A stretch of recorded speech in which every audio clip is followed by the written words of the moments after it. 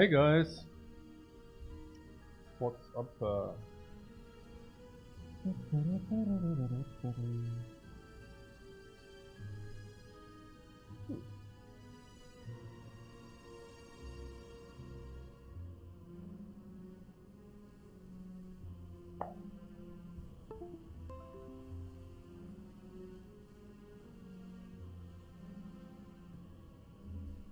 Yo, do we have any question marks from the last games, or just like smooth sailing and we just jump into the next one?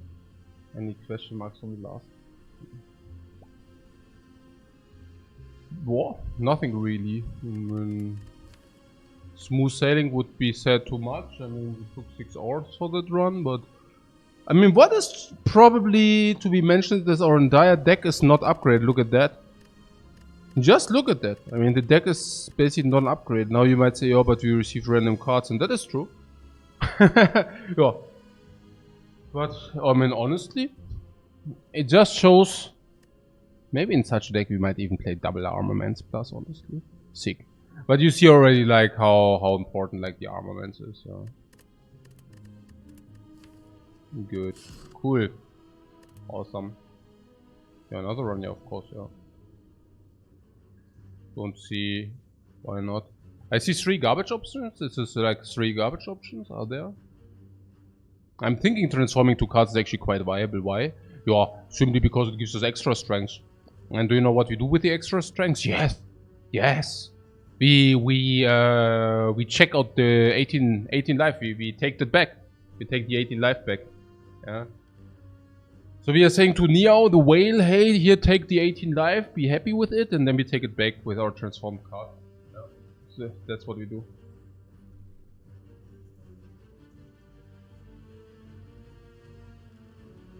I got myself some amazingly tasty ginger tea here.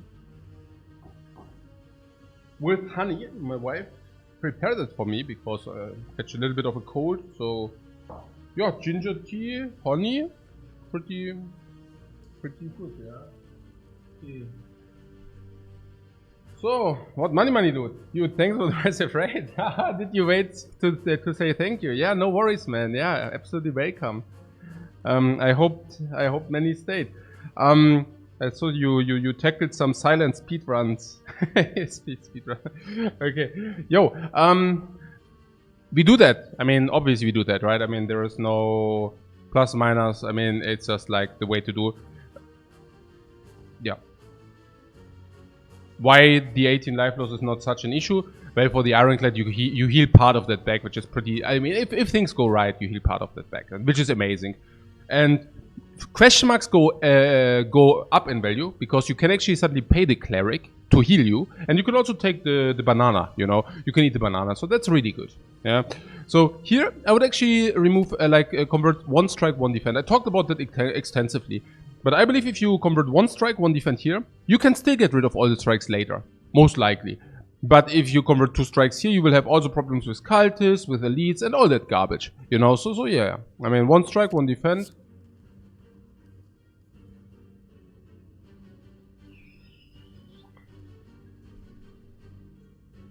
How good are the 3 random potions? Not so good.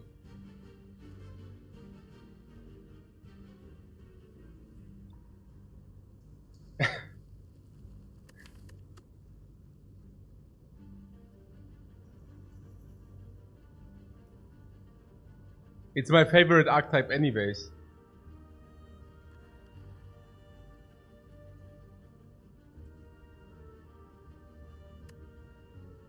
What? Mox says, after way too many hours watching me, I finally decided to buy the game myself. Damn. The bucks went into the game and not into the subscription. What have I done wrong? No, that's awesome. That's amazing, man. I'm very happy that you enjoy it. I was just making a bad joke. Okay. So, seriously, now, barricade and trench. Cool.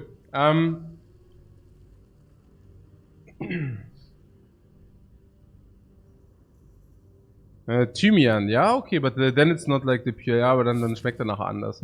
Ich finde den eigentlich so ganz geil. Weil du bist hier der Chefkoch, aber ja, das ist ganz geil. Okay, was ist hier los? Guardian of the Barricade. Guardian of the Barricade, Guardian of the Entrench. Can we talk about some game plan if we start with some layout with this? I'm thinking Lagavulin should become easier if we get Barricade turn 1 or turn 2. Why? Turn 1, turn 2, play Barricade, turn after, play block and double. Good riddance. In standard fights, Barricade is a dead card. Against Nob it's a dead card, against Cubes it's a dead card. And Trench for 2 energy. And standard fights is a dead card.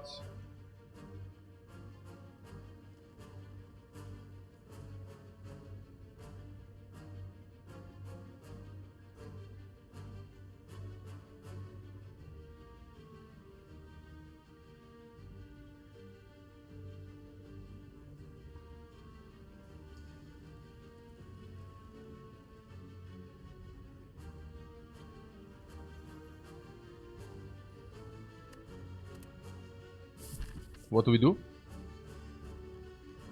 I would assume we are worse against elites, is that correct? I think Entrench duplicates as 5 blocks, so Entrench is worse than Defend, Barricade is worse than Strike. Against Nob for sure, against Nob we do not have time to set up a Barricade. Against Sentries I would assume the same, against Lagavulin... Not even against Lagavulin it's so great. So, I think we can already opt out. Okay, it should... I don't know. I would say we can already opt out of any elite fight which comes without a fire. Now, unfortunately, there are some end bosses waiting here and here. Okay, I see. We can exclude this, because this is elite fire. Elite fire, we die. So we need fire elite. Do we need a shop? Yeah, we need to buy a potion. A fire potion would help tremendously against Cubes, Nob and Lagavulin. A strength potion or an attack potion would all help tremendously against Sentry, Lagavulin and Nob. So shop would be really good. Now what do we want before a shop? Now question marks. And if these question marks cost us gold, can question marks cost us gold? I can only think of cleric, but yeah. Let's assume we take this fight 10 gold, 110. Somewhere the cleric appears. Suddenly we only have 75 gold. Yeah, we do not go to the shop. With 75 gold we actually take fire elite. But no matter what we do this, right? This. Does it make sense? Banana is also 25 heal. I'm not even so sure how good we are in normal fights. I mean, we just removed the strike as a matter of fact. I mean, against the bird we are probably even worse than... I mean, not even that great, you know? So normal enemies are dangerous. I guess. I don't know. But they are less threatening after we had 2 question marks. So, for those who are thinking we could also do this. By the way, if we do this and... I mean, maybe this is even bad, you know. So...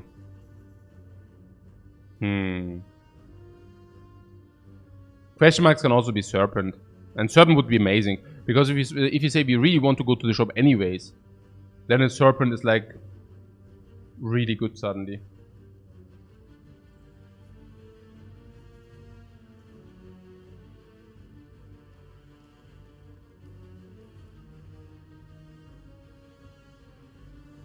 So...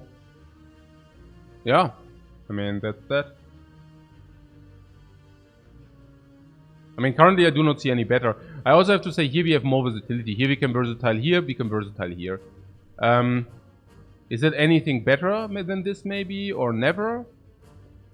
Because here we always have versatility to here.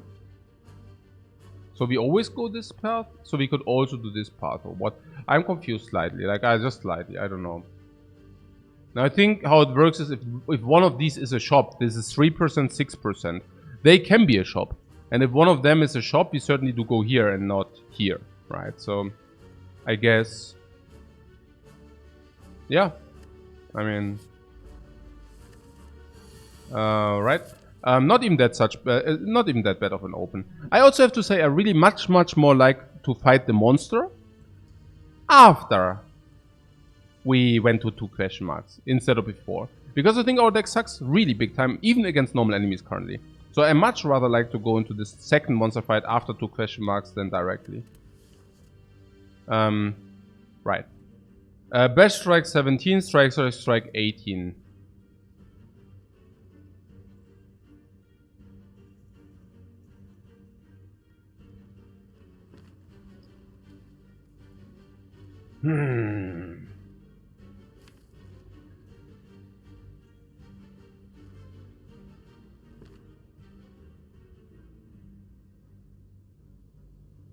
Now we will take some damage here.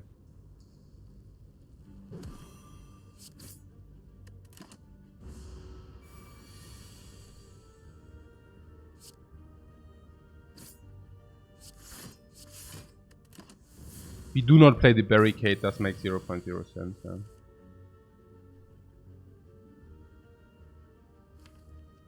This is the next turn's draw. 1 strike. Next turn we have 1 strike, double defend. 10 block and 9 damage. If we play bash strike. If we play bash strike we can kill next turn obviously. We take 11 now. Or we take 6 now. We do not kill next turn, but we take another 6 next turn. That's 12. So it's indeed better to take the 11 now than taking 6 and then 6 again. Funky.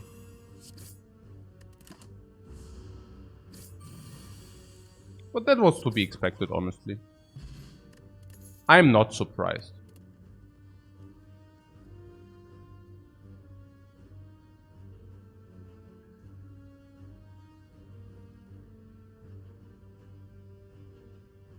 I have to say, Barricade and Trench is not even such a bad build against this. Barricade and Trench is the best build we could come up with against the Guardian. I believe against the Slime Boss we might be worse off, because Slime Boss from time to time hits for 38. Guardian doesn't do that. I don't know. But at least he doesn't shuffle you Slimes. And the Hexagon shuffles you Burns, it's even worse. So I guess it's still the best opponent to have. It's probably the best opponent to have Barricade and Trench, but yeah, we will see. Flash Rodelic says Woman Strike, so we can draw more if you have so many dead cards right now. Yeah, but we can also just take the Battle Trance and we can draw more. And with the Battle Trance we can draw considerably more. It's also an uncome. It's also not so damage focused, but we can actually choose whether we want to have a damage focus or block focused. And in the Barricade and Trench deck, Battle Trance is exactly what we want. It's super duper hyper. The only non-application is against Nob. That's like the only non-application. I don't know whether I want to pass. It's also amazing against Sentries. Like really amazing. Where this is also okay against Sentries. No doubt about that. But I'm just thinking, well, okay. Against Nob, this is great. It deals damage and it draws you a card. Whereas this can sometimes also be played as usually not that great. It's not completely garbage, but yeah, you know. So against Nob, this is certainly better. Against Sentries, this is probably better. Yeah. Against Lagavulin, this is better.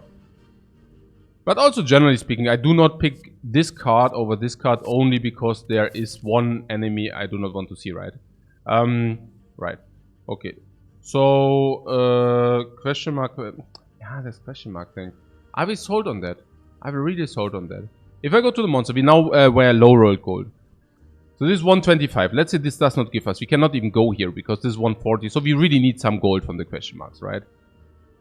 We really need to roll some gold from some question mark in order to be able to go to the shop. We really want to go to the shop, no?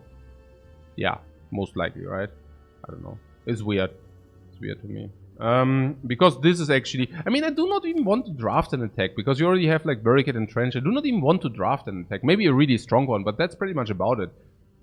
I do not even want to draft a like mediocre attack, you know, like not interested. So I guess the normal standard enemy rewards also go down again because of that fact. Then heal plays full. Usually a banana is not good. Like you go banana plus 5 life. Congratulations, here the 5 life. Now banana 25. 20 life more. Ooh-ha. Ooh-ha. Then usually Serpent does not play, now plays. Usually Word of Goop does not play, now plays. Face Trader same. Does not kill you just right now. Naja, what's okay.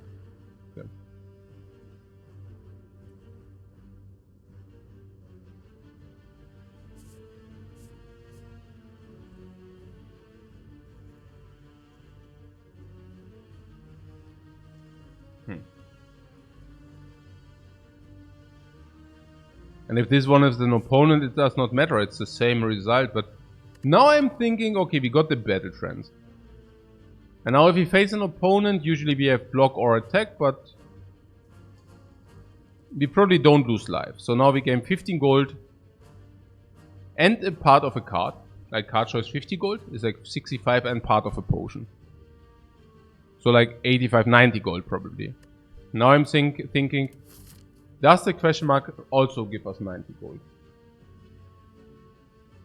But then I'm thinking, if you find banana, it's great instead of normal. And I'm thinking if we find even the cleric is good instead of normal.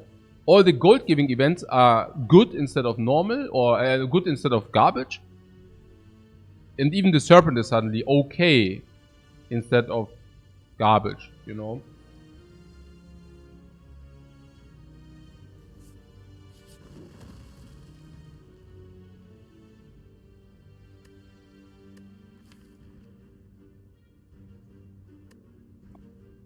I do not need to tell you that with barricade and trench, if we do anything with anything, it's always strike. Now don't come me with the knob argument again. We do potions against that.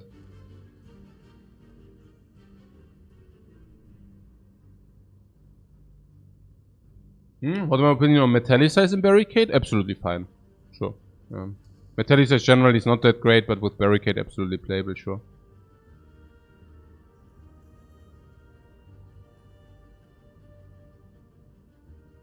The way I see it, you have different options.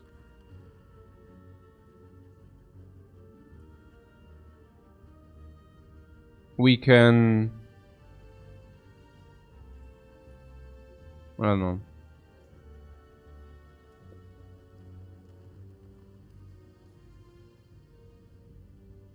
Usually at the beginning of the game, transform is much more potent than attack is, than remove is.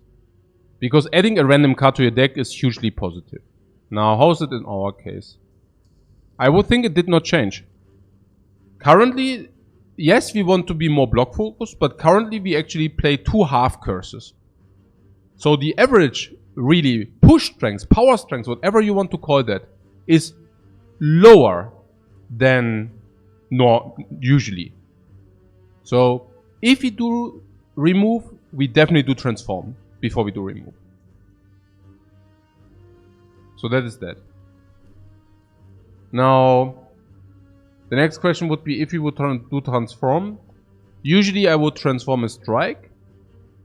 But now we actually picked already, like, we traded 1 defend against this is similar. We added utility, okay, but we added this. So I'm not exactly sure whether we would like to remove a strike, but barricades as well as entrench obviously speak heavily for that. Because the faster we remove strikes, the earlier we can actually do stuff like this. If that is even true. I don't even know whether that sentiment is even true. But somewhat I believe it to be true. Why do I believe it to be true? Because... yeah, I don't even know. I mean, getting entrenched up with defense is actually kind of a daunting task. So I don't even know whether that sentiment is true. Because I don't even know whether these defense are even anything, you know. I don't even know whether, I mean, this defense thing... it's not that this combo suddenly works with defense, you know. That's a little bit the thing.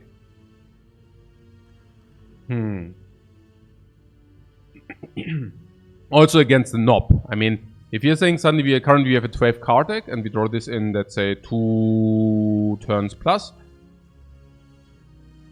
If you remove a strike and we do not receive a new one, we can actually not attack the knob sufficiently.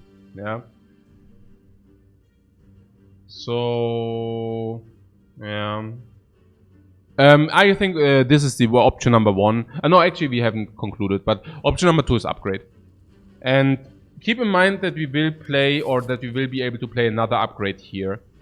Naya, or here. Yeah. So we will be able to play another upgrade. Oh, by the way, if we sometimes go here, maybe it was really good to not take the fight, because, hey, you know, I mean, maybe this normal enemy is also good.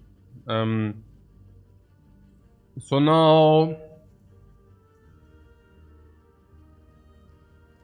is it ever the case that we might rest here? I mean, never, right? I mean, we do it or we die. I mean, it's really, I don't know. Yeah, in this game, I do not think that you can rest too often, unless it's really obvious that we should, but, I mean, can nearly not do. So, what I'm saying is this is probably an upgrade, or this is probably an upgrade. So, if those are upgrades, what do we upgrade? Naya, against Nob, it's Bash. Do we have a second upgrade? Somewhat? Not really. I don't know. I also do not see this upgrade to be efficient, honestly. So, how is it against Lagavulin? Against Lagavulin, we would like to play this. And then we hope to draw as much block as possible. I'm really curious about this transforming of a strike. Long term is definitely much, much better because of Barricade and Entrench. Yeah, because then we will be able to block ourselves in until we have this stuff set up, and then, you know, instead of playing strikes, we play defense, basically. I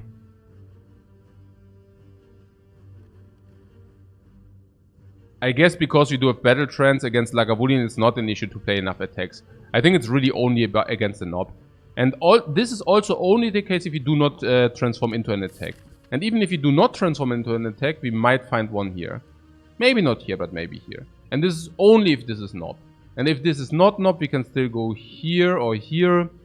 Here, or here. We can find another card here. We can find another relic. Then we can again choose.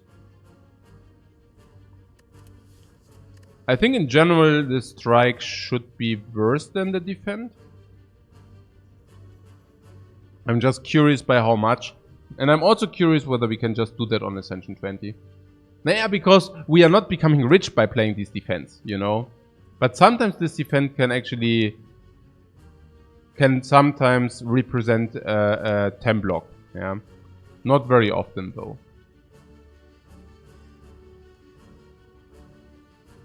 Against normal enemies, how is it? Against normal enemies, we would probably also rather like to convert a strike. So against easy opponents, we only faced one. So against any kind of easy opponent, I'm pretty confident we would rather like to have defend. Right or not? Yeah, usually, because then we defend ourselves. And I mean, already with 3 defense, it's already difficult to defend ourselves in, so that we do not have life loss. And if we transform into some other card, this other card might deal a good damage or a good block. So if this other card will help us to farm the normal enemies, and it will certainly help us, we might even become stronger here as well, then suddenly, if we transform a strike now, we are losing less life in normal fights as well. Isn't the Entrench upgrade very good now and later? It's pretty garbage currently. What do you want with the Entrench upgrade now? What should be with the Entrench upgrade? I have no clue what you're talking about, guys. Like seriously, I like, in all seriousness, like what's going on here? You want to play what? Against the cube? Well, I don't get it. Really? No, seriously, I don't get it. Like, what do you want? Against the sentries? Block, Entrench, or what's the, like, play? I tell you what Entrench does. You draw it blank, yeah?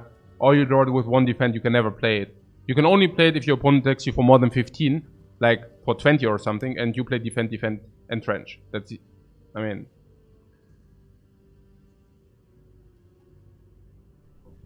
Yeah.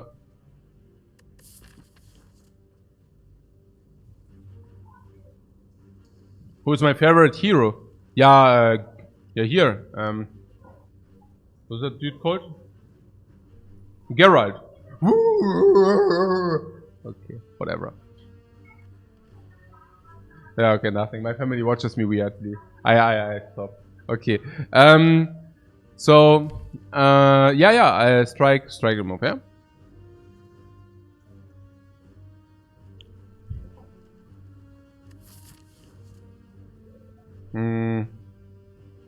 Yeah, transform.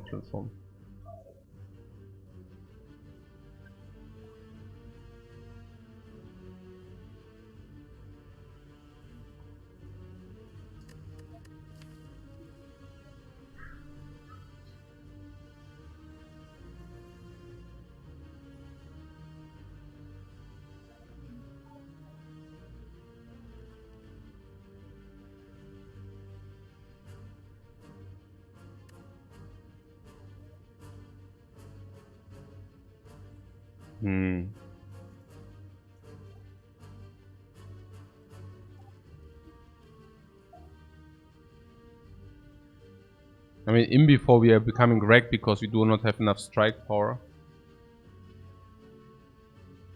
No, we definitely transform. I was just curious.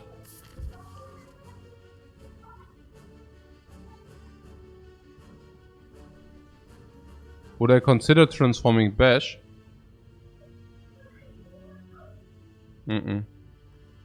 No, against the Nob, this is actually a 2 energy attack. That's actually pretty cool. I would not consider transforming the Bash, no. Would I upgrade the Bash? Yeah, I thought about upgrading the Bash, yeah.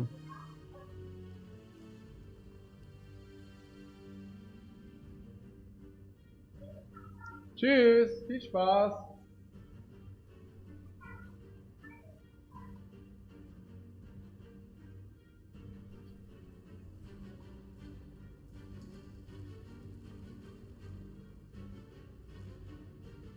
Yeah, plus Roderick says body slam incoming. The thing is you also need the body slam, that's the thing, right? But it's a common, right? I mean, if you find the common body slam, we would be really unhappy about the strike here, like really unhappy. And we have 2 options for body slam. You know what? I would even buy a body slam at the shop, right?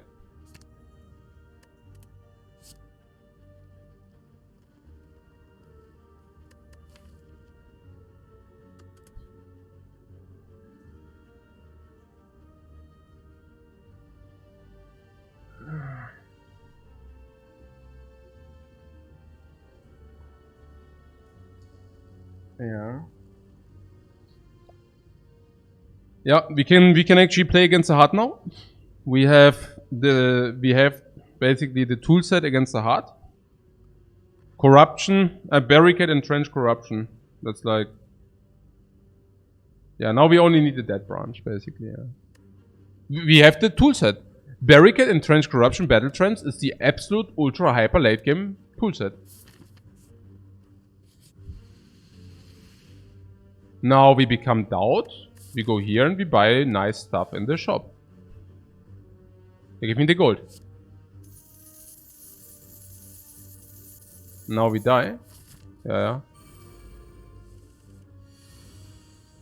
Let me strike first. Let me strike first before we die. You know what's funny? These 2 louses, like they are small. That's actually pretty super cool that these are louses like small. What am I saying? Until super cool that these are like, I don't know. I know what's super cool. I think it's super cool that you only take 8.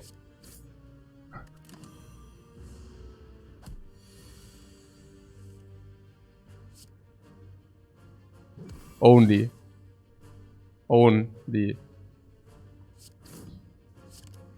Yeah, never mind.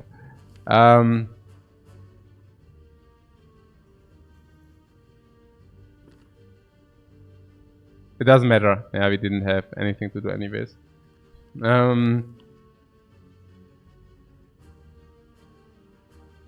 Okay, doubt is garbage.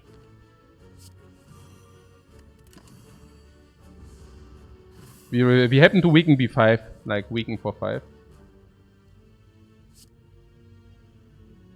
I don't know what you have. I'm feeling extremely comfortable here. I'm thinking we are owning this Laos hard. I really don't know what you have. Deck is doing at heart. Corruption here, complete nonsense. Why don't you want to kill? No potion again. You're a genius. You program.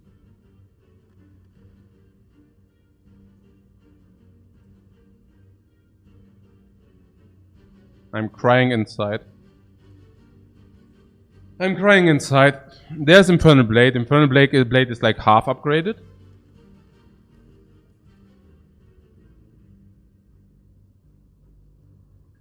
Is this Infernal? Yeah, I think it's Infernal Blade here.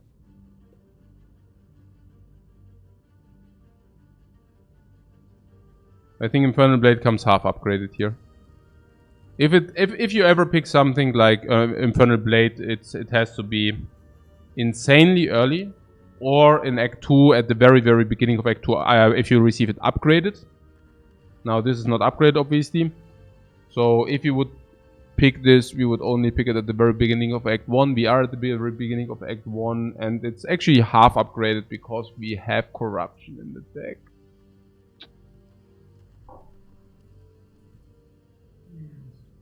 I take a very short look into our deck again.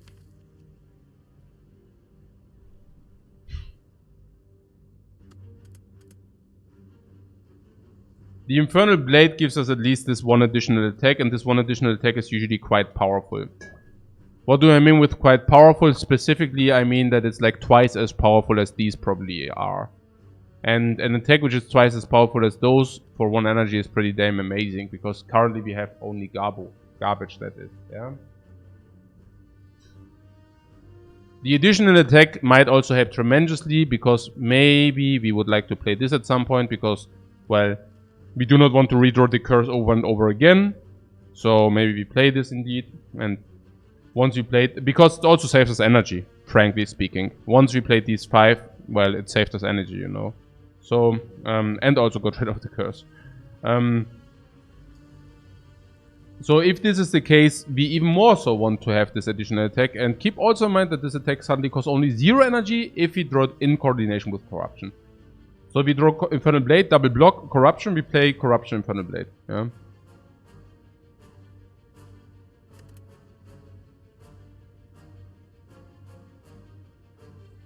I'm tanking this now.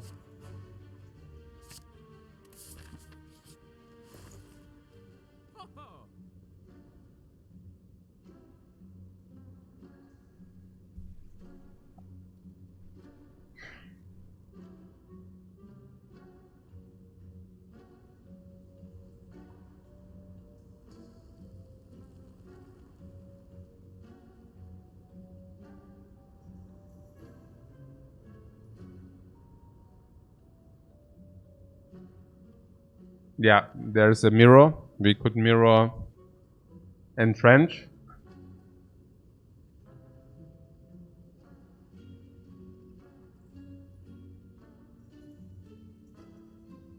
We take Bob. What is Bob? Bob. Back of preparation. Bob. When if that would be Bob, right? But I have an incentive to get rid of this garbage curse. Yeah, and Blood for Blood is also good. So pots to hedge against Knob. Absolutely.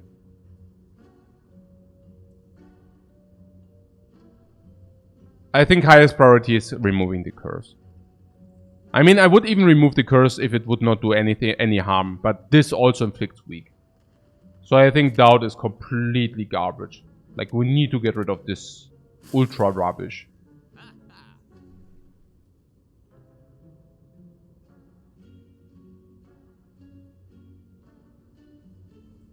Now, the way I see it, we have 2 options here. The one option is to buy the Back of Preparation.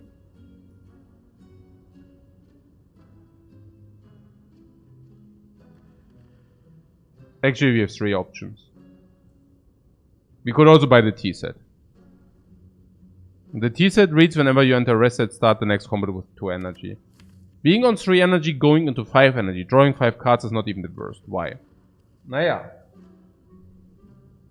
If we draw Battle Trance, we can utilize 5 energy. If we draw Corruption, we can utilize 5 energy. If we draw Barricade, we can utilize 5 energy. If we draw Bash in specific, like under certain circumstances, we can utilize 5 energy. So, I'm thinking we draw half of our deck and that we draw this, this, this, or this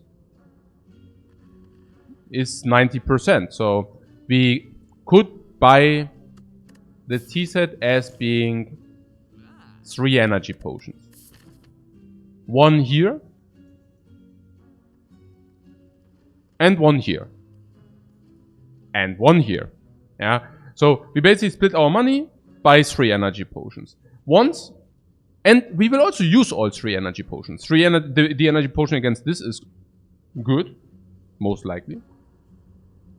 The energy potion against this is good. Most likely. And the energy potion here is good. Most likely. So in Act 2, we have then 3 energy whenever we enter that rest side. Making another 5 potion for the duration of the run. Option number 2. We buy the Bag of Preparation. Because the Bag of Preparation has insane value. Because it's really, really powerful to draw 2 additional cards in your opening hand. Currently, the value of it goes down because we already play with Battle Trance. Now, there is nothing specific that we can go immediately into super powerful if we draw it in turn 1. Besides the Barricade against Lagavulin, but that's pretty much it, I think.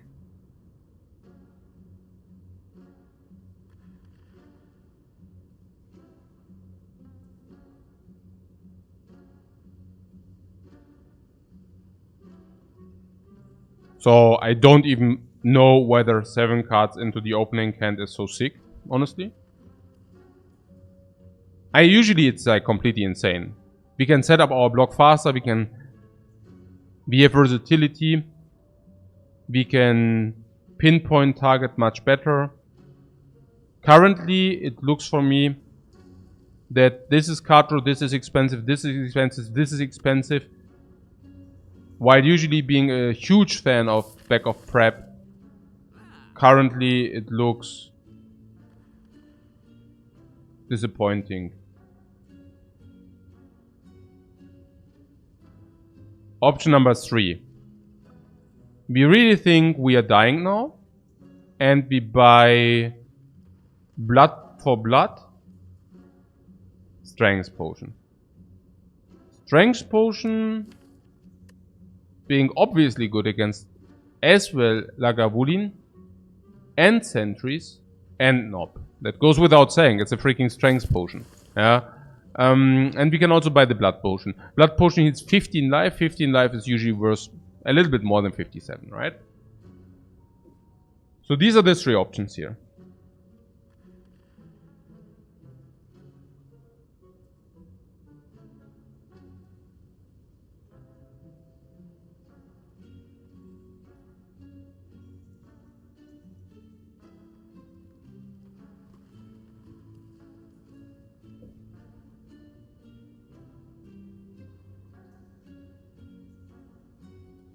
It's a Pummel an optional pick.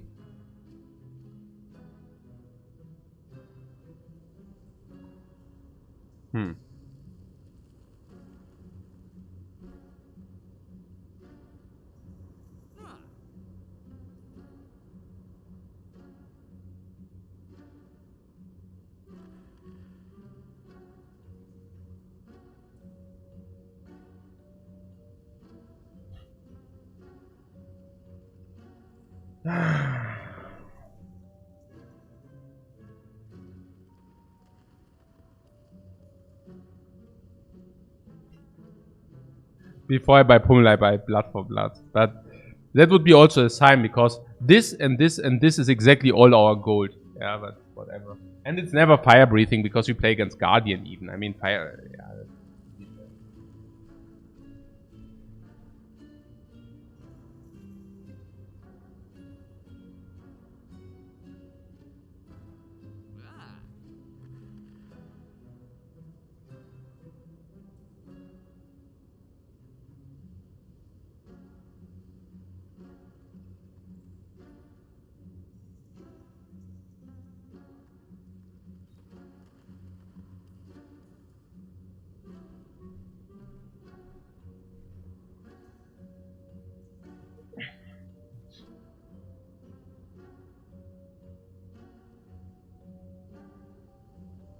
If you are talking blood for blood, we could also take an upgrade on it. If you really buy both potions and blood for blood, we do have, I think, no worries to go through Act 1. Blood for blood is completely covering upgraded. Blood for blood is completely covering your attack turns of the knob. So we do not need to be concerned that we have too little amount of attacks for our energy. We do have at our disposal. Against Lagavulin, either we set up barricade fast enough or blood for blood will deal the rest. Of course, we will take a lot of damage, but we won't die. And against the sentries, blood for blood will definitely kill one cube at some point, and then the second one as well at some point. Obviously, with our life total being at 58 now, we definitely do not need to worry there. And with having the strength potion, with having used the strength potion, we should not worry about any of those fights.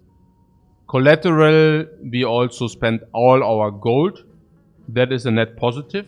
Yeah, specifically if we say we do not find the shop later, and it doesn't seem like it because this goes into these two. So if there is something, it would be probably elite, fire elite, question mark anyway. So no shop probably, unless it's at the question marks.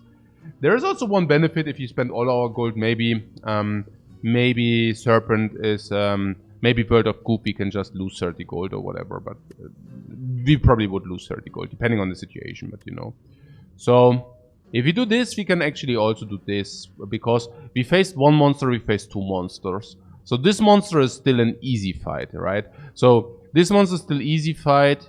We go here, question mark elite. Yeah, we would obviously take the easy fight, right? I mean, easy fight is free potion, gold card. Okay. It's better than a question mark specifically before the chest, yeah? Okay. So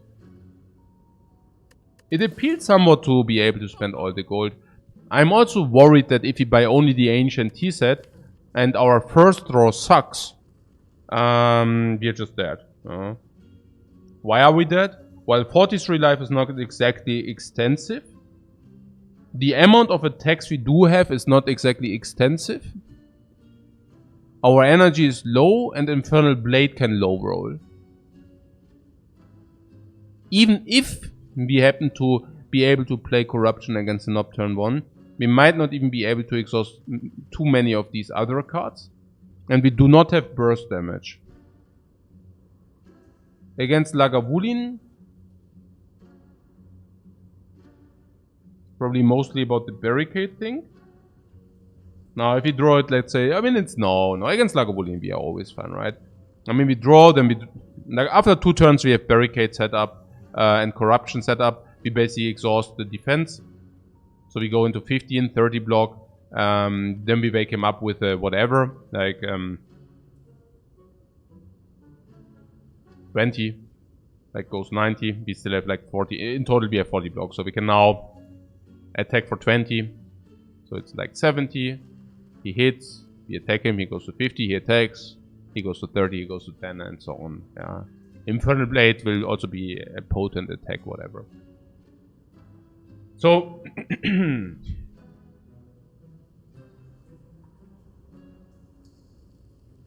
Against the cubes. Yeah, again, it's mostly about turn 1 draw. It's also if we cannot really play Corruption if we draw it immediately because our block will suck. We might not create enough burst damage. It depends on what comes out of the Infernal Blade. It's also when we draw the Corruption, when we draw the Barricade. If we break turn 1, we are also pretty done. It's really mostly about what Infernal Blade low rolls does.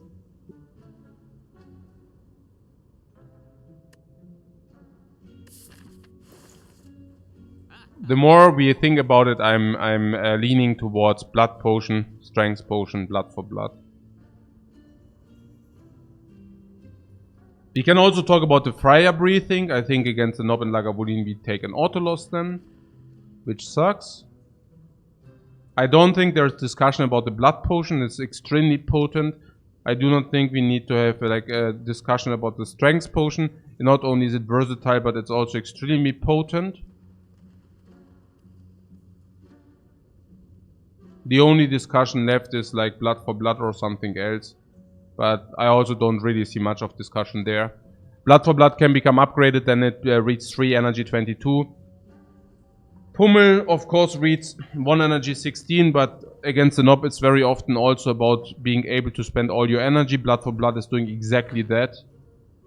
Blood for blood also creates the opportunity against the cubes to take a little bit face damage, but for that at least to take 1 cube out. Then we take damage, but then from that moment on, blood for blood will deliver another 22 damage in the future iterations. I think it's pretty obvious blood for blood, and it's also pretty obvious the upgrade on the blood for blood. I see nothing else. Yeah. I would nearly go as far as that I see nothing else which saves us, honestly. I think that's kind of the combination. That's kind of the thing we need to do in order to save ourselves, yeah.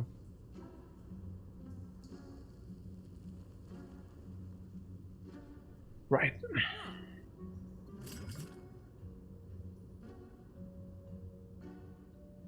Don't be blinded by... I mean, we have late game, guys. We do have late game. Barricade and Trench Corruption, that is late game, you know? This is carrying us in the late game if we just make it there. I'm not saying it's an auto win, but I'm just telling you it's pretty damn good, you know? So let's try to get there. Blood for blood is also good against the Guardian. Oh, 0 gold beauty. Oh, perfect. Remove curse, buy these 2 potions, buy blood for blood, go to 0. Really, really nice. It's really, I like it. I like it really much. Blood for blood is obvious, yeah.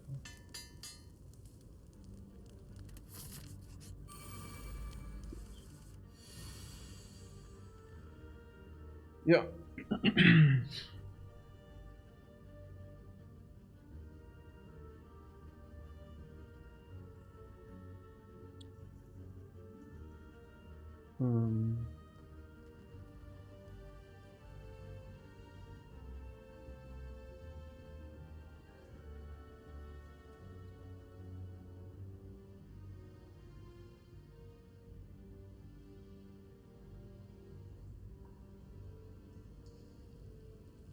Fake says blood for blood or Infernal Blade and block.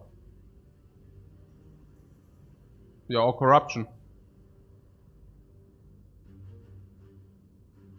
The other question is, do we use the strength potion? Yes, no. This is stupid, yeah.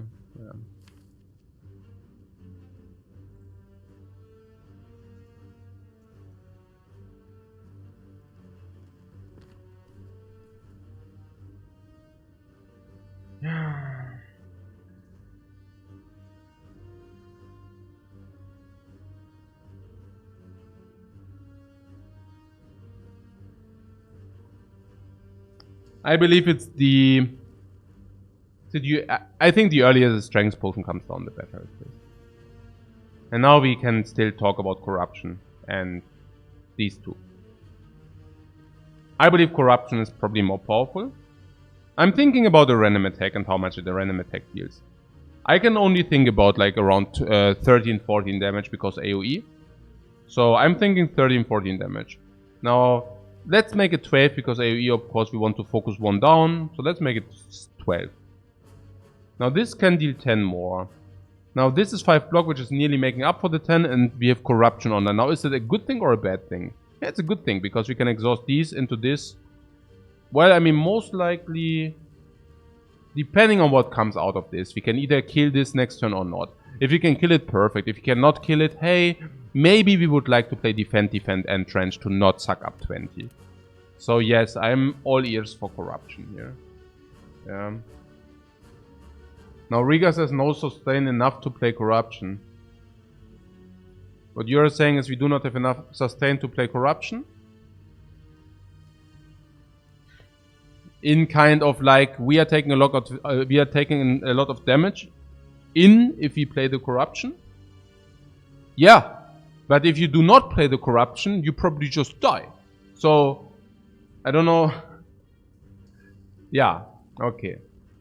Yeah, that is the party of the daisies. Yeah, you're not playing corruption. Yeah, you die later, and corruption still has a curse in the deck. No, obviously it has to be corruption. And I do not even think it's close. This is 24 going to 15. We could farm it with attack block.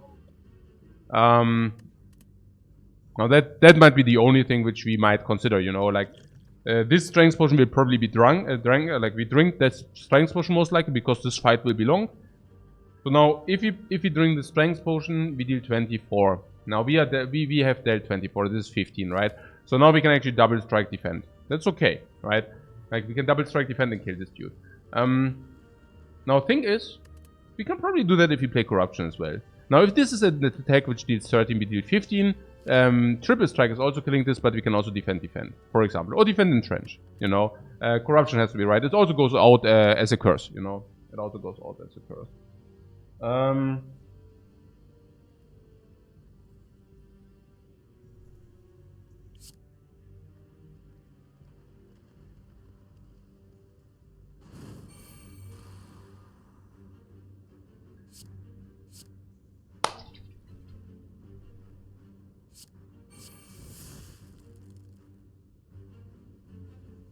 Yeah, I just heard that you wanted to drink the strength potion in this fight specifically.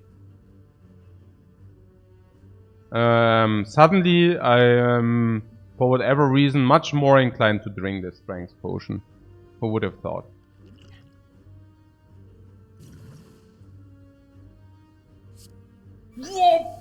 Corruption! So corrupted, man. So corrupted everything. So, 219. Is that,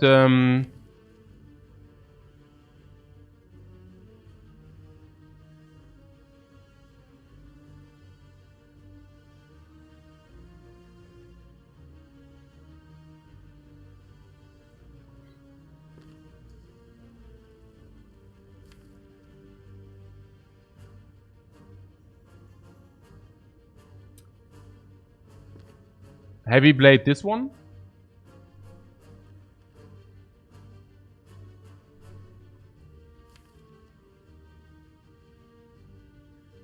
Right? Because we draw Battle Trance into Triple Strike, correct? If you do not draw Triple Strength into Triple Strike, we still play Defend, Entrench or something like this?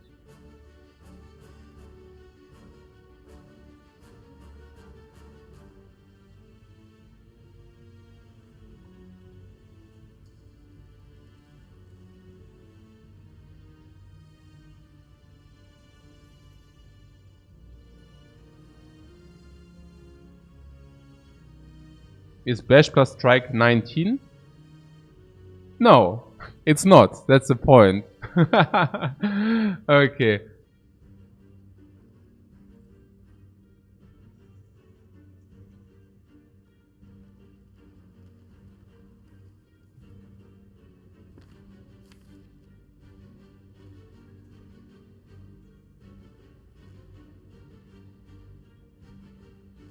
Okay.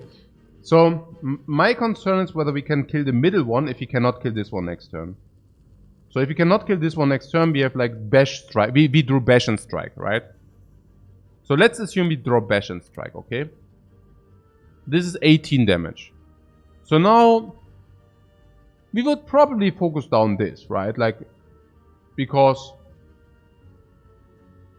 yeah, because this guy deals 10 damage next turn. So let's say we focus down this like for 18. This goes to 27. We cannot kill next turn. So now I'm thinking, whenever we draw defend, entrench, we block in next turn anyways. So I wonder whether it's not correct to focus on the middle one. Usually you want to have them attack not simultaneously. Alright? Like usually you get the point. But in our case,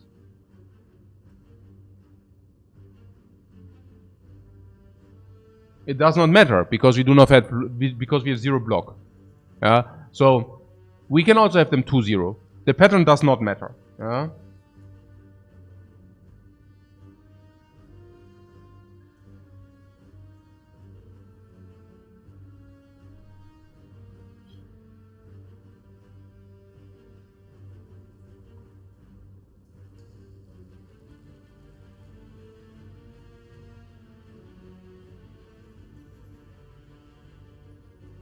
Okay, this is difficult.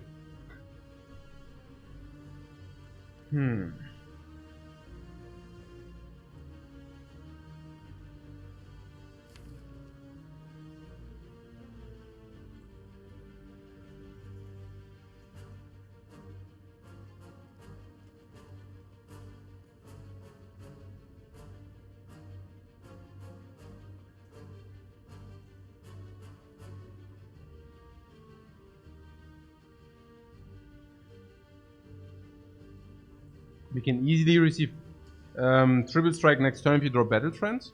Wrong. We have like 2/3, 66% only, if we draw battle trends. And if you don't even draw battle trends, it's like nearly nothing. And what I'm telling you is triple strike next turn is less than 50%. Straight up. Yeah. There's no magic attached to it.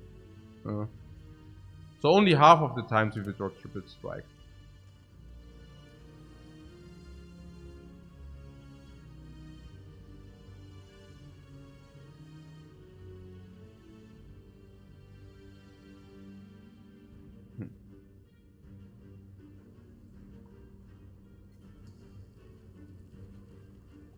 Now, even if you draw triple strike and we do this, we can still not kill this guy next turn. So, putting that aside, right?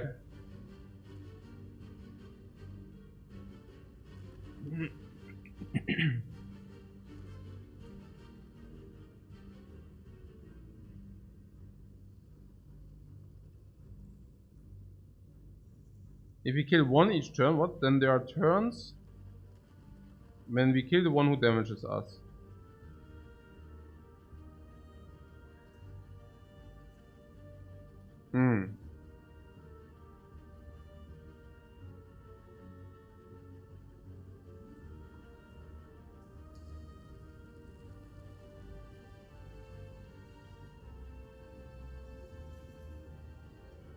Receiving triple strike is just as likely as double defend and entrench. Exactly.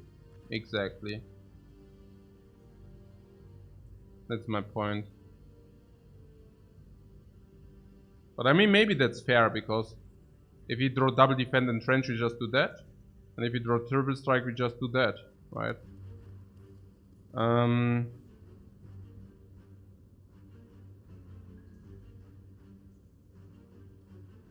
I guess. Weird.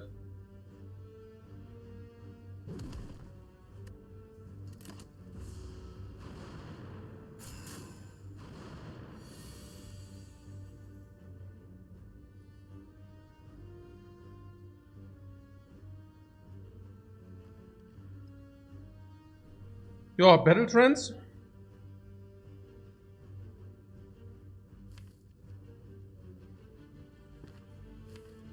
I mean, this entrenches. I mean, we could think about not. Yeah, I play that. We could argue that, you know, but I mean, I think we just play this here. So now we triple strike the dude. That was a very good result, obviously, yeah. I mean, that's the best result.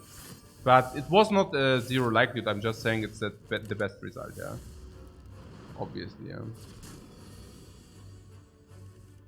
Because if this is the case, we can actually draw this again, which is amazing. So, this 23 and 23, blood for blood is already killing this dude. We should focus this, of course, yeah. Because blood for blood can just annihilate this.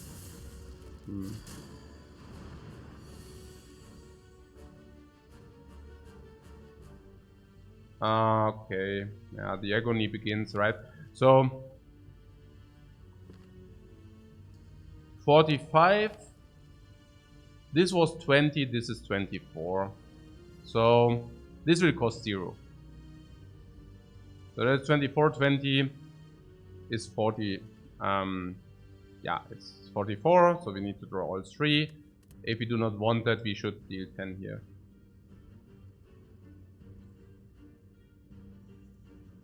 Sure.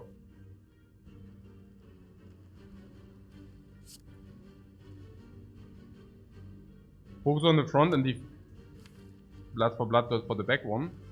Yeah, schön wär's, but yeah, I mean, I do this because I do not want to take multiple times of damage, but yeah.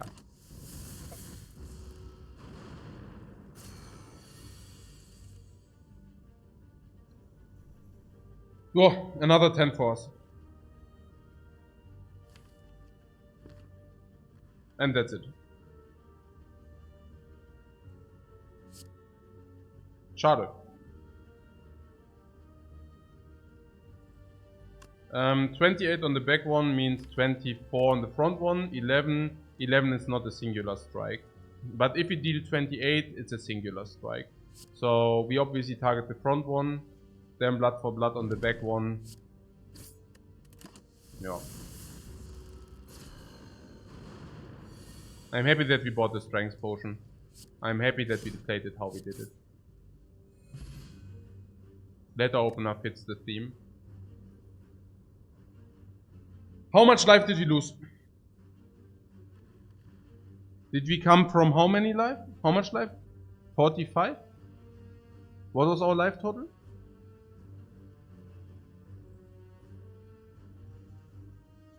43. So we came from 43, we ended with 13, we lost 30 life, exact, and 1 potion. 30 life and 1 potion is exactly what I expect to lose against the first elite fight. So that was, what, expensive? No, that was not expensive. Yeah, that was pretty fine. Yeah, that was pretty fine. Okay.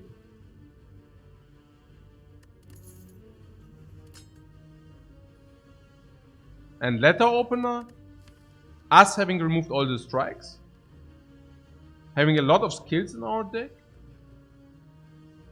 more skills than attacks. Early game, that's really good. Yeah, we take the body slam. What? Okay. That becomes interesting, huh? Yeah? Barricade? Body slam. Barricade and trench, body slam. Barricade and trench, body slam, corruption, battle trance. These are the cards we obtained.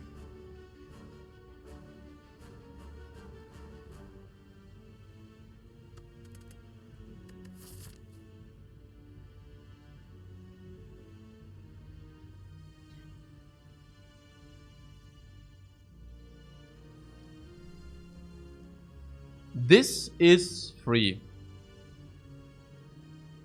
I would take that. I think it's pretty dumb not to take a free normal fight. It's heal, it's potion, it's card.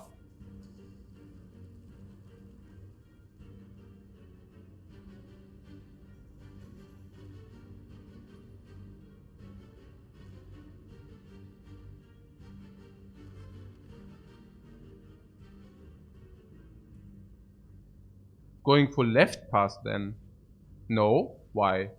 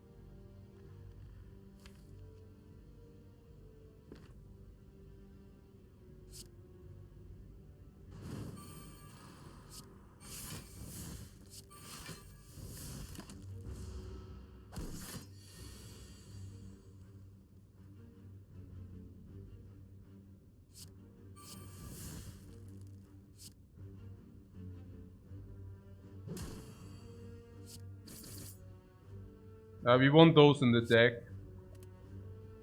Do we draw for one more energy utilization? Yeah, sure. If we draw body slam, I even exhaust the defense. If we do not, we just play this.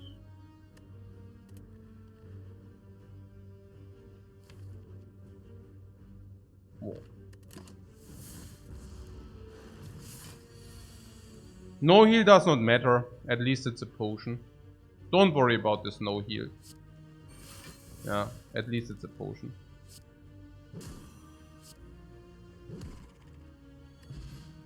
Yes.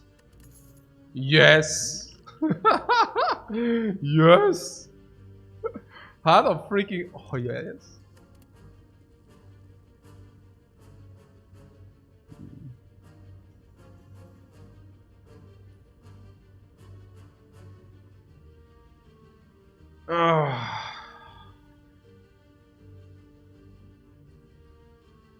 Do you ever uppercut here? I mean, this speaks completely against any kind of attack. This speaks against attack. This speaks against attack. This speaks against attacks. I heard uppercut is a very good card.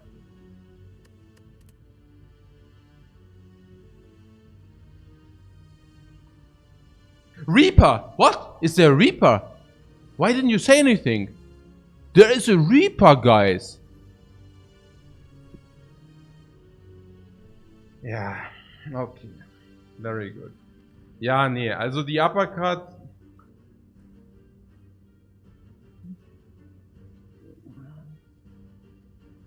Okay.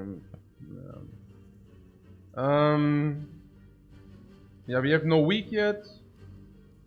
The uppercut, we haven't faced a knob yet. So that would also speak a lot for the uppercut.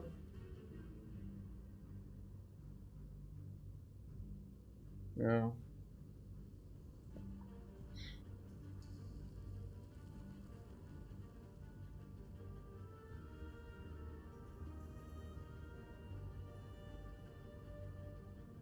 Both expensive and do not fit in the deck. Yeah, but yeah, sure. Yeah. Oh yeah, because corruption we can actually play into uppercut as well sometimes. Yeah.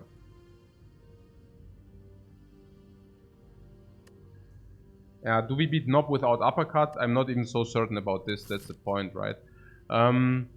So I would think, yeah, somewhere is something talking something about the left path, but honestly, what do we do against multiple small enemies besides the letter opener? Yeah, not so much, right? I mean, what is my point? My point is, are you really afraid of this elite? I mean, seriously, we have the blood potion, we have the metallicize as a late elite, we have the letter opener, we will receive another relic from here, we will receive another relic from here, and this is after the campfire. Please come on, guys. This is a no-brainer to do this. Okay.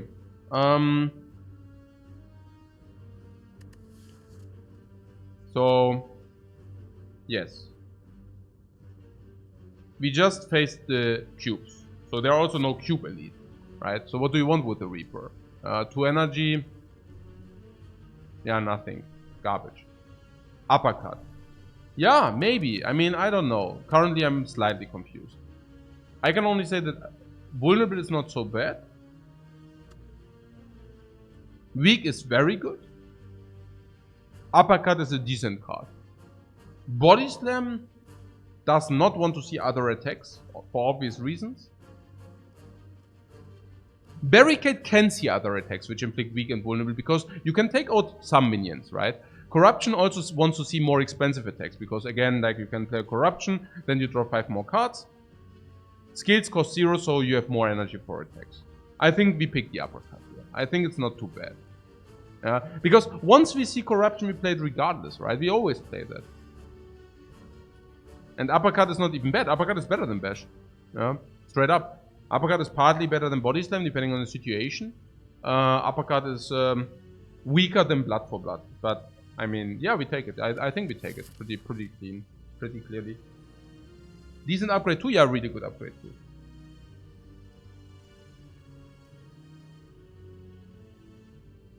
Against the Guardian, you don't want to play Corruption. Yeah, against the Guardian, we probably do not play Corruption.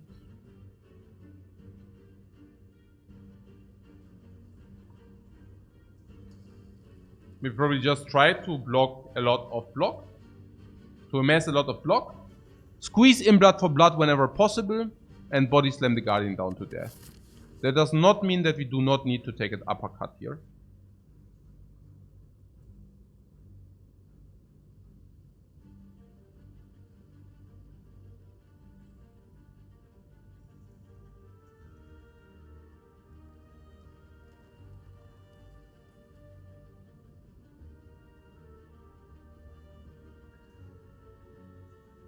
Yeah, we are not going left side.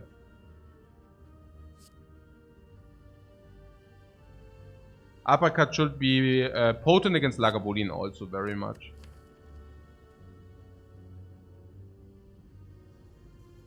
Uppercut without upgrade is so meh. Really meh. Yeah, really. But people are liking body slam or what? Like slam line. Like, you know, wrestling.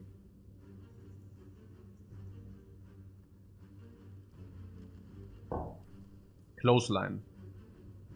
So this is so much better than clothesline, it's just saying, yeah? Or is anybody who thinks that this is worse than clothesline?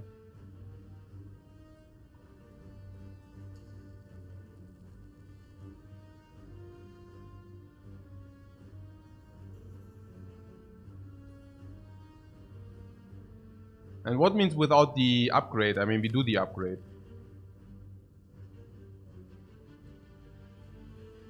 Body Slam wants to take an upgrade. But what do you mean we have so many upgrades behind? We upgrade, like the Body Slam upgrade we are behind, that's it. We do not want to upgrade like Entrench if the exhausted, right? Maybe at some point, but yeah.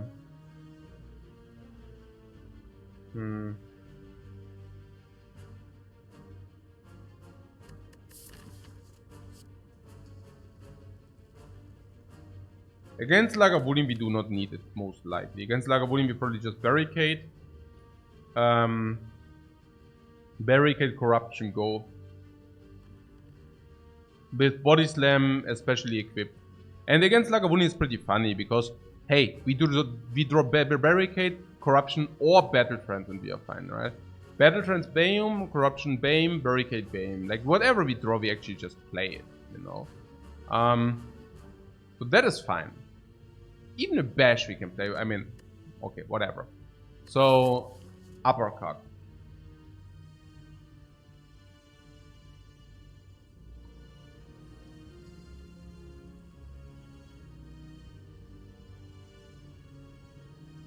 Unupgraded, I think I might prefer clothesline. No. No, I don't think so, no.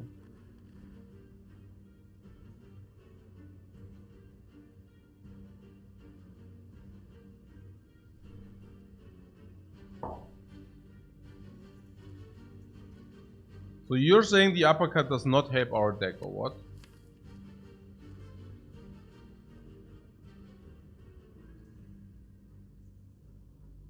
It does, right? It just does.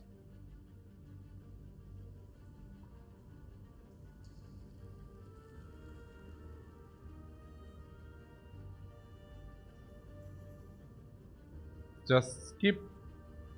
Why? Is it like the lottery? Are we playing the lottery here? Are we like, hey, maybe we skip? Oh, maybe not. Oh, yeah, maybe yes. Oh, man, today. I mean, today the wind is coming from this direction. No, wait, it's coming from that direction. What? Did you see the wind coming from that direction, guys? Wow. Okay, that is so cool. I just told you that uppercut is better than this. Yeah? It's probably better than this currently. It's way better than these. Way better than this. Way better than this, most likely. Probably even better than corruption is. Yeah, battle trance draws us to these cards, so you cannot count battle trance. And it's probably way better than the defense are and the entrench and all this garbage. So what the heck, guys? Seriously, I just picked this card.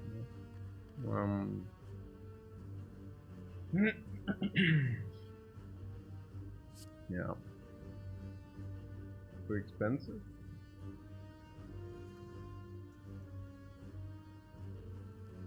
And the other, I mean, the only thing would have been to say, hey, wow, uppercut, blah, blah, I don't know. I don't even know.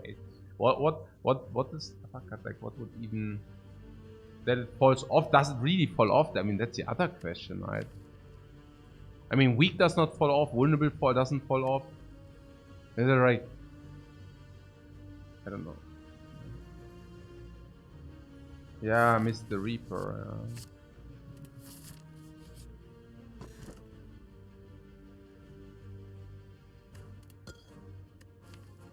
The thing is that uppercut is not even going against this, because it inflicts weak. So you can see that as half a block, you know. Half of it is blocking, half of this is like bam. Weak is of course a good effect, especially if it's the first weak. Because the first one, the second one doesn't do anything, but the first one is important. Vulnerable, same play. Dexterity, now we even have a smooth stone. That's really good for barricade, that's really good for body slam. That will really help in the Lagavulin fight, it will really also help against the Guardian fight. You are such a stupid... Okay.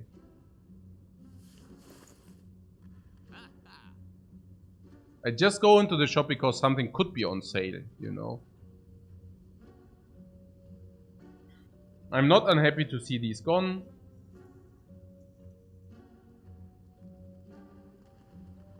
Dark Embrace, that would have been it. Not really. I was just joking. Yeah. But the game is definitely pushing us into this archetype.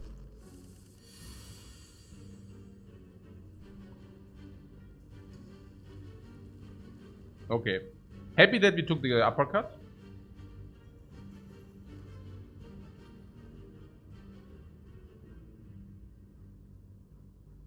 He's vetted Prismata never grew in popularity, considering how intensive the strategy is in the game. Yeah, so, right? I mean, it's pretty linear also about the trees. I mean, it's a lot is also about try and error in that game, so I'm not so sure. Like,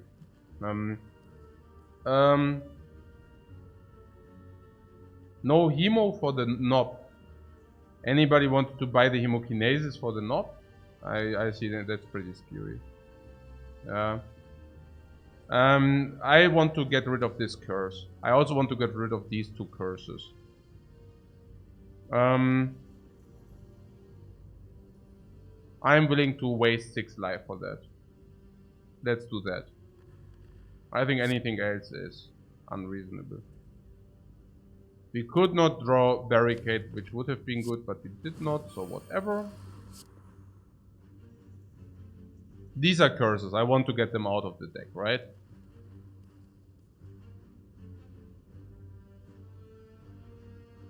I mean, they are not straight up curses.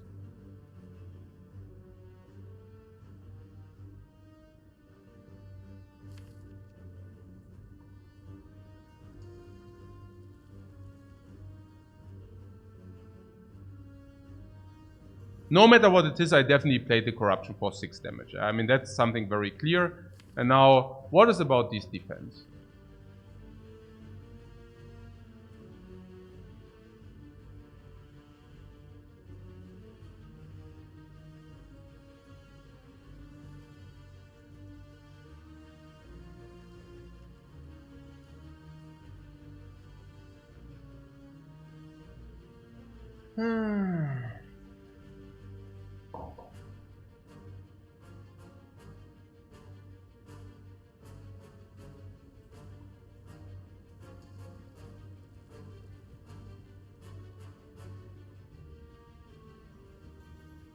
It's only relevant if you draw it in combination with the body slam. That's the only way, the only time when it matters, or if you draw it in coordination with the entrench. Now we draw 5, then we draw another 5. If we draw them with, no, actually they are not curses, right? Every of these deals 1.7. So that's alright. If we play them, we do not take more damage, yeah? So it's 6 block. So we play them, and usually after 2 turns we take the same damage. I mean, considering vulnerable, considering weak, okay. Entrench makes them actually good, and body slam makes them good. They are not curses. We skip here, yeah? Wow. It would have been a different story if we could have dealt 5, but we couldn't.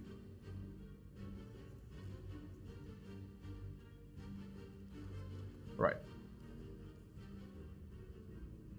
It is way too early to use this and this, in my opinion.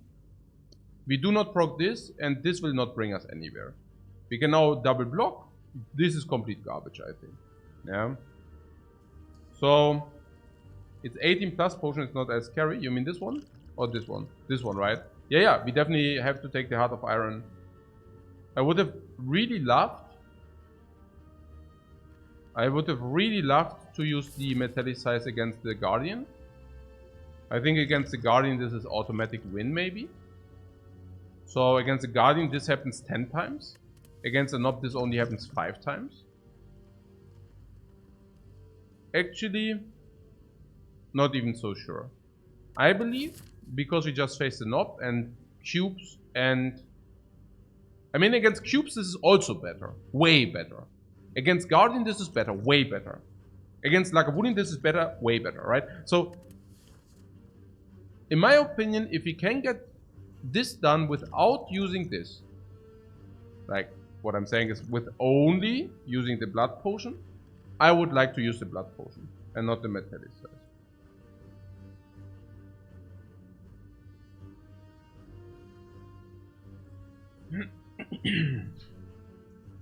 We are at 33. We can now play Bash and Strike for 17.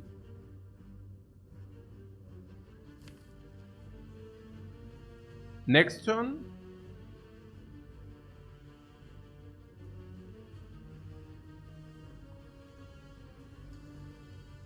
It will be very weird because this makes him stronger, this makes him stronger, this makes him weaker. Blood for blood, we take 1-time damage, which basically means we cannot play uppercut and blood for blood. Also weird.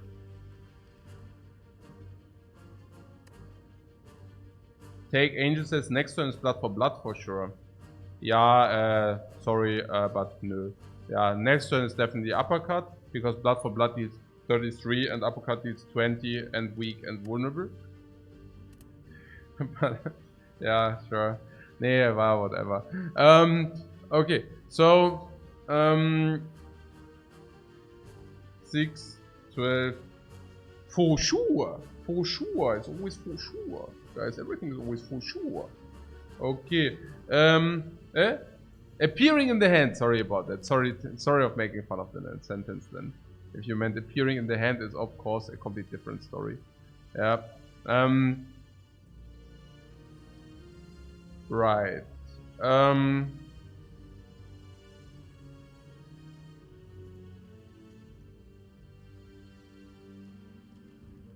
We need to calculate the damage.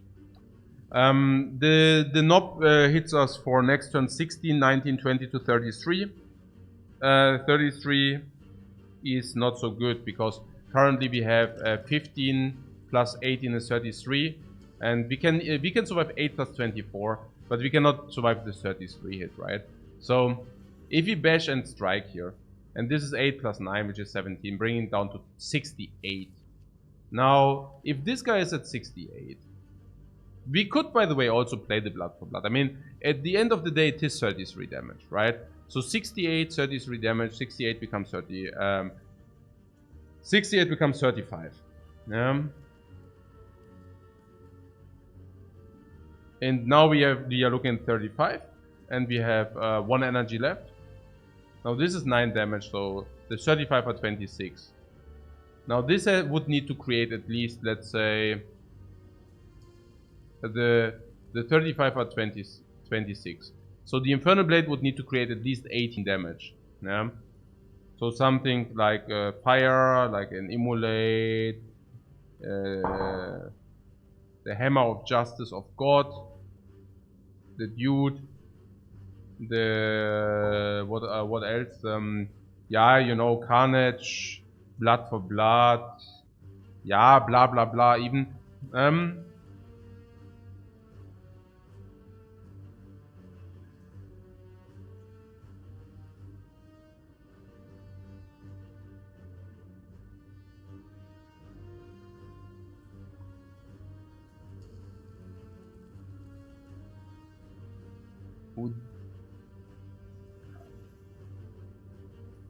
Now I disregarded the card which costs life and deals damage.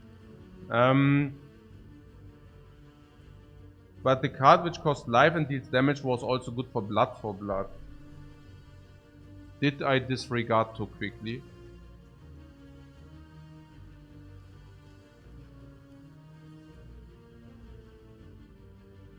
I was just thinking, paying money for this garbage card, I could just not take it over, like, I could just not bring it over my heart. Thinking that blood for blood might just be enough.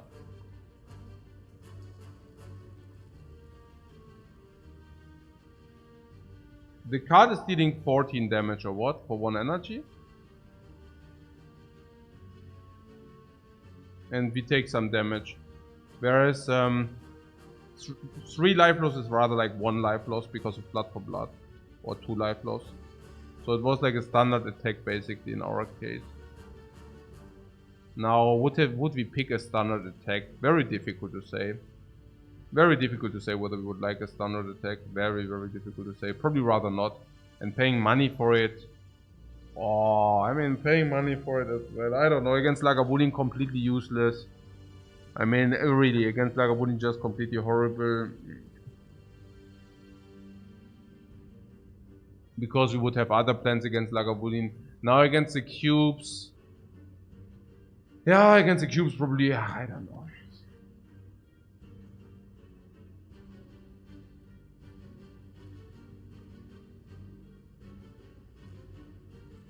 Yeah, talking about Hemo, but doesn't matter now. So what is my point? The card needs to... Hemokinesis would also solve this, by the way. Because then we can Hemokinesis, blood for blood uppercut, yeah? So instead of 9, this is 19, so it's 10 more. So Hemokinesis deals 21, so that's also the damage required.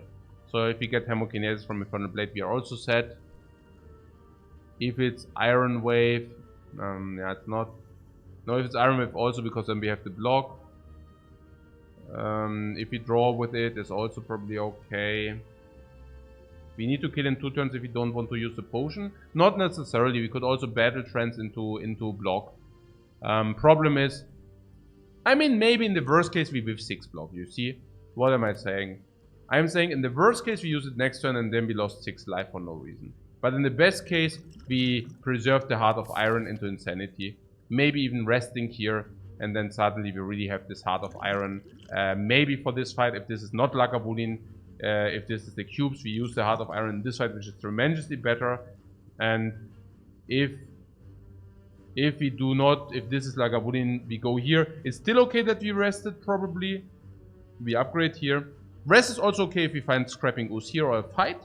So we definitely want to maybe rest here. I don't know, not 100, but you know. And then if you still have the potion for the Guardian, we are insanely happy, right? So, I guess we can just do that. There is also something, if we draw with these 2 skills, we can skill and maybe even letter opening, right? So, actually we only need 1 skill to letter opener. So, we have crap loads of outs. I mean, like, seriously. Like, if we do this and, I mean, we are really in good shape. Yeah.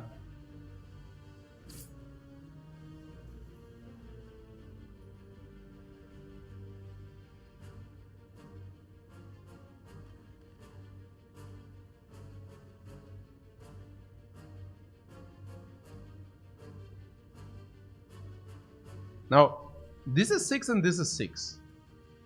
And we know we always kill next turn or the turn after. If you kill next turn, we basically trade... We basically gain 6 life. Just like this.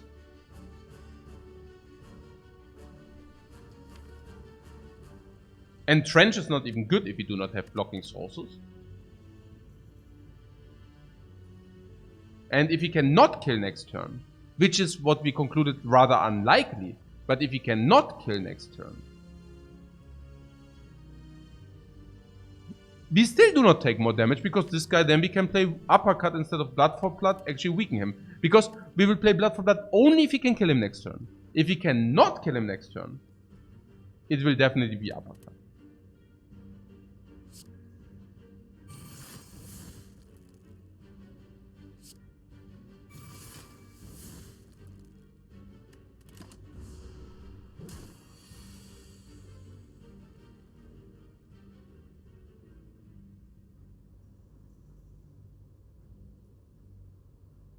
I guess we start with the Infernal Blade, no?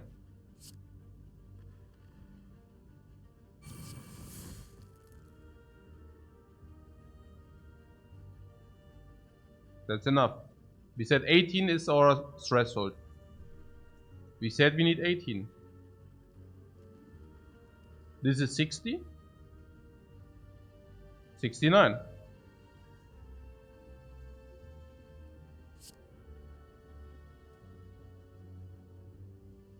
Nichts falsch machen.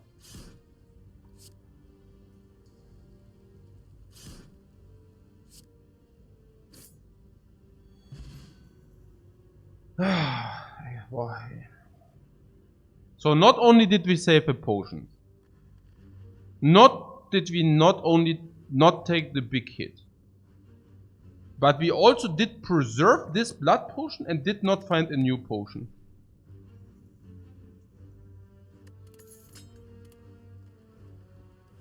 Sure.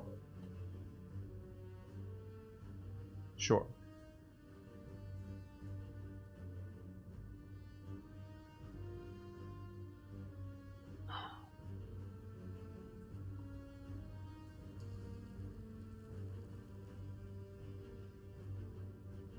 Headbutt.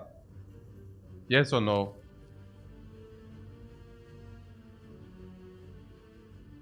It's weird, right? It's weird against the Guardian. The only application is to put Entrench on top, but mostly we do not want that. Otherwise, it's just bad. Against the Lagavulin, it does not even help because we cannot even use it and we want other stuff. I would skip this.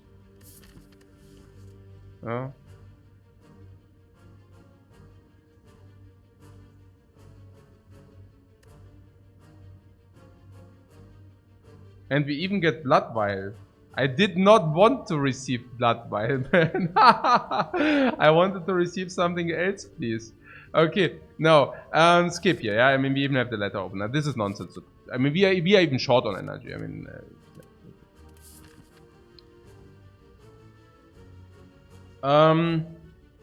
yeah, and French is the only target and stuff like this. Exactly. Okay, under these circumstances, we can freely go ahead and upgrade. So Lagavulin and cubes. I would like to see the upgrade, which is the most suitable against Lagavulin or the cubes. In a way, what is the best card to upgrade against Lagavulin? What is the best card to upgrade against the cubes?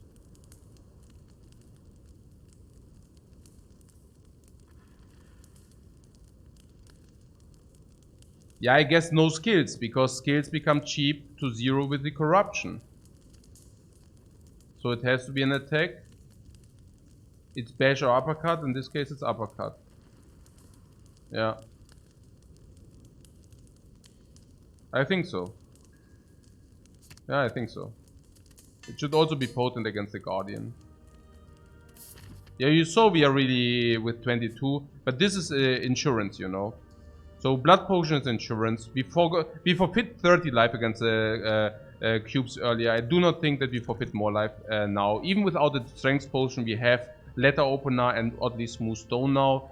We really receive 2 more life here. So we should never die here. Let's take a look what that is, yeah, and then decide. So now there are the cubes. Never Lagavulin, insanely unlucky. I can only tell you. Yeah, it's like, I mean, it's obvious. I mean, I don't know whether it's obvious, but it is really bad, man. It's really bad. I have to ask whether the Metallicize is a better use in this fight or whether it's a better use in the Guardian fight. What do you guys think? In this fight, the Metallicize will deliver heavily, yeah? Really heavily. It goes 6 every turn, like, into eternity. Like, a lot, right? I mean, like, really, a lot. Can't use it in the Guardian fight if we are dead. We are not dying here. The way I see it is we can either use it in the Guardian fight with probably 5 life, or we can use this in the Guardian fight with, yeah, Is it better to have a Guardian fight with Heart of Iron and 5 life, or is it better to have Guardian fight with 40 life and no Heart of Iron? Maybe something like this is.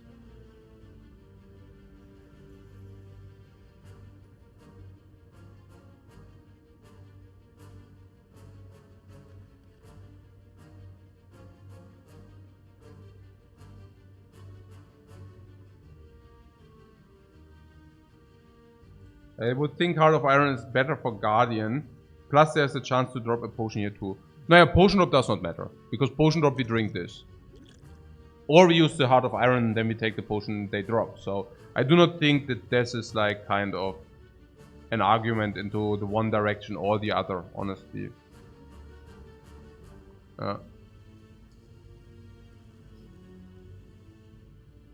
I'm thinking that we might not play Corruption here, right? Maybe we play Bash into Strike here, even? So then we would already benefit from Metallicize a lot. Yeah, Artifact though. Yeah, no, sure. I mean, they have Artifact, yeah, sure. I'm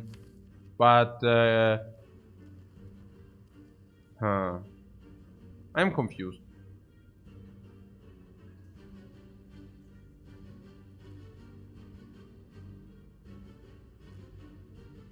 Or Bash into Infernal Blade.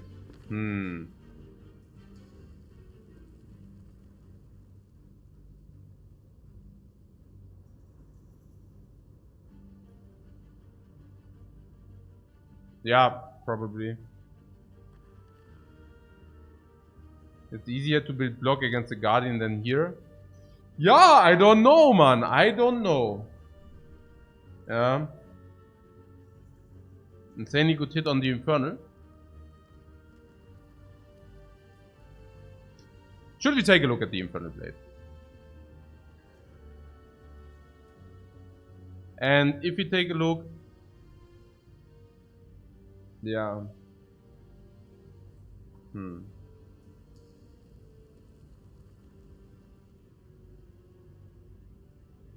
Yeah, but if you take a look, we could also play Corruption, no?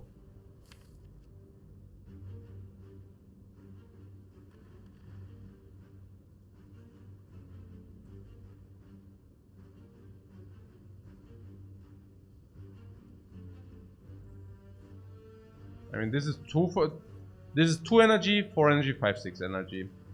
So we'll be able to play these and actually save ourselves some energy playing these for 5 energy.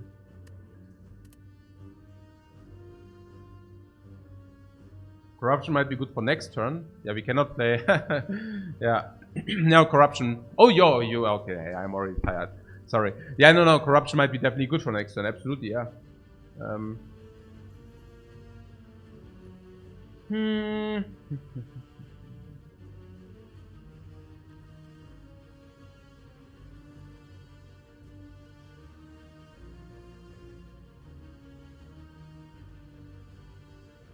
I think it depends heavily on whether we use this or not.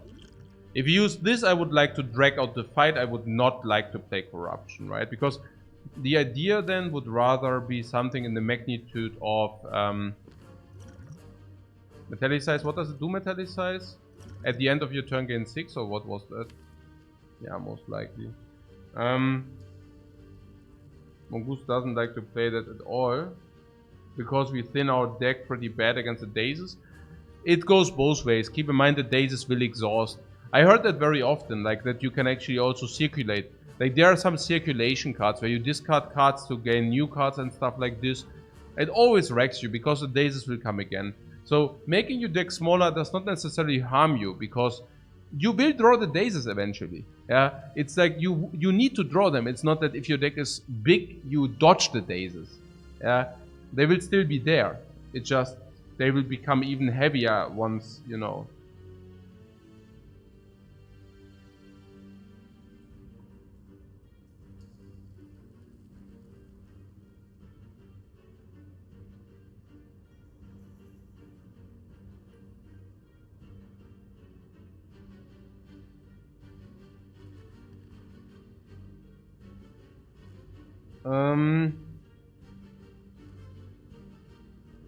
Okay, maybe I need a short break. I don't I already see that it's difficult to focus. It's specifically a very long act today.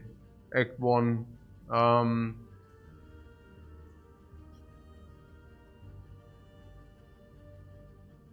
Bash would enable uppercut and 1 attack to kill. Yeah, that is right. And maybe we should really think about this. Naja, uppercut is 13 and 1 strike. It's not that much more damage because blood for blood cannot be played, by the way. So, bash would enable basically, what is that? 9 plus 13, 22. 22 plus bash is 30. So it depends on what comes out of the Infernal Blade, whether it's more than 12. Oh, pretty much. So, not exactly... Yeah, it depends on what comes out of the Infernal Blade.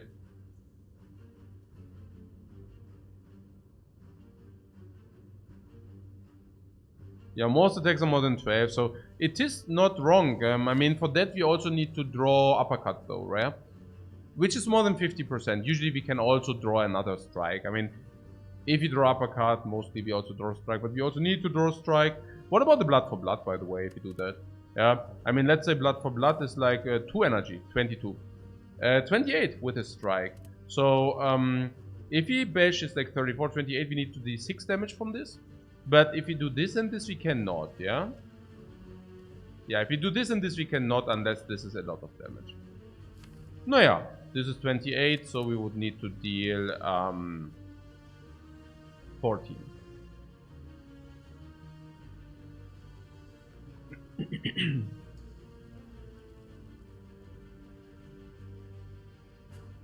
I have somehow the feeling that I would like to play Infernal Blade. I would like to see what we receive. Then I would make a decision on whether we play this. I would like to make a decision whether we play this. Yeah. Sounds good? Or not? I believe that if we do that, we might commit ourselves to play corruption though, which is weird, but I misspoke. If we play this, we might be committed to this. If we are not able to kill one, then we might be committed to this.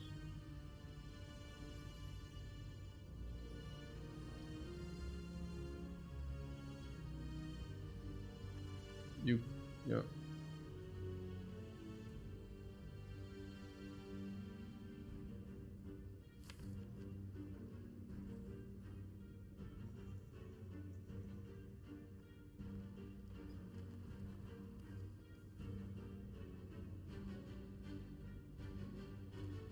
You already witnessed what happens if you play corruption first. You witnessed it in the last cube fight. We play corruption. We nearly played it the same way. We play corruption. We play our stuff. One of these cubes will take them. And was it the same? I think it was exactly the same, right? So we deal damage. Next turn we have a draw. That draw can kill one cube, but mostly does not kill a cube. But sometimes it does. Depending on what we receive. If we receive these two, it can very well kill one. Depending also what the Infernal Blade gives us. Or we draw defend, entrench, which is also doing the job, basically. Now we also have a letter opener, so actually triple block can really do the job, right? I mean, even double block battle trance deals also damage, and then we also have that stuff, right? So I have to say the letter opener might also incentivize, because later we probably do not draw 3 skills, right? We draw 2 skills, 2 skills, 2 skills. But now we actually can draw 3 skills, and then we can play 3 skills. Is this GG? No, this is not GG. We have like plenty of resources, but it's not so easy here. I get myself a coffee. I believe the letter opener shifted towards corruption. What do you guys think? I have the feeling that next turn we have actually the option with the corruption to play triple skill. And now if I think about the 5 damage AoE, I'm really thinking, woo. The 5 damage AoE might really make the difference between the one play or the other. Because if you play Battle for Trance, we always play triple skill. And suddenly we have a 5 damage AoE for free. And I'm thinking, woo, that is good. But I get a coffee before I do something stupid.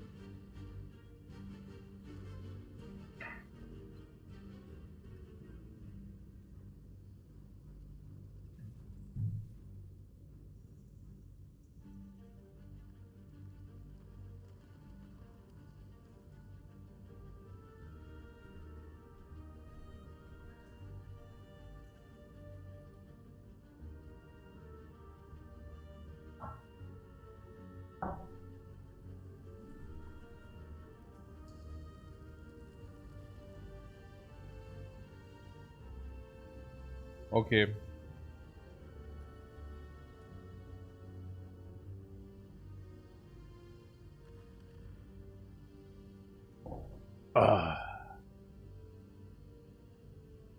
Good analysis. Can I put this in numbers? Absolutely. I can put it in numbers after I see what this gives us.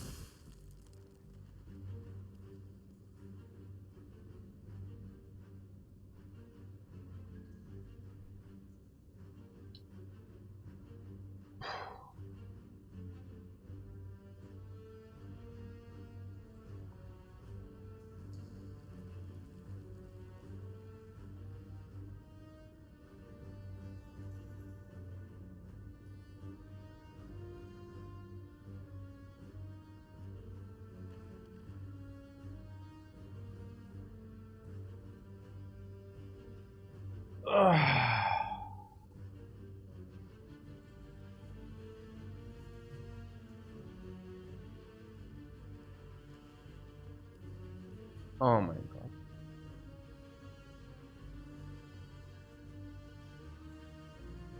Okay.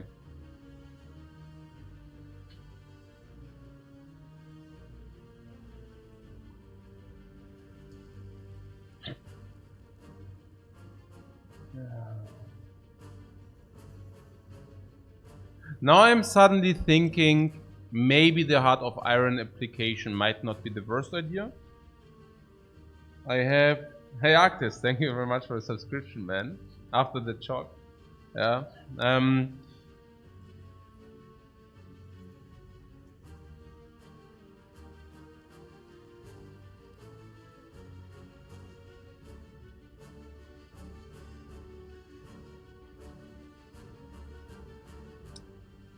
I think I mean, I don't know. I think I drink my coffee. You tell me, guys. You tell me. I'm actually just a little bit shocked here, a little bit.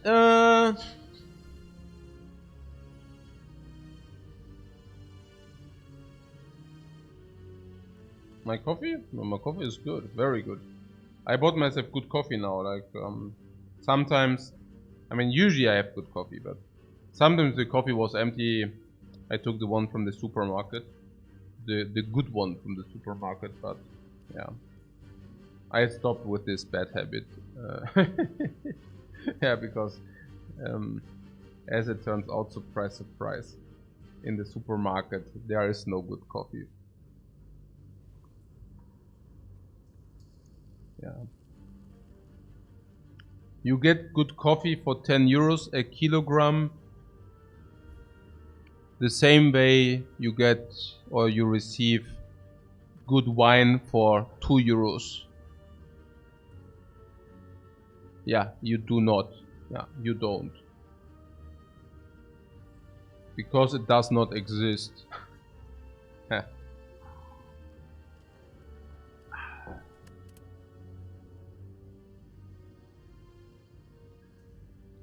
I want to really to talk about the Guardian.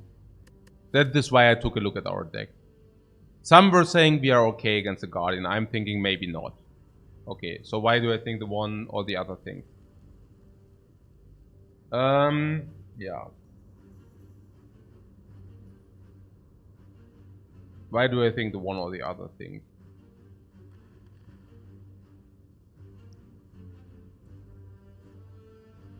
No, I do think that Blood for Blood will be effective to sometimes proc the Guardian, but not always. He will have a very high proccing.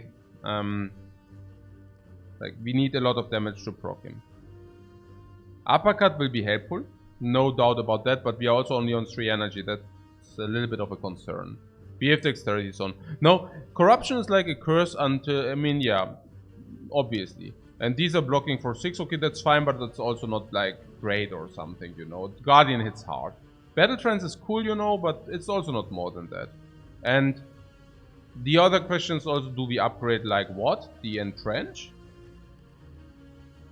Because that's probably what you do if you want to play with it, I don't know. Now we do have a Barricade which is generally good against the Guardian, but not if you don't have enough block creation. So the way I do see it, I would really like to have like the Barricade online against the Guardian. But I'm extremely worried that we do not have enough block creation if we cannot do the Heart of Iron. Now, this fight was a walk in the ballpark a second ago. Now we drew the Body Slam, which is like a curse, which did 0 damage. So now I'm thinking, wow, is 39 life even enough in this fight?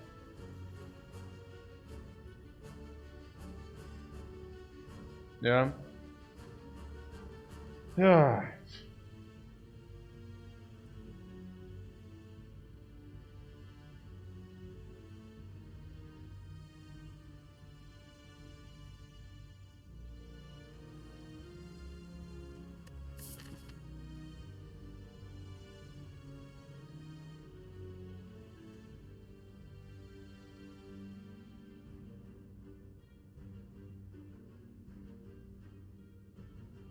If you get out of this fight, we never have problems here, because we heal like 8. So even if you go out of this fight with 2 life, we will be at 10 life here. We can even have this as backup.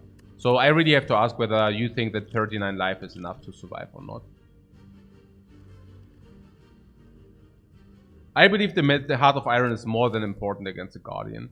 Not only because it creates block every turn, but because it creates block into the barricade, because it creates block into block and trench and stuff like this.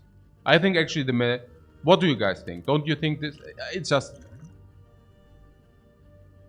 I mean, maybe the Guardian hits us with 1 hit and then we die.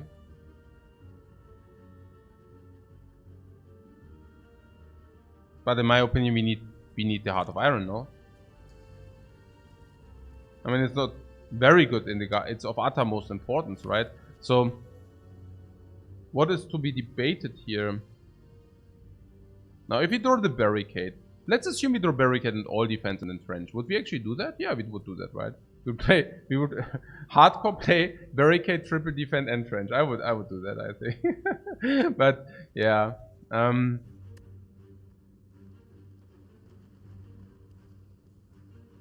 yeah, it's bad. Yeah, I bring my card. So I go back to the Guardian fight. We really need to know, you know. We really need to know. This is not good. This is okay, absolutely. Yeah. Guardian fight, 0 energy, 30 damage. Really good. Really, really good. Yeah. Really, really, really good. After we took one round of damage hits. Which we will if we use this and keep this. Now that's bad. Like, we cannot use it. We cannot use these. This is okay. This is also not so good. We don't have like the block to support this thing. Yeah. This. Corruption's curse. This is actually as good as corruption is bad, probably. And this is another attack. We can never build up the block. So we really have to gamba on these turns. Hope we get weak if we need it. Hope we get like damage if we need it. Like vulnerable damage, bam. With the metallicized, walk in the ballpark. Yeah. Easy.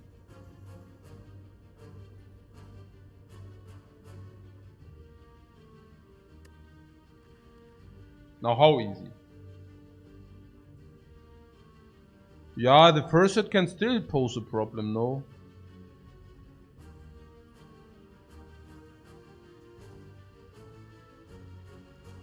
What I'm saying is we use the metallicize now here. I mean, because what I'm saying is Guardian has 250 life, so at the end of the day, we proc him to 120, even with the potion, maybe not, 210. Then, okay, he will have some attack turns, we try to block in. Sometimes we set up barricade, we block in a little bit. And then, okay, 210, this is already 30, this is already 50, like bam, bam, bam, bam, yeah? Like 50, whatever, 160. We can probably solve the Guardian with the Heart of Iron. I don't even know how much the Heart of Iron really is in the Guardian fight. Who even says that we do not play Corruption? Like after the second iteration. Like in the first run through we do not play Corruption. But then the Guardian is already 210. Then we play this one, Circulation one time is already 150, 140.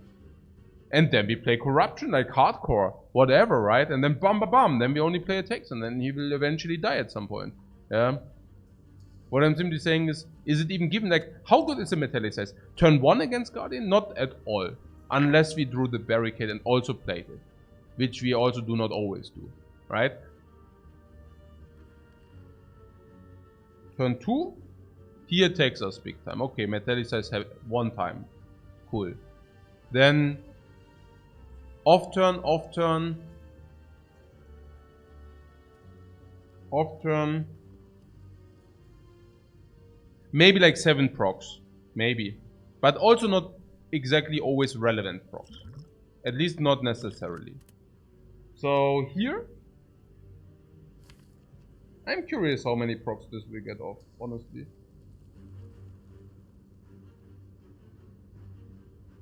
And what are we to expect, honestly? Blood for 2, 20, 22, 28, 33. 33 afterwards. Next turn we farm 1. I mean, we are blocking him most likely, yeah, next turn. Now the turn after. By the way, we can also block in and deal a lot of damage to this dude. The turn after, I mean, depending on whether we know whether we draw block or not, the turn after, we either kill this. Yeah, we most likely kill this. It depends on the situation. We will, I don't know, it's difficult. So now these 2 cubes are still alive, yeah? 22, 28, 34, 47, 52, 60, 57. And then we begin to draw dazes and garbage. We will probably kill 1. They deal probably 20 to us. We kill this one? No. They probably do not do. We kill this, we block this.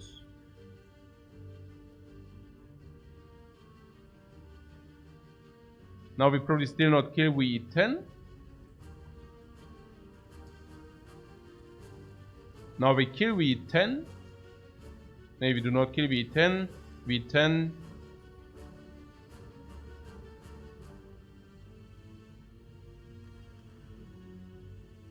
Maybe we eat like another 30.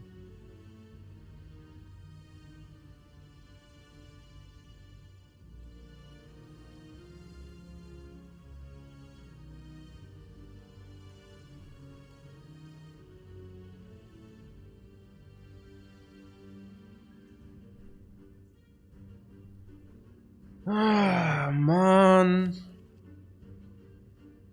Ah, I'm still at my coffee. Good stuff. Okay, whatever. Hey, I don't know, man. This is also more versatile because you can use it exactly when you want it, right? This blood potion is such a power bomb. The blood potion is such a powerhouse. We can use this for sure for at least blocking a lot. I use it now, okay? I use it now. I have also somehow the feeling that these 2 body slams also benefit a lot from that. Like if you can somehow barricade, triple defend and trench, and then we can somehow squeeze this in and such. Yeah. It's also now, I just think, you know, we will see. It's also metallicize, it's not like plated armor. If that would be plated armor, I would have never done that. But it's not plated armor, but it's metallicize. Okay. Now, this is a freaking amazing garbage hand. You must be freaking kidding me. I mean, I'm not the one to complain, but this is like utter... I mean, are you... Alright, Mann. Okay. Jetzt bin ich richtig kurz vor Monster tilten. Jetzt bin ich richtig hart vor Monster tilten. Now I'm like super mad. Yeah, the only correct play is to barricade here. And to take 14. That's the only thing I do see. Yeah. We have these. They do nothing. We really want to be able to play next turn 18. 36, 42.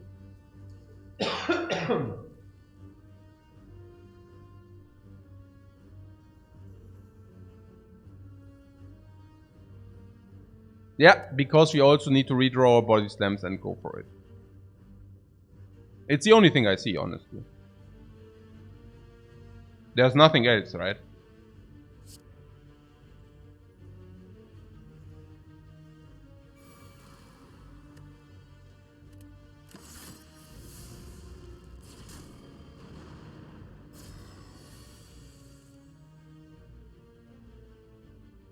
Okay.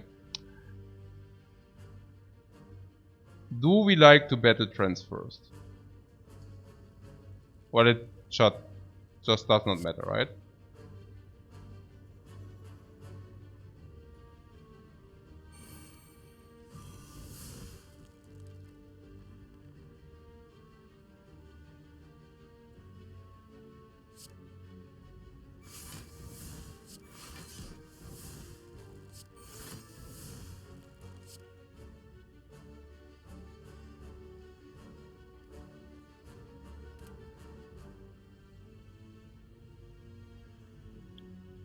Now uppercut goes on one of these small ones. Is that correct?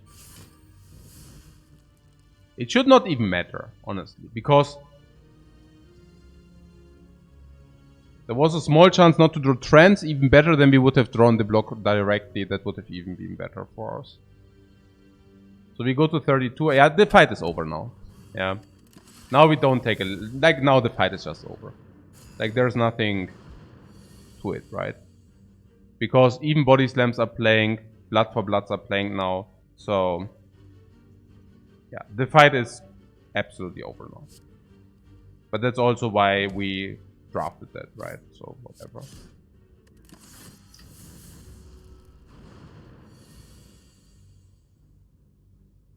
I'm so mad. We should always strike one, I'm telling you. We should always strike him like one time, you know. Every turn we should strike him one time. Just to show him how mad we are. Okay.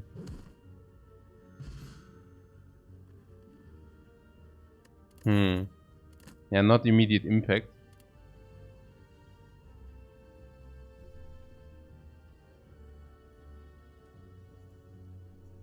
Oh.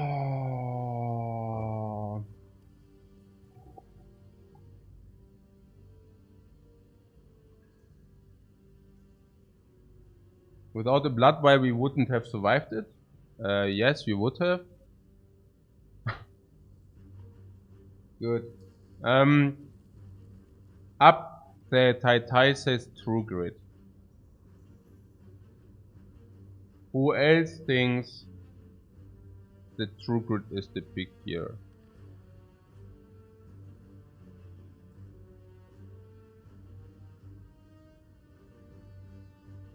You. Yeah, me too.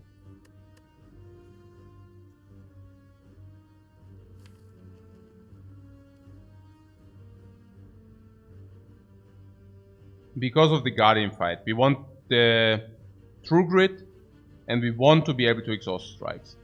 Is it correct that we would even upgrade the True Grit? Is that a correct statement?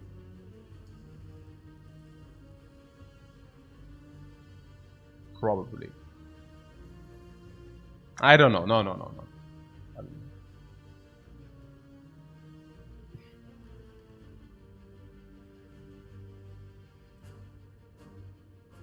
Why do we think this makes our deck better?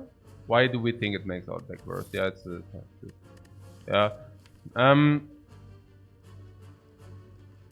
Now, True Grit currently is not even good, right? I mean, to put things into perspective, this Guardian, we do not exhaust curses or burns. So, but that being said, it's a really card, and it is a block, and it benefits from Letter Opener, and it benefits from Oddly Smooth Stone, and it benefits from the Corruption because once being deployed, True Grit becomes 0. It benefits from being still able to exhaust strikes if we want to go into a barricade and trench circulation. What? You think True Grit is a trap here? Now yeah, let's see. So True Grit is certainly better than this. Worse than this. Benefits are like super like synergetic body slam. Way better than strikes. Okay, of course worse than this. This is interesting, but I think True Grit, like Corruption, it benefits, right? Because once Corruption is being played, you want stuff like True Grit. Obviously, True Grit is way better than these. I think I would pick it here.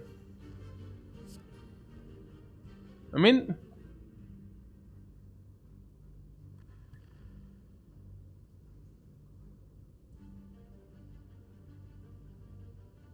what are we supposed to do, you know? We have this, we have this. Do you think 2 max HP is better now? 2 max HP currently is exactly 2 life.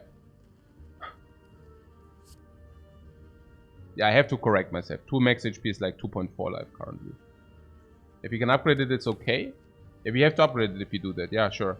But I also don't see other viable upgrades too much. If you do not have the +6 armor any longer.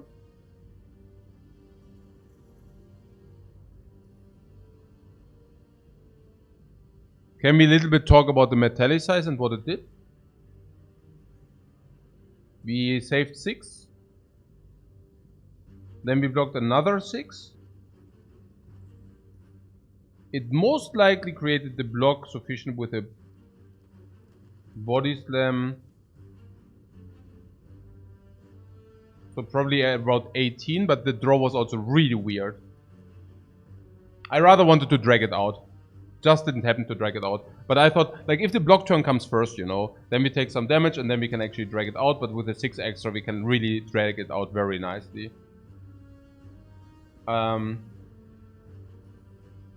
You know, but kind of dragging it out with our block, or creating the 6 every turn. I was also afraid of dying, but yeah, whatever. And with the doubled body slam, it just... Yeah, I mean, I don't know whether it was... No, I mean, obviously, yeah, we could have just... Yeah, that was good. It was barricade. We had corruption online. We could have played barricade into defense and then trench. Yeah, of course, it would have been really good. Yeah. The corruption, block, whatever. Any line, everything. Yeah, no, it was super lucky. We knew that we will play barricade and that we can even stack up armor. Whatever, it doesn't matter. I'm just like still hindsight. What about True Grit? Yes, we want to talk about the upgrade. Yeah, this cannot always be played because Thorns. And then Trench cannot always be played. Or does not want to always become played. Exhausting Strikes is positive, right? Yeah, because Body Slam. So, yeah, True Grit into upgrade True Grit. Yeah. I wonder what garbage this throws upon us. Hey, no, it could actually be a good event, right? It could actually be a good event. Transform a card, yeah. This is acceptable. Strike, yeah?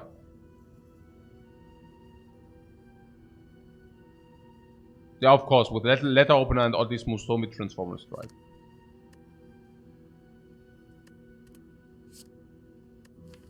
Havoc.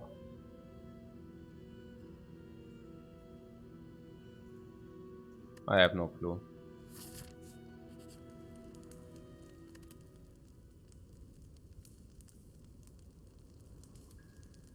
The upgrade or rest. Rest is 22.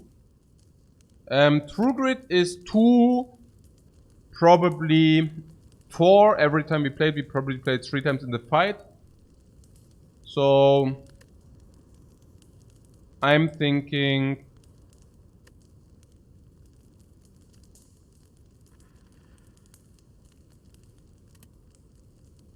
Havoc has chance to hit an expensive power seems bad otherwise. Yeah, but what are we supposed to do?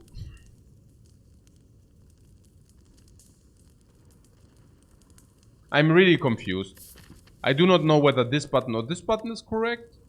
And I'm not so sure what we would upgrade if we would upgrade. Can we talk about upgrade or rest first?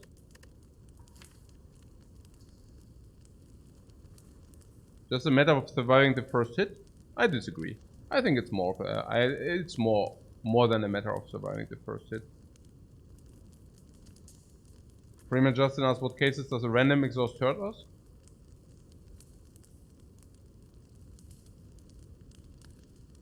I guess if he's thorned in, we have blood for blood. We didn't want to play blood for blood because of thorns, and then we cannot play this. Also, if we have Havoc and we do not exactly know, we play Havoc, we play it into True Grit, and suddenly we exhaust something. Probably need to heal, maybe to prevent the usage of a potion. I'm very willing to use the potion. If you're telling me it's about like saving the upgrade to save the potion, I take the upgrade all day long. For me, it's rather about, hey, do we die if we do upgrade here? But I'm not even sure how much the upgrade saves us. I would nearly assume the upgrade might save us. Yeah, might save us already 15 life, you know. Like, so, and without an armaments, I'm actually very happy to upgrade, honestly. I think the upgrade already say maybe it doesn't save us 25, 15, but yeah, maybe, I don't know. It's yeah. I'm not, yeah, exactly. Yeah, that's what it is, I guess. I mean, yeah.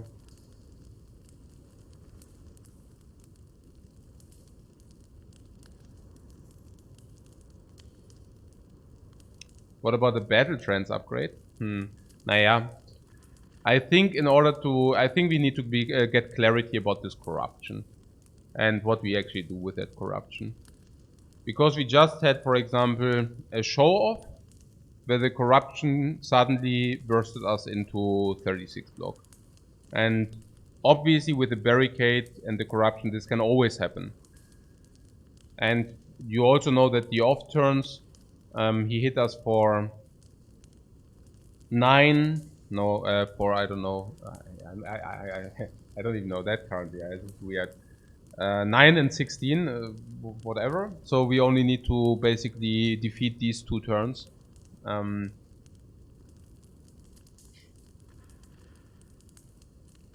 Cerebus says if you aren't playing the corruption, we want an French upgrade. Meatseed says I think we have a decent chance of losing this fight. Yeah, not exactly what I wanted to hear, but yeah.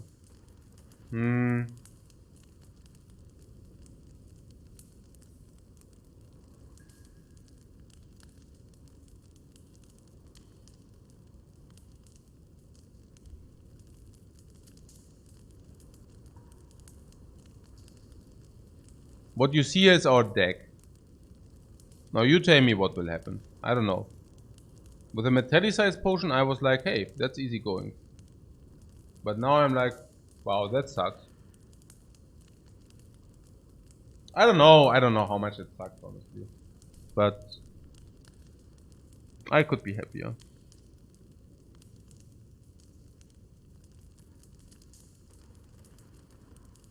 Somebody said something about the entrench upgrade. Okay, entrench upgrade, yeah. No. Like, how do we play the fight? How do we play the fight? That is the question here. How do we play the fight?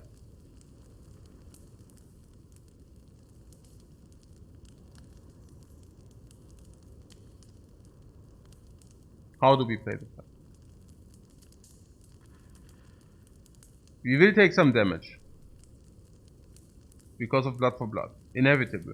We want this for cheap.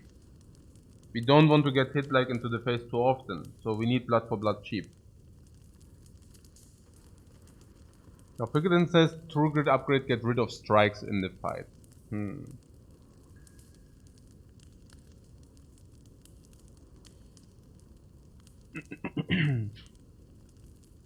Exponential block seems right for this fight, yeah. And then we basically take out the form with blood for blood. Is that what we do? And we also need to actually somehow deploy the barricade. Yeah.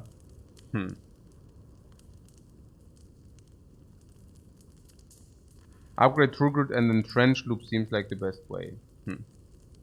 Okay. So what about, I mean, okay. And we can only do that because we have Battle Trance. Because Battle Trance draws us so many cards, yeah? So this exhaust is mana 2 is 15. And of these 15 cards, we have actually 5 block cards. That's little, yeah? That's little. But once we have created some block, the idea is that we can also body slam effectively. Also undermining his like super attack turns. If we can undermine his super attack turns, we should be fine. So now in order to assure that, we need to True Grit, of course, like the strikes or attacks, like bash strikes, because then we can actually circulate this again. Keep in mind that we do only have 3 energy.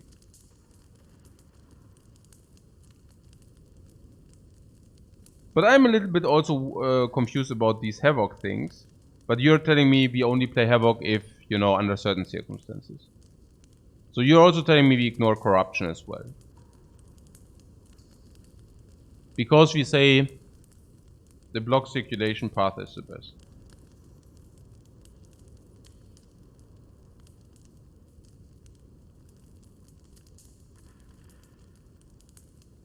We can also trigger corruption to remove a curse.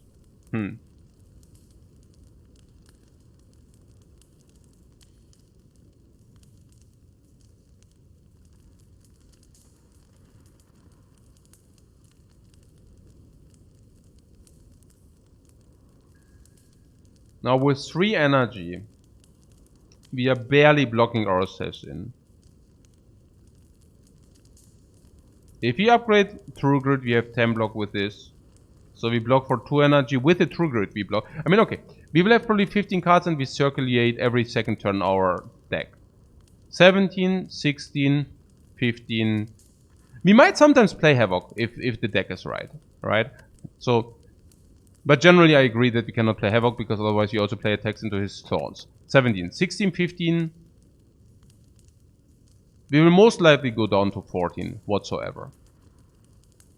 Which means every second turn draw our deck. So every second turn we can play True Grit.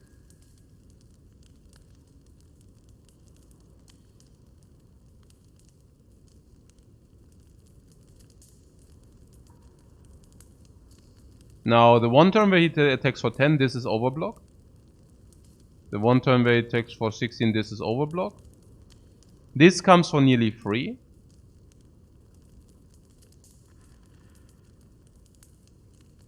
No rest could mean death on turn 2.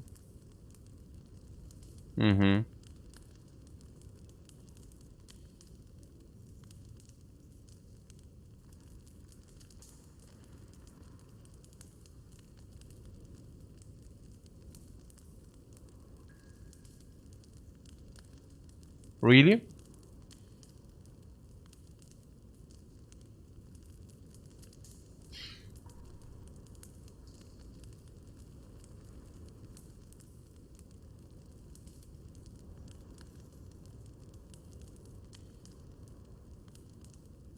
I somehow have the feeling that we can draw uppercut to inflict weak. That already would deny the lethal. Not exactly, but uppercut and anything. I think when you draw battle trance it's the same. And if you played uppercut turn 1 it's the same. So I would be really surprised if he would ever become killed turn 2.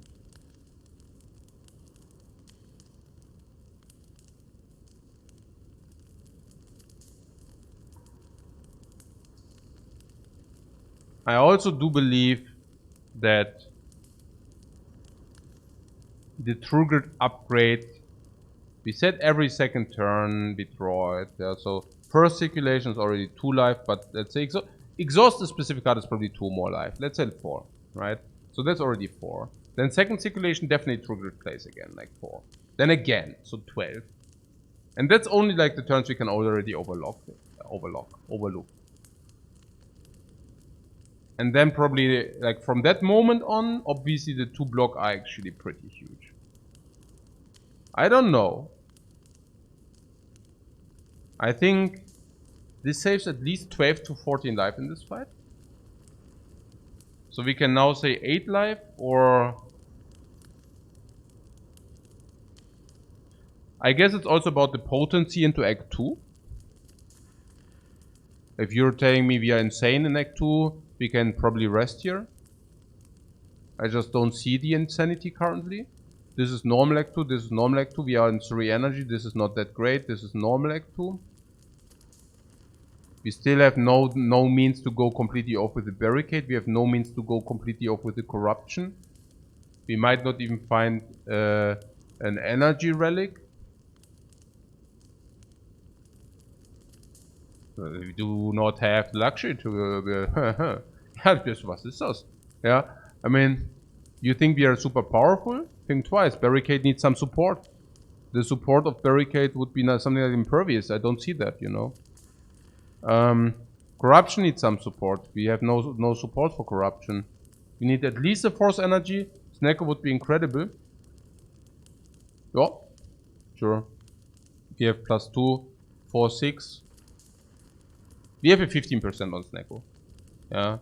Plus, I mean, yeah, Snecko, of course, corruption Snecko. Yeah, I mean, of course that's good. Yeah, I mean, that's crazily good. But generally speaking, I don't feel. It's also about the armaments. I mean, we do not have armaments. It basically means, hey, the True Grid, I don't mind an additional upgrade, like also for future reference. Yeah, the True Grid will probably save ourselves like a lot of percentage in the future. And I'm not even sure whether resting is really more potent than the True Grid now is, right? Because it's really quite important to remove these strikes and stuff like that. No?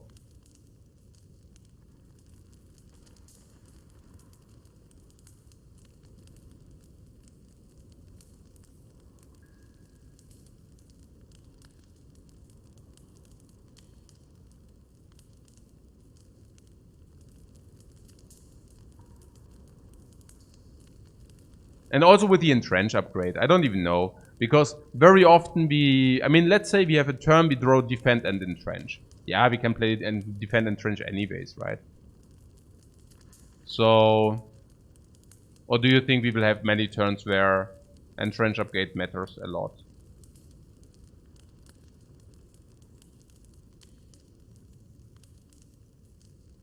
We said something about we get to the deck every 2 turns. So,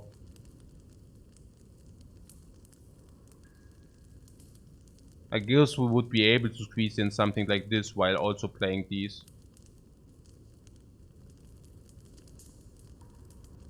Entrench goes from double to triple. Yeah, I wish. No, entrench goes from 2 to 1.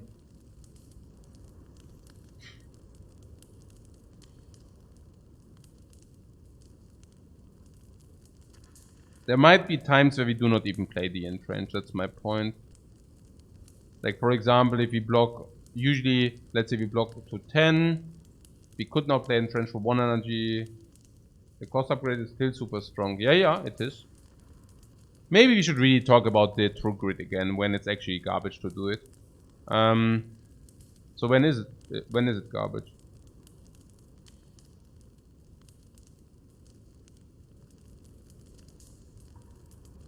Maybe it's garbage if we draw second turn barricade. And now we would like to play True Grid.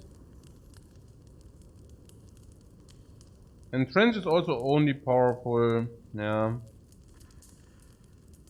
Yeah, and also, what do you gain from Entrench? You cannot even play True Grid into Entrench. Maybe this might be some consideration, guys? No.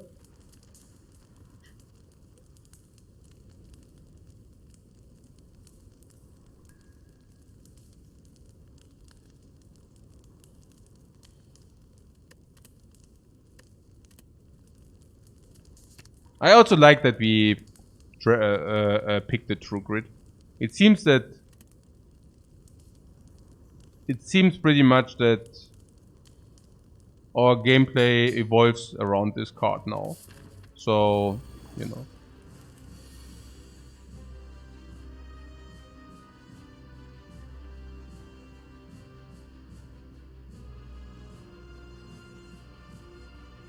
Not this bad.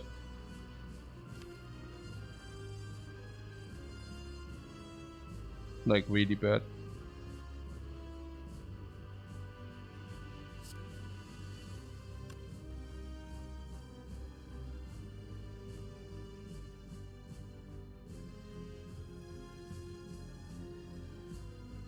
Is it GG now? Yeah. No. Because if it would be GG, nah, it doesn't matter. How annoying can you be? Like, whatever. No, it's a GG now. I am the clown, man. No, but I'm just considering whether this hand fucks us up too hard, yeah? Wait, is it GG maybe? Okay, whatever. Okay.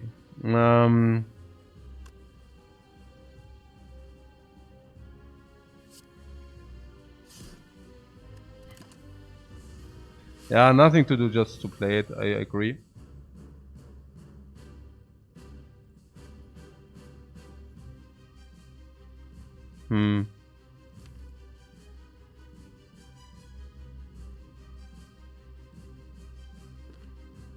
I'm curious about this 27, by the way. What Havoc might hit corruption? Yeah, but might also maybe hit something else. I don't know. I mean, currently we are still, of course, blocking for 16, so we would be 30, 45. We would be alive with 9, but alive with 9 is bad with the barricade because barricade setting up is like a little bit garbage then. So, what card we wouldn't want to become exhausted? I don't know. I mean, there are, like with the Havoc, we can hit a lot of good stuff, so I would maybe just go ahead and do that. I'm just curious whether there are also really good things which we could get. So if you get Infernal Blade can actually proc him. Yeah, that's pretty sick. Uppercut weakens him and makes him vulnerable. I mean, that's also pretty sick. Yeah. I'm wondering whether the body slam needs to be prepared. So if you, for example, True Grit defend first, whether, but it doesn't change, yeah. Like if you True Grit defend first, it's like 16, and then that 16 it does not change, you know. So I don't think we need to do that. Whereas it's so ultimatively close that it's already kind of nearly annoying, because this is like 16. Look at this. This is 16. If you would play this, it would open the letter, going to 21, full stop.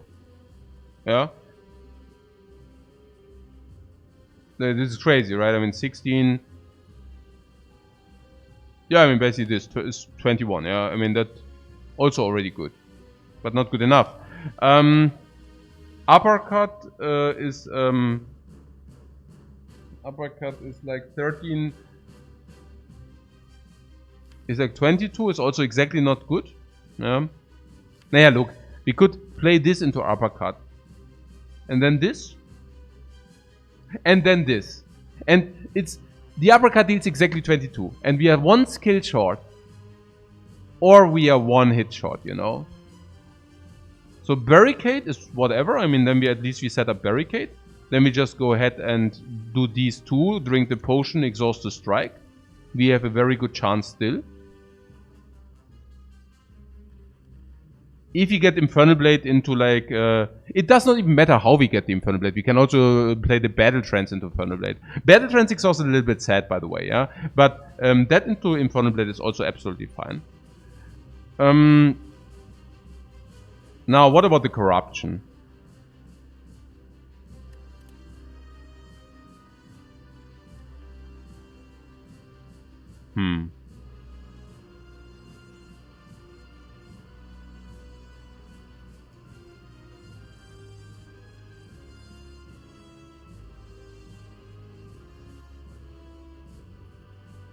Play Havoc last though, because you do not need Corruption yet. Let's see. So what you're saying is this, exhaust this. But if you get Corruption, we could actually use this. But what you're saying is we would like to exhaust... You are saying we would like to exhaust the strike? Is it...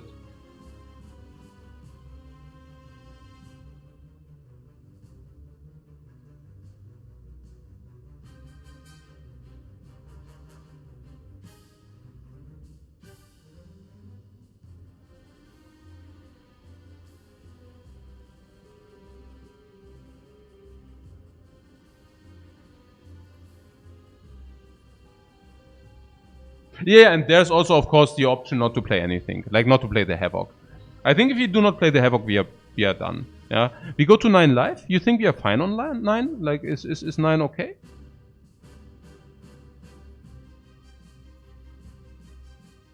No, because we do not draw block. Yeah, we cannot. We do not draw block, yeah? I mean, we are just getting eaten then. Yeah. No, actually, never mind.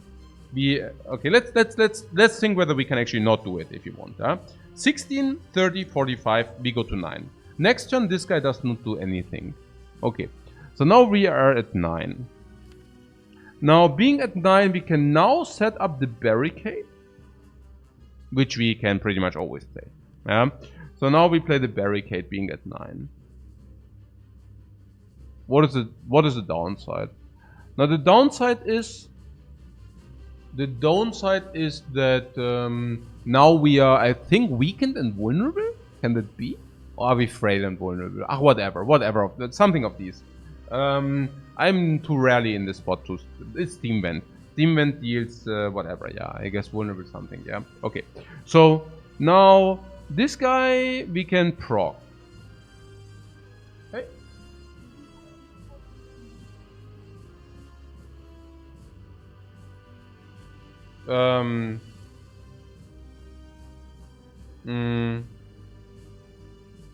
Yeah. Yeah, I make a coffee and like cake is weird. I will now eat a.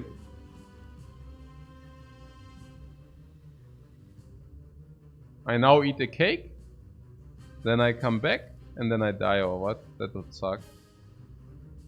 Yeah, but I don't want to make this decision. Just like I eat a cake.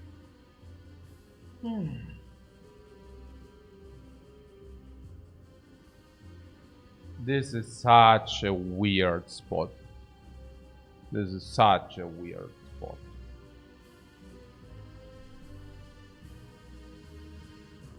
I mean, if we need to calculate how good our chance of winning are after the Steam Vent, but Steam Vent afterwards he deals damage, and we are on what, on 9 life, and now the next question would be, can we kill?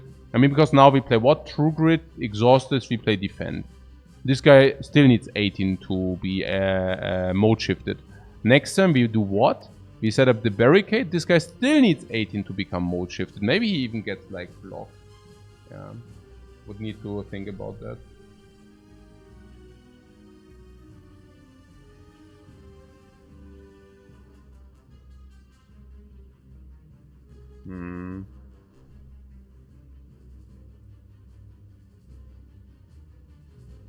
Hey, that's Rodelic. Thank you very much for the subscription. Yeah, I'm off for some tea and cake. I'm back in like 7-8 minutes.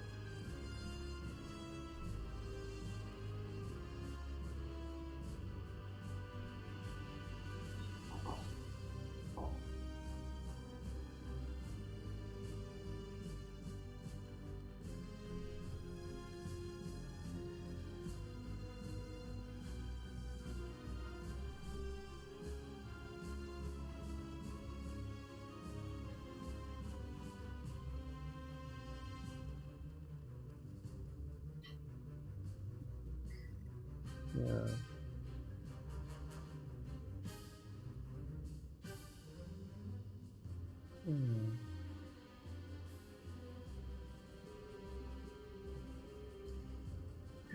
Yeah.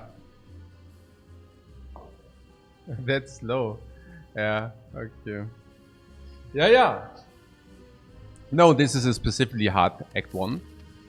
I see that we have 3 hours in Act 1, but truth to be told, I mean, we played now, I think, many runs in the last days, and none was longer than 1 hour and 20, I think, in Act 1, or 1 hour and 30. So that's spectacularly difficult.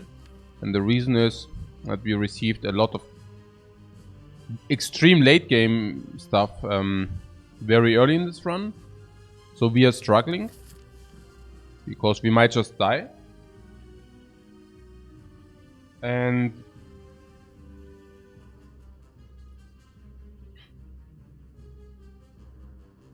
maybe I'm being mean now, but this is like really the troll town, you know? Like, whenever it's specifically difficult, I mean, what is that for nonsense to ask? I mean, I'm commenting all the time. I'm not in the silent chamber and saying nothing, or just like looking into the corner for like an hour or something. But I'm commenting why it's so difficult or what kind of the different decisions are.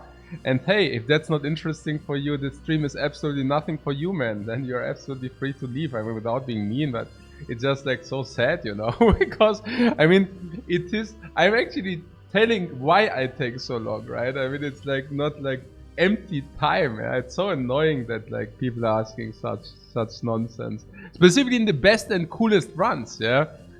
In this run, we are on the brink of death all the time.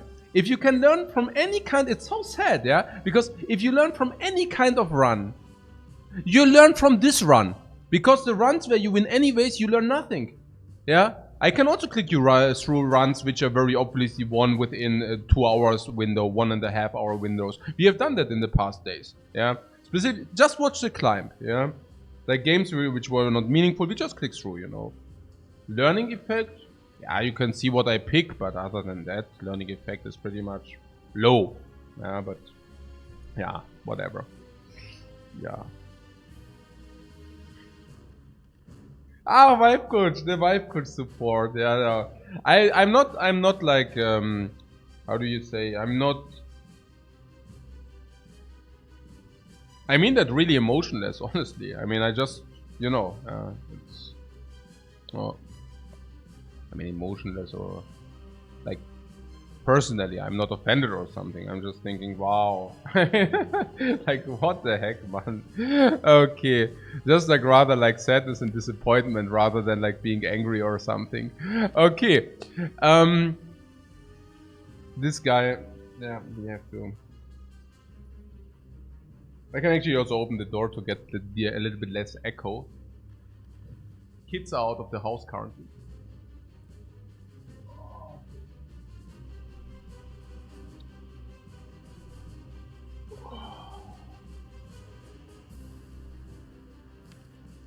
So just to conclude, we have 2 lines here.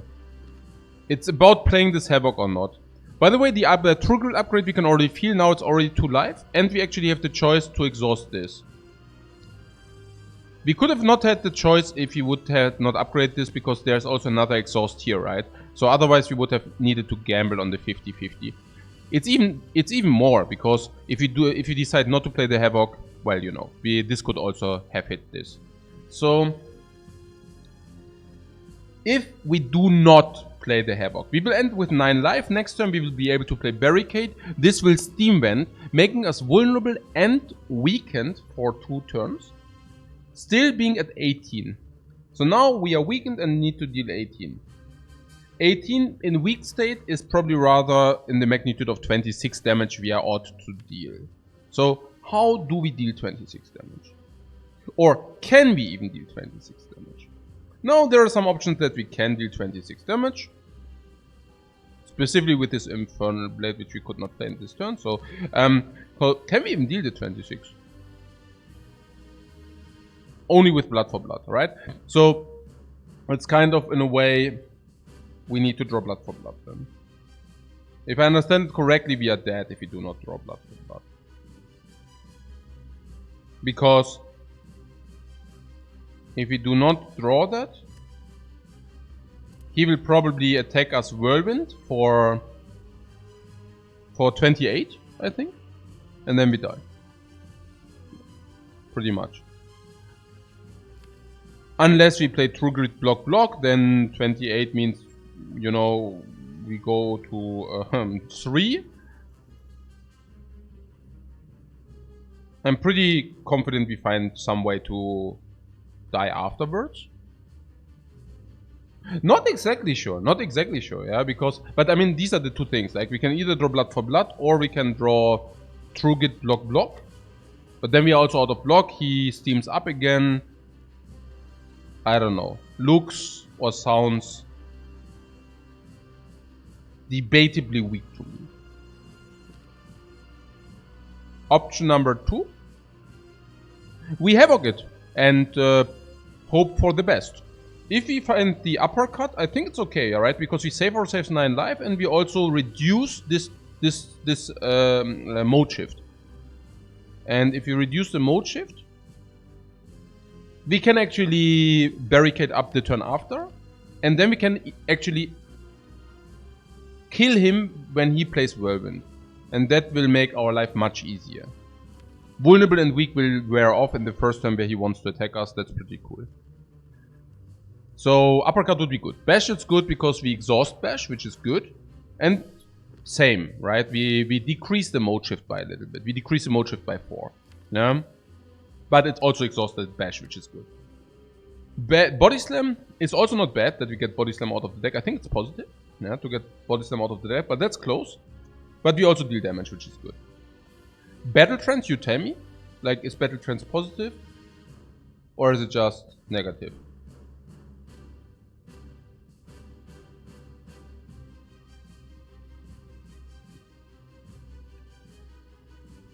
I'm thinking it could be positive if you wait for the defense to be played. So, if you say we cannot, with the Body Slam, we cannot kill him anyways, I would probably just play True Grit on Strike into Havoc. If we draw Battle Trance, we have the option to draw Battle Trance into Infernal Blade and then to proc him. Which is good, great, because we proc him, but which is bad because Battle Trance becomes exhausted. I think it's definitely worth it. Infernal Blade would be great. Barricade would be great. Corruption would be bad. I think we obviously play this. Like, not close. I take a look at the chat, generally speaking, but we are pretty sold on this line.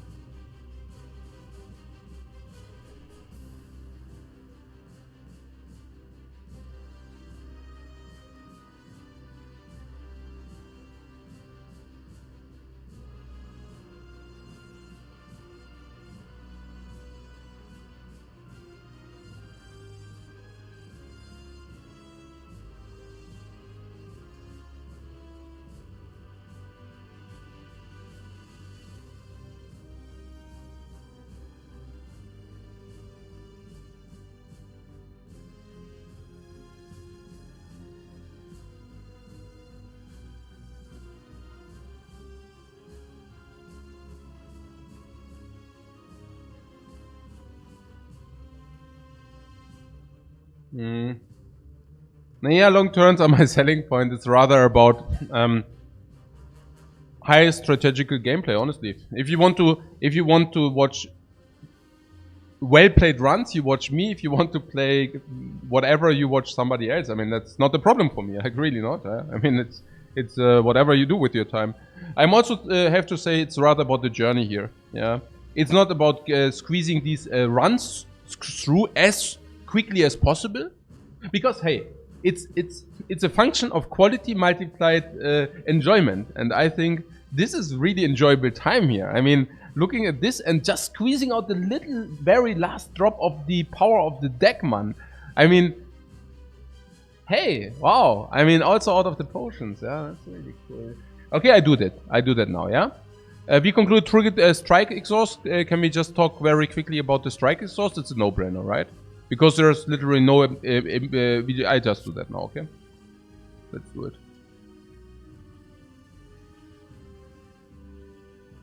Is it never? No, wait. Oh my god. No. Yeah. It's always this because this is also always 5 damage, sorry. This is also always 5 damage. So we can happily exhaust the strike. Right? There's no line where we can suddenly kill this and I mess something up. No, I don't think so. This is like 13. This would be 22, so that would never be sufficient. No, never mind. So, True Strike.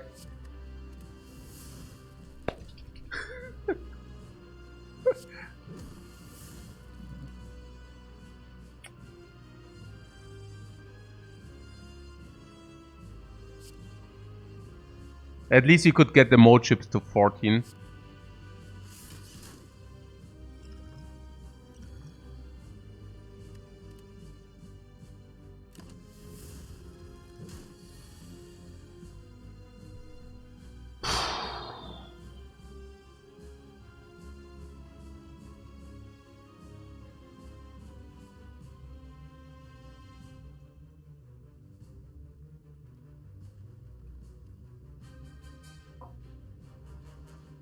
Yeah, Body Slam is in the deck, of course. Yeah. Now we become Steam Vented. Every turn is a struggle, man. Every turn is a struggle.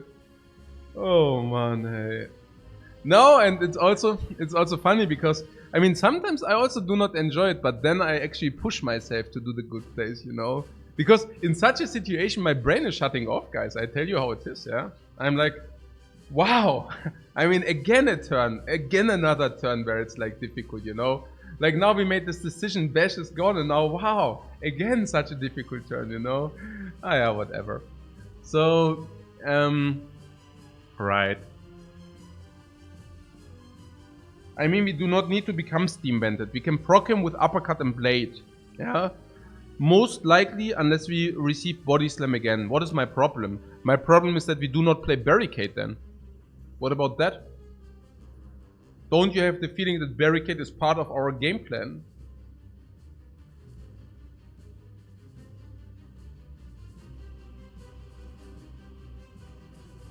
Yeah. I think this is something we need to evaluate here. I mean, is Barricade... Is this the only turn where we can actually deploy the Barricade? I also think it actually... I mean, it is the only turn where we can... It's like, this guy always hits us in the face. Like, we play the Barricade now or never. Or well, how do I see that?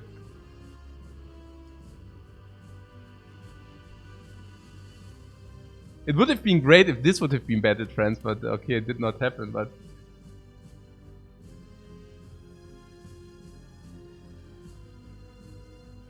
Battle Trance first, always or not?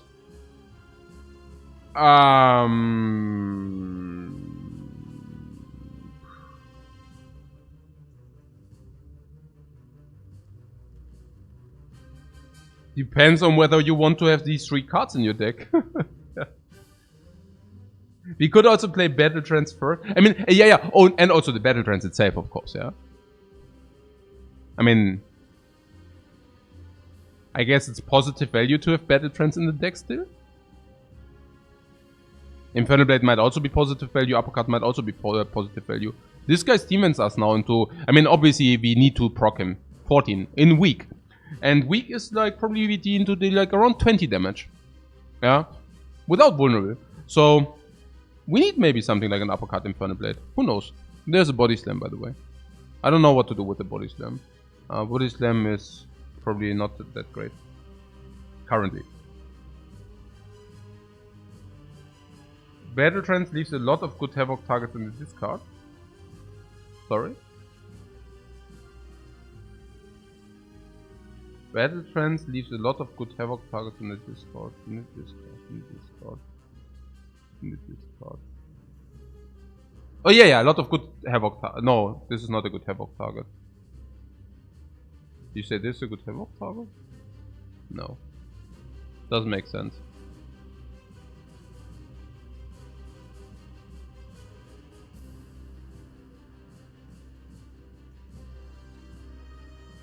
How much damage is Uppercut Strike if you're weak? Enough. Enough. This is 9 damage, and strike will be 6 damage. Yeah, so it will be exactly enough. How many strikes do we play? 1, right? I mean, I can only tell you that Blood for Blood is alone, like, is good enough alone, you know. It's like 22, but because she could also deal 4 damage, we are now good with Blood for Blood. Yeah, 22 become enough, like 16, yeah.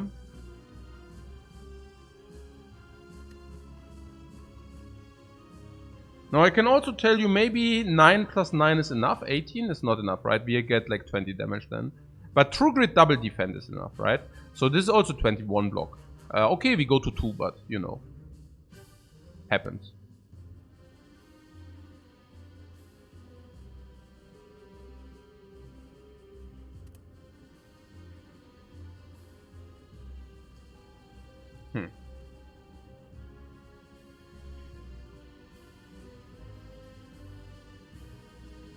I mean, one way we win this is by barricade, generate infinite block. Yeah, that would be one way to win, yeah.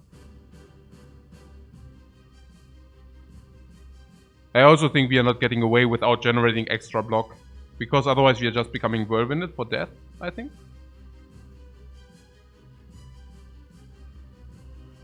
You wanna play barricade, you don't trend here, cause you might draw your best attacks. Yeah, exactly, right? Yeah.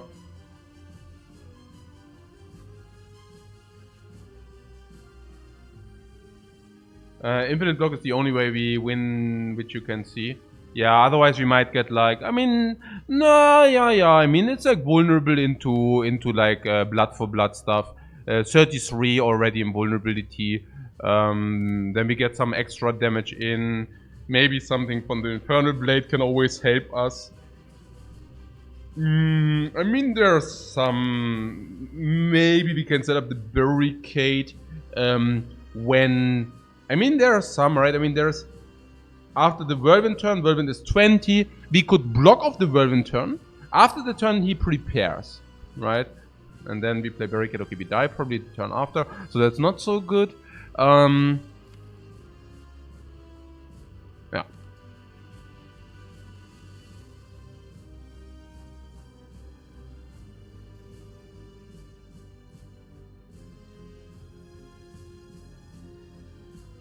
I'm thinking also with the body slam, I mean, yeah, people were trash talking the corruption, were saying, hey, we just lose if we do the corruption. I'm not even so sold on that it's like an automatic lose, honestly, because this is actually 10 block, by the way. Yeah, 10 doubled, we would actually survive. We would actually survive on 1. I counted 9, but it's 10. So 10, 16, 22, 28, doubled 56. That would be what corruption would do to us. Yeah. And then 56, and with 56 we body slam this. If this is vulnerable, we don't body slam that for 80, right? Goes to 144. Now he attacks us once, he attacks us twice. I mean, no, I mean also like with the I mean there are so many things, you know. Havoc last turn we said something about, oh, corruption would be so bad. I'm not even sold that corruption would have been game losing, honestly. I'm completely not sold on that. Because if we proc this guy now, I mean, this is already 20, that's like might be another 30, so we're already 170. And then we have a draw, and that's already like 50 block. Okay, minus 10, let's make it 40, let's make it 24 at the end. And then we deal like, what, 36, another 33, it's already like 70, 80, we proc him again, so he goes down to 100. Now we still have the 24 block. So now we take 2-time full hit, and then he's at 100, and then maybe we can squeeze, you know? Because now we only draw attacks, so... I'm not even sold that corruption would have been the end of the line. I don't say we need to force it, I'm just saying... I'm pretty sure we would have been... Like, there would have been something possible as well. Also, even here, right? I mean... Okay, whatever. So... But obviously,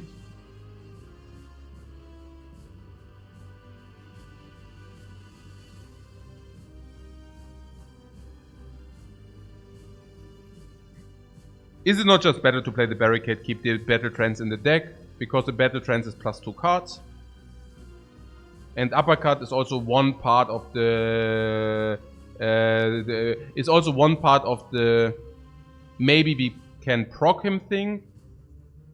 Infernal Blade could also be even more damage. Converting that is not even that much of an issue. Like, it's not even that punishing. And something else, more options. And also weak and vulnerable plays, that's also important. So just barricade into nothing, yeah?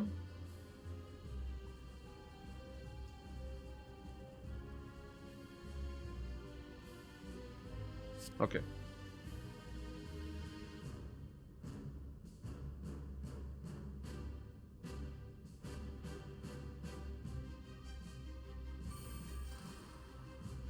Debuff is weak and vulnerable, yeah.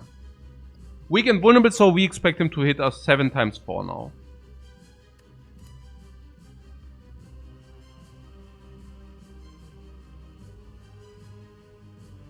With the battle trance, it was also that we now draw Body Slam, which is not so good. Is it true that Body Slam is not so good for us?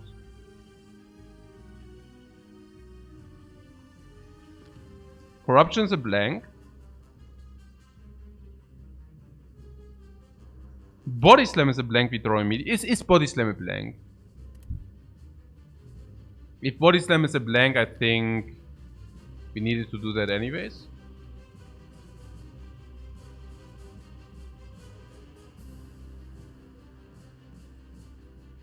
What I'm saying is this plus 2 cards, but if we happen to know that next time we draw a card which is never doing anything,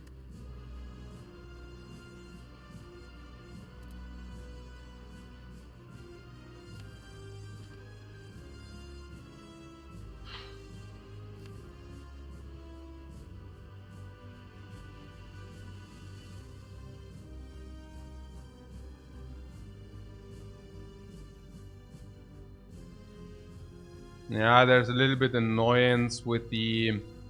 I mean... Yeah, that's why thinking first is usually good. Naja, if I trance and we trance into blood for blood, I think I would have played it different. Maybe not.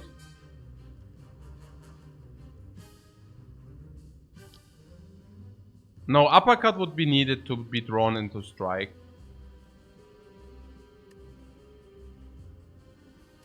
So we probably just battle trance this, right? I do not want to draw corruption, I do not want to draw Body Slam every time. Like never. The only thing would be if we draw Havoc.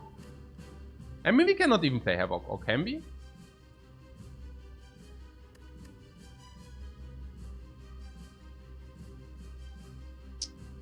Next one is 5 times 4 / 7 times 4. The way I see it, if we put the trance into the discard, okay? So if we happen to draw the battle trance next turn, we actually draw effectively 1 more card. Because obviously we play battle trance, we draw 1 more card. We have this curse, this is a curse, okay? So we draw the curse, we draw 1 more card, but if you happen to draw also corruption, it's basically break even, card-wise. Yeah? Amount of card-wise. If you happen to not draw battle trance, yeah, if you happen not to draw the battle trance, we actually short on cards. We actually shorter on cards.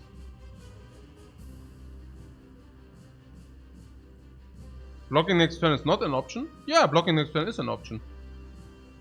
We are not frail, we are vulnerable.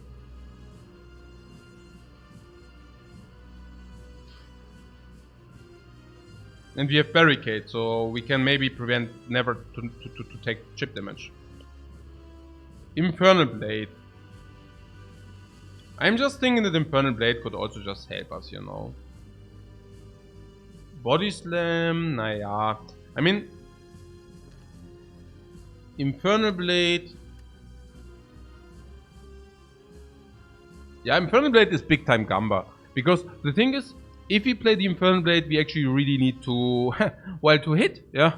Because we cannot play Infernal Blade and also block in.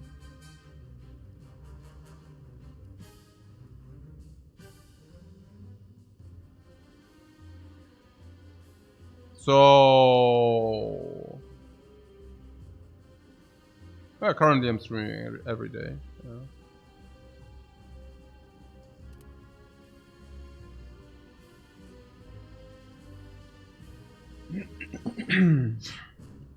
This is always a gamble. If you play the Infernal Blade, we need to hit, right? Not with the uppercut. Of course, with the uppercut, anything is okay. But anything is okay. Yeah. But otherwise, how much damage do we need? For example, if you throw it with a body slam, what is a body slam even doing for us? It's like, how much damage is that?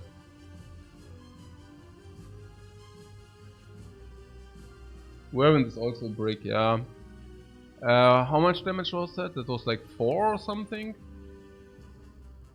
If we throw it with a true grit, it will be a little bit more. Like, with a true grit, it's like 7. So we would need to create 7. Which would mean this would need to be like 10 damage at least. I mean, everything is 10 damage, right? And if this is I mean, nearly everything is 10 damage, but let's say it would be defend. If we defend body slam, it would be 4, right? So 10. So then we would need like 13, 14. But if this is,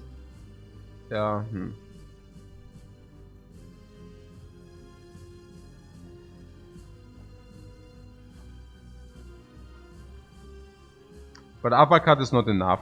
I mean, we need to draw. We have 4 draws, and then suddenly we need to draw uppercut, Infernal Blade, or something like this. Like if we in the 4 draws, right? These 4 draws could go wrong, and I would rather like to have 5 draws,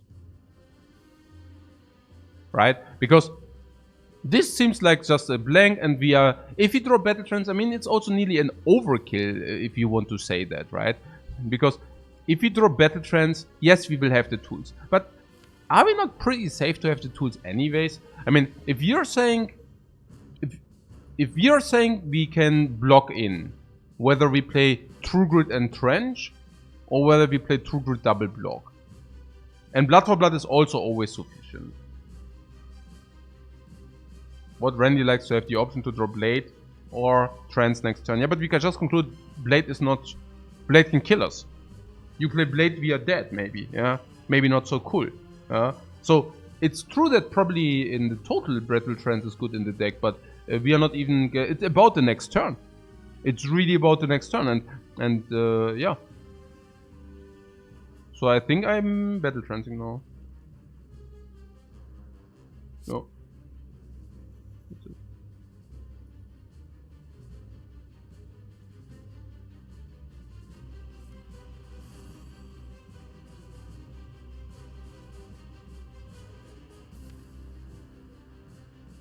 Yeah. We can always kill him next turn. Like proc. Yeah, we either draw Blood for Blood or we draw Havoc. Yeah.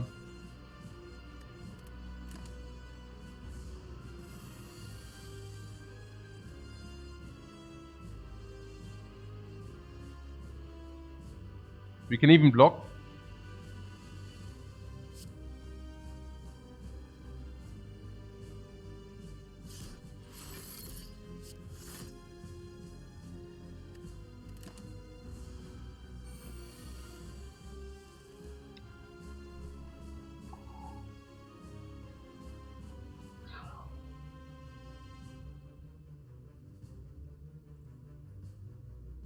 We can never play this because this might be an attack. Oh, this is so exhausting.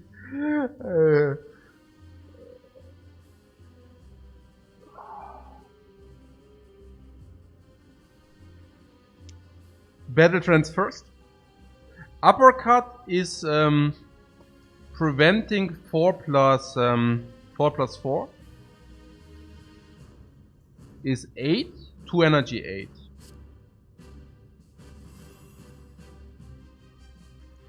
Two energy can buy us 12. Now the benefit of this is that it also deals 9 damage. But we actually take 4. Never mind. We just full block. Now, we definitely just full block. Yeah. True Grit can exhaust one card with Heartless Entrench, but no extra block with it. Oh, no. But I mean, still okay, I guess. Still okay, nothing to complain here. So, in coffee, I'm like sad. I'm completely fat. It's just this is like super exhausting. Okay. Guys, talk me through. What would you like to exhaust? We definitely play defend here.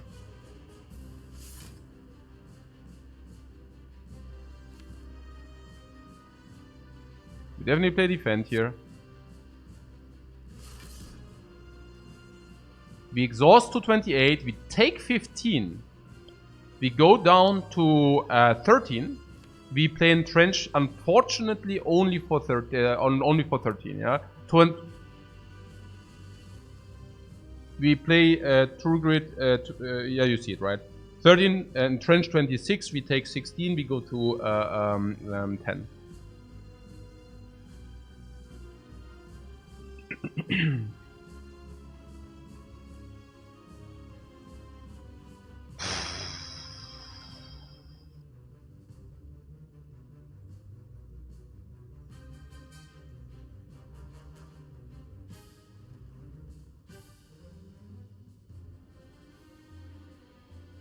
Okay, half of you say Havoc, half of you say Infernal Blade. It's close between Havoc and Infernal Blade. I guess the question is there ever a spot where we can play Havoc? In which cases Havoc is better, in which cases Infernal Blade is better? Yeah, that's the question. I think Havoc is better if we know what we draw. Then it's much better. In which cases is Infernal Blade better? Yeah, and the others. I also have to say that Havoc is kind of risky. I mean, when can be really Havoc? Can hit Entrench, can hit Corruption, can hit all kind of stuff is weird, right?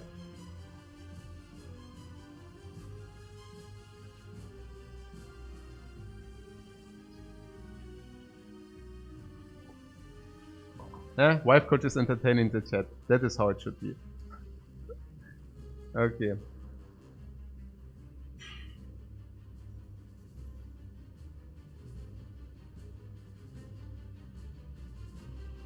Infernal Blade could save if you need some extra damage. Yeah, I think so.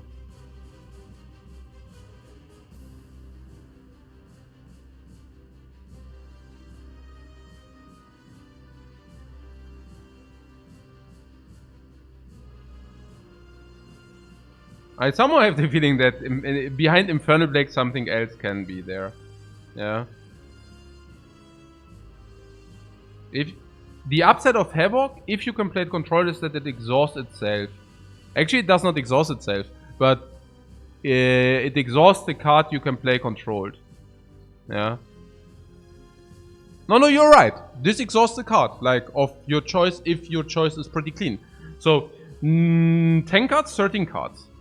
Can be played at control. We will draw 5 cards out of 13 cards. I don't see much control there. Now we exhaust 1 card now though, right? So we will have 4 cards, 9 cards, 12 cards. We draw 5 of them. Now we have 7 cards in the deck. There's nothing with control on 7 cards. Battle Cry. Okay, now we have 4 cards. Difficult to say that these are not controlled. Specifically because we already get rid of the cards we do actually want to exhaust, right? True Grit actually already exhausts the cards we want to exhaust. So Havoc will be more and more difficult to be played.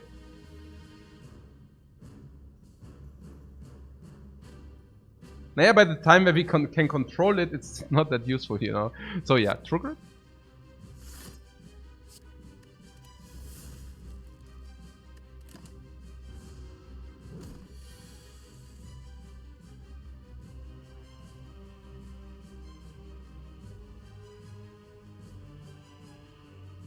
Yeah. Entrench. We go to 10, but it seems that we can somewhat control things, right? Next turn is Whirlwind 5 times 4. We might just be able to block that.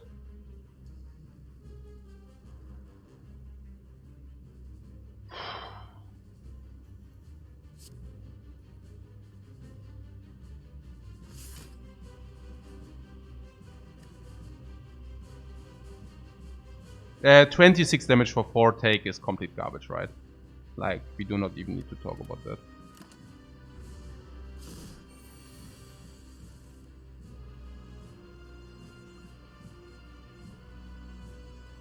Is defend and trench as obvious to you as it is to me?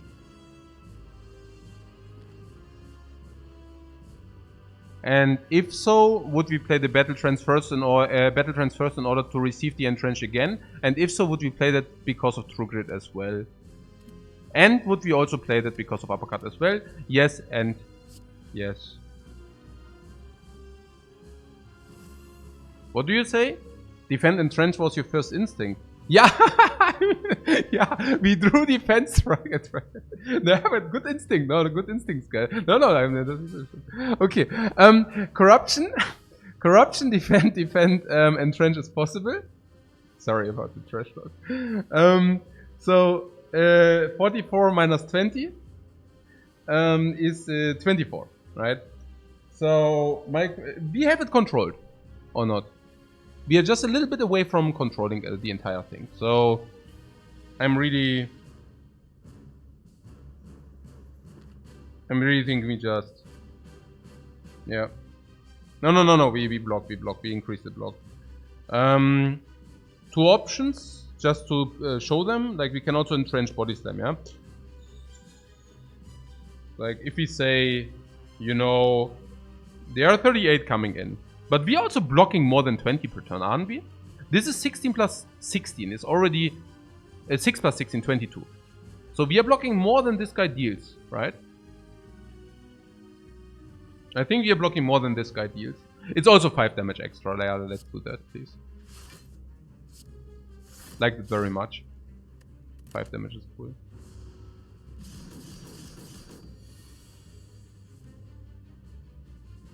Okay, that's interesting. I mean, interesting in what regard. Yeah, we have 1 energy left to do the body slam. Maybe we can disrupt him. So, defend True Grit body slam, in my opinion, is probably the best. It's also just very potent. We would True Grit something. I would True Grit blood for blood over the uppercut. Is that what you think? Probably.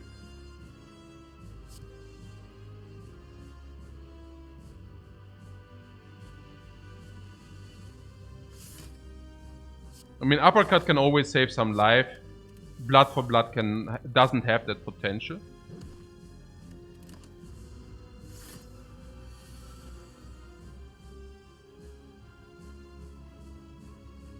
Okay, that's really good.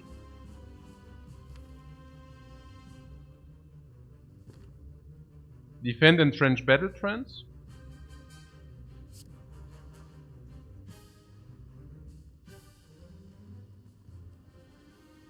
I mean, that's really good, guys. I just execute now, yeah. Yeah, we draw, of course.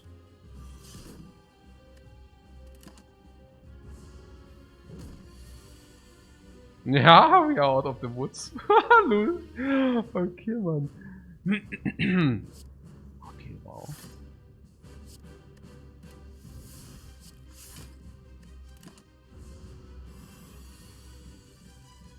Okay, wow. Yeah, okay, whatever. I'm just celebration, yeah.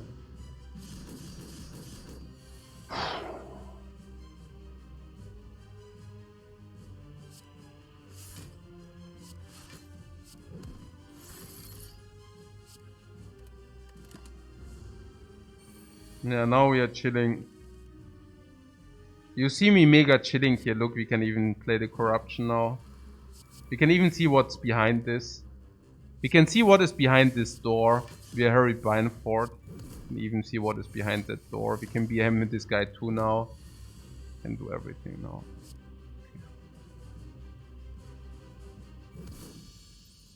That's right.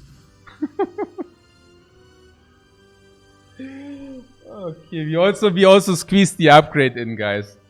We also squeezed the upgrade in for Act 2.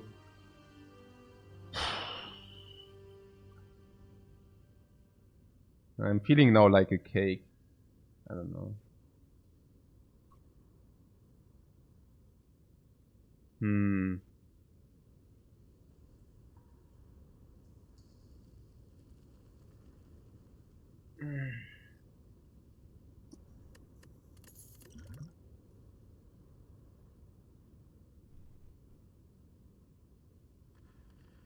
The offering should be insanely good for us. Like, insanely good.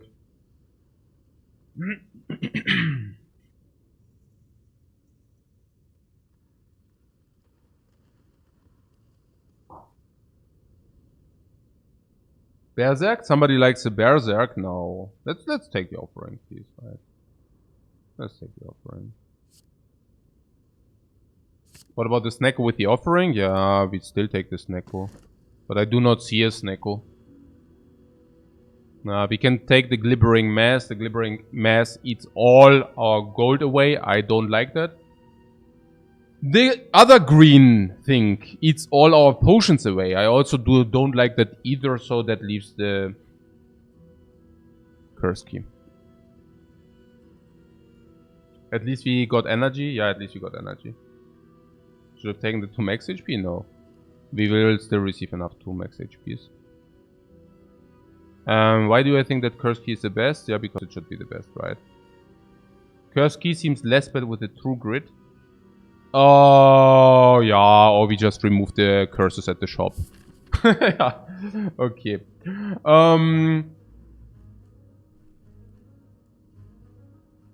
Right.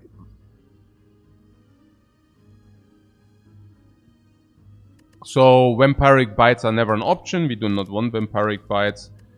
We don't have the golden idol anyway, so that also sucks for question marks. Upgrade all base cards, how is that? Not even that tremendously good. So all in all, we can probably consider that question marks are probably quite mediocre. Mediocre slash bad, yeah.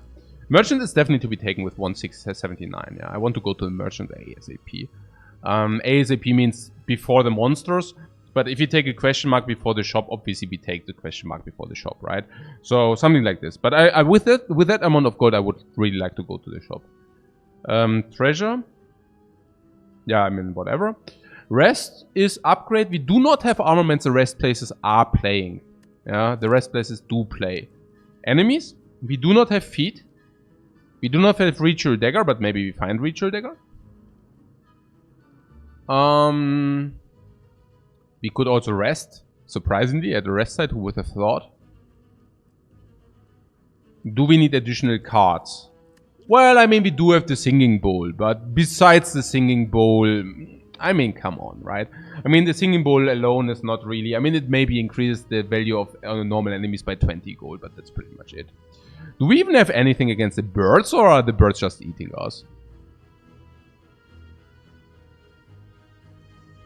Yeah, the birds are just eating us. Cool. What else? Yeah, I'm telling you, this is of uttermost importance that we could squeeze the upgrade in is like really good. Having the upgrade or not is like a difference like day and night, yeah? I mean, we could have also not done the upgrade then, I mean... Also, at the end, this was also really playing heavily, by the way. That was really good, yeah? Now, against the birds we have offering, and then we actually bring them down, like, by attacking them multiple times, so we get Infernal Blade something, but... Generally speaking, we are not that strong, you know, even with having picked up the curse key. Because we do not have, like, the block creation, I'm very happy about it. The smooth zone is amazing for us, really. I mean, that's really good. 1 dexterity in a block deck, that's great, but other than that... I mean, at least we can drop the corruption when we draw it. That's not bad. How much energy can we gain from the corruption? Like, it's 1, 2, 3, 4, 5, 6... 7, 8. That's not bad at all. That's actually pretty cool. So once we draw the corruption, we can just drop it. In that turn, we don't lose tempo. And from that turn on, we actually gain a lot of tempo. Maybe we can even argue that Blood for Blood is good against the birds. And once we receive the tempo, we can actually block and attack at this very same fashion. So that should... I already believe that corruption is positive in our deck already. Barricade is not, but I'm pretty sure the corruption is.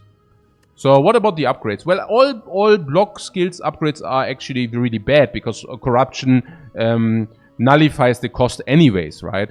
So we don't even want to upgrade the skills, but that's a different story. So what do we do? Oh yeah, elite fights. I forgot to talk about the elite fights. We have 4 energy, which is good for elite fights. I would definitely refrain from going any burning elite. I think in Act 3 the Burning Elite will be considerably weaker. Yeah, the bosses this, but should not matter by the time where we get there. Hopefully. We could look for a late chop to remove the curse we receive from the key. Lul. Yeah, because there is none. Okay, whatever. So... yes.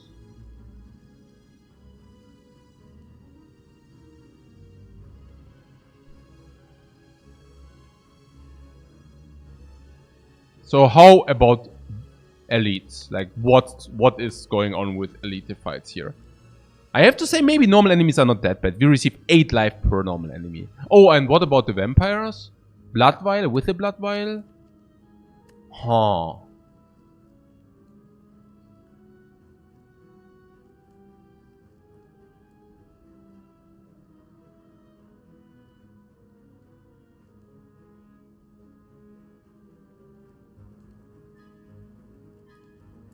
Yeah, blood vial means that we do not lose max life. Like we can just swap it for the bites, but I'm not a fan, honestly, still. I'm even really thinking that we should prioritize maybe really normal enemies. Because corruption actually likes to be fed by skills. The more skills we draft, the better corruption becomes, kind of. It's good because this deck is slow, can barricade and slowly bite to heal. Oh yeah. 5 binds don't fit in this deck. Yeah. Yeah, for whatever reason I was so eager to remove these strikes, wasn't I? I mean, at the end against the Guardian I definitely do not regret having done that, but yeah, it slows the deck down. I don't like it. But I know what you're saying. What you're saying is once we have this set up, but yeah, pipe dream. Some pipe dream going on here probably. So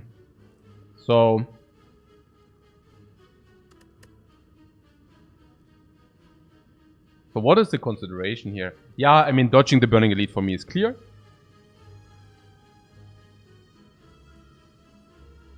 We could argue that these elites come 1 floor earlier than this elite does, so that we are forced into this elite. You see that? For all these elites, we would fight with 1 upgrade less than with this. Putting that aside, there is Fire Elite Fire, which is potent anyways. But really, like, in this fight we just have 1... in this fight we just have 1 more upgrade to fight with. So, I think that's what we do. Going into this shop, we can buy any shop relic or any common relic.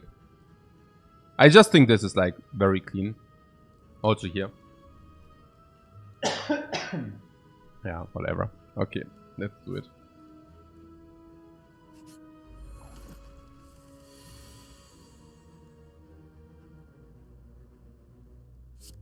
No decision here. Yeah, I get myself some tea.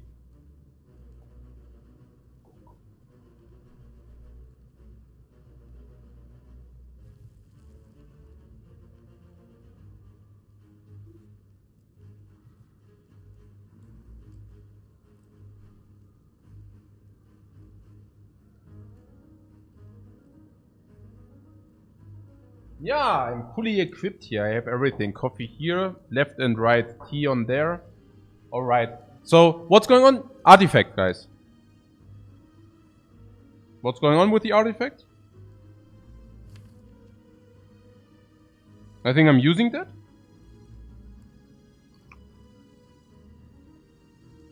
Yeah, theoretically you can bite in once you're blocked in, but the opponent is also dead by that point and stuff like this. So maybe you can bite yourself up against Parasite, maybe. Against a Shelled Parasite, you might be able to do that. But, well, usually... Yeah, I mean, against a Shelled Parasite, funny, right? Against a Shelled Parasite, you heal full. If you have that, but, yeah. You get insane where you heal fully almost every fight with a bite. Not necessarily. Only if your opponent has a lot of life, right? Or not? Oh, okay, I have to think about it again. So, 2 strikes. We get 2 upgrades if we basically trade strikes against bites. That's like direct upgrades, I would think. Now, we can also not remove strikes in the future, which is weird, but still okay. So now we can add another 3 bites into our deck. Now those are normal cards, right? I mean, you would not add bites like...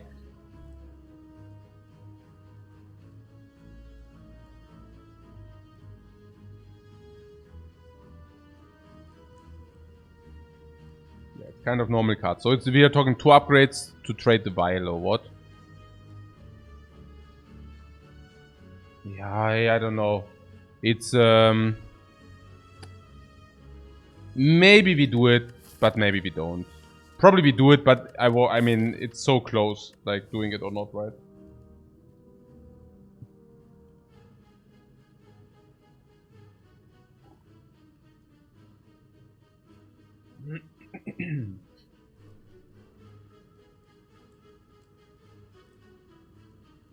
Against the healer, you also fully heal. Yeah. Not necessarily against the healer. I don't know, yeah, probably yes. So we probably would take it, but there's not a reason to actually go to question mark, I guess.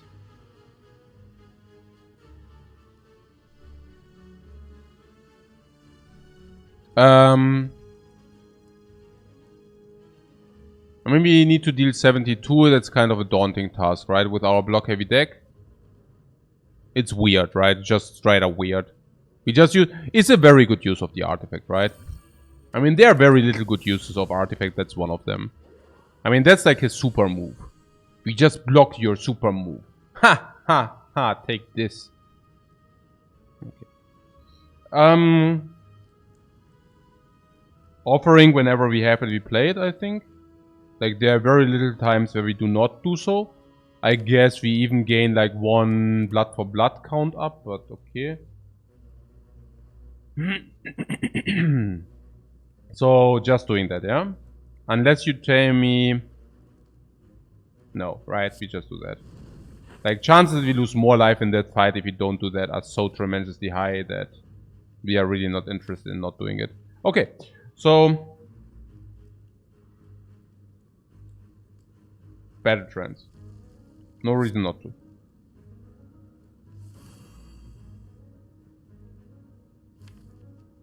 Yeah, that was what I hoped for. Because now we also see that Havoc is not impactful here. But it was also about maybe playing Corruption. Corruption Barricade? Corruption Barricade is doing it, right? That's it. Like Corruption Barricade we are set. Yeah, Corruption Barricade is probably the way to do it here. I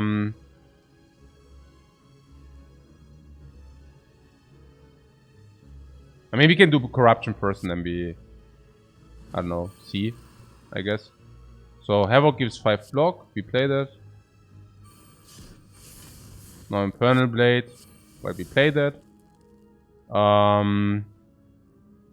True Grit on Strike. Now we have Uppercut. Uppercut 13, Body Slam 24, Dropkick 7. So 31, 44. Actually, we do have Uppercut, Dropkick 20, 20 plus 31. Yeah.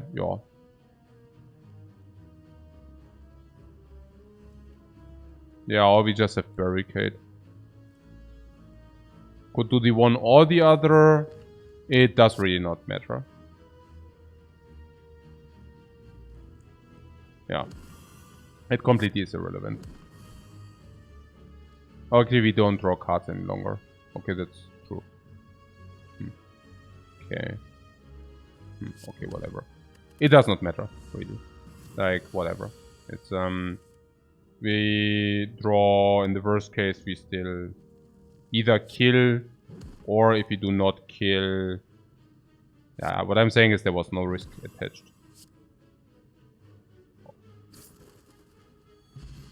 But I'm very certain that doing the...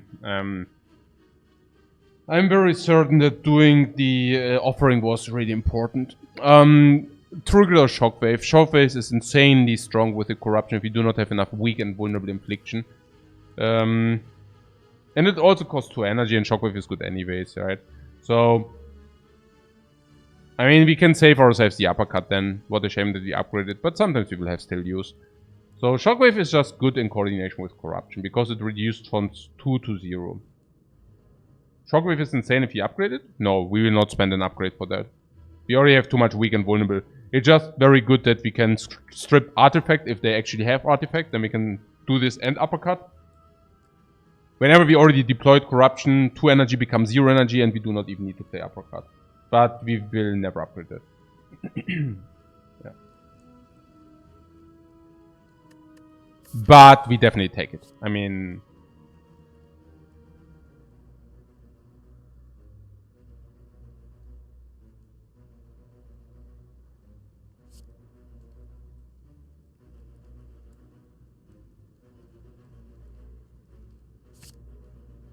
And it would exhaust anyways, you know, so that's great.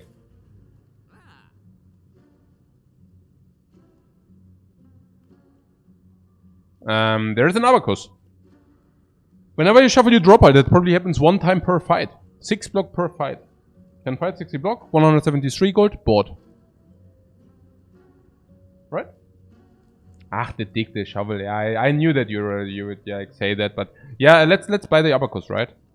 Or do you have something else in mind? Duplication potions? No, right? 19 cards currently. Battle trends. Some fights we will even go deeper. Honestly, once we exhaust a lot of cards with the corruption, we go very quickly down to a... It's good. I mean, so good. I don't know whether I like so good, but it's definitely viable. Yeah. Do we stick to this? There was something... I mean, also with a heal, do we really need bites if you have Blood Vial and Burning Blood? Blood Vial, Burning Blood heals us 8 per fight. Do we really... I mean... That's already kind of what we want, right? 8 per fight, right? Do we really need to bite ourselves up? Huh. Cool that we drew the Blood for Blood now. What a garbage. Battle trends.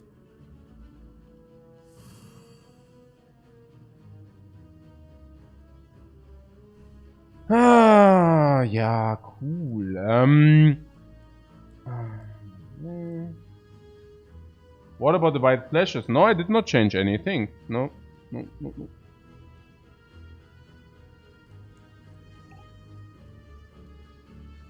You don't make decisions to try for bites, but you take them if you see them. Okay, that makes some sense, huh? Okay.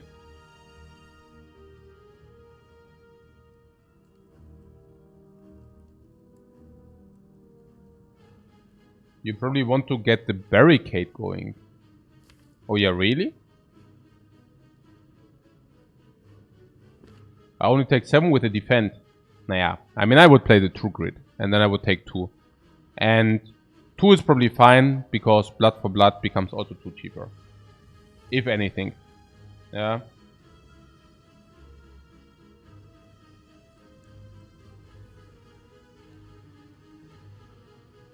So, what am I saying? Yeah, I mean, if you do not want to deal 11 damage, you can set up the barricade and then maybe into corruption. That's fine. I do not mind taking 2, because taking 2 also reduces the blood for blood by 2. That's okay.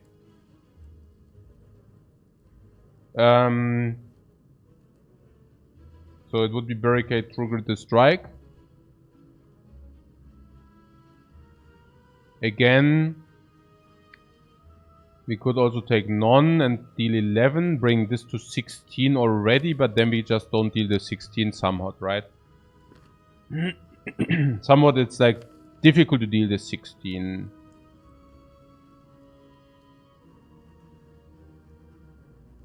Is it? I don't want to take no damage for no reason, you know, but because there's not that much block in there, you see. So next time we probably get attacked by 12 at least, probably 18, maybe 24 or something.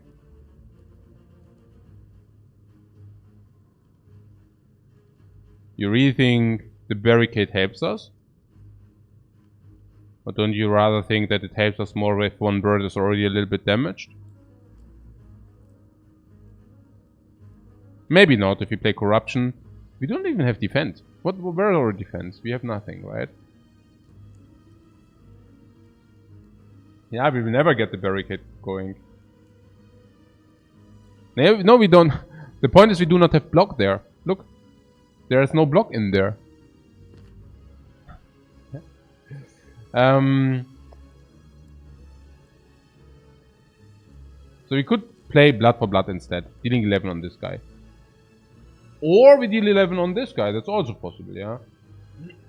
Or we play triple defend and we do take 2 damage less. While also being able to deal 3 damage. There's 3 options here. Oh, and we deal 5 damage on everything. So that's probably the best. Like, this is 5 plus 3 is 8. This is 11. So this is 5 damage on both birds more, for 3 damage on one bird less, but for that we also do not take the 2. Now, apparently we do not want to play this again. So we do not go barricade, yeah? So we true grid something. We true grid. True grid, block, block, strike. True grid.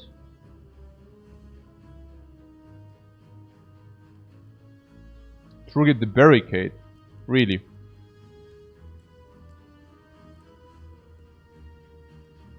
Not so sure. Once we deploy the corruption, if we draw barricade and some blocks, we might play barricade and blocks. Yeah, because the skills will be cheap. And with the corruption, we most certainly will end up at the point where we just drop the corruption and play our hand, and then everything will be 0. So, we should get rid of it. No, well, you can just get rid of the strike. The strike is complete garbage, no? It's a complete trash. It's not the... I mean, maybe we get rid of it. Probably the birds are dead by the point where we would draw into a barricade, right? Most likely. Is that a true sentiment? We are playing the strike, you're right.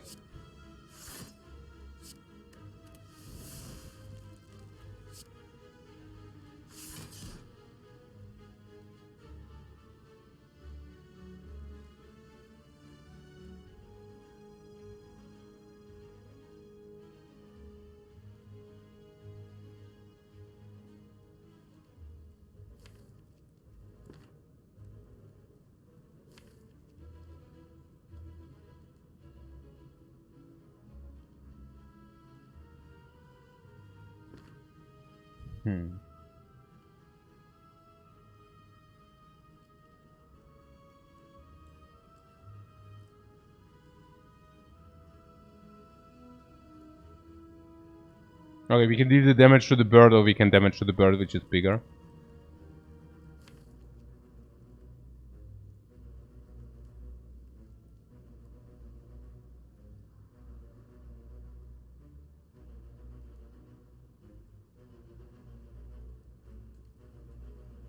I would usually try to bring the bird down, which is bigger. Because usually the other one is very often... I mean, it's a... What is the life difference? 5, yeah. Hey. Do we ever play 4 attacks? Not probably, most of the times not. But if this is weakened and attacks for 1 times 6, it goes to 0, which is like quite the thing. But then again, if this buffs next turn and we still don't bring him down, maybe we should really focus on this one bird first, and then we can still... it's just that we get one... Yeah, if we get the first one down, it's actually quite potent, right? It's quite important.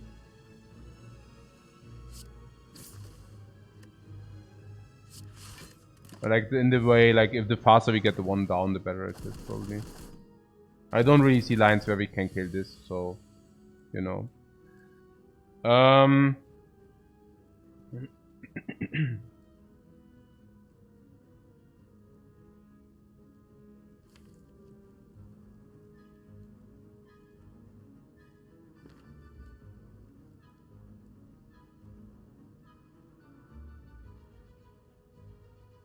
Yeah.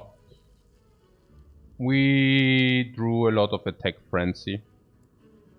Now, if we play this, we havoc. I mean, you know what? We could also just Lots of good targets for Havoc. Yeah. I'm thinking maybe we should just play Havoc. Really. I mean...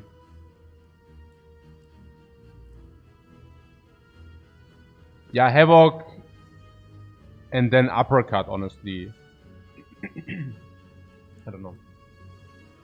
Like, not the corruption, that's my point. Uppercut first, yeah, poo. I mean, if you get the shockwave, I do not uppercut, yeah. If you receive a shockwave, I probably just play corruption.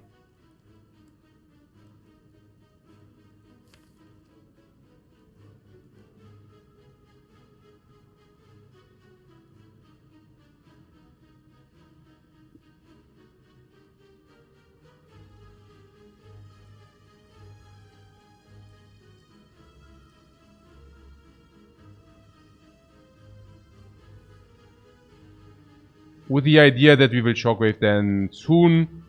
And then we usually only take, but we take 18, whatever.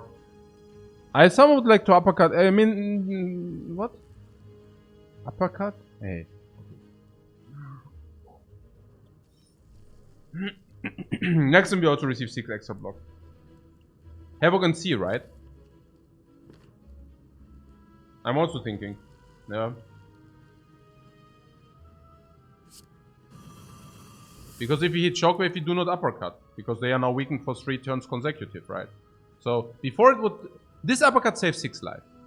So we had some incentive to do that. But now the incentive is gone. So, now I'm seriously thinking, hey, like if these are all vulnerable and weakened for 2 additional turns, I just play the Corruption here. Right? First of all, we do not redraw the Corruption, but second of all, everything becomes cheap. Which is kind of in our interest, right? They are vulnerable now anyways, everybody. So what is that? 9, yeah? So these are all vulnerable anyways. So...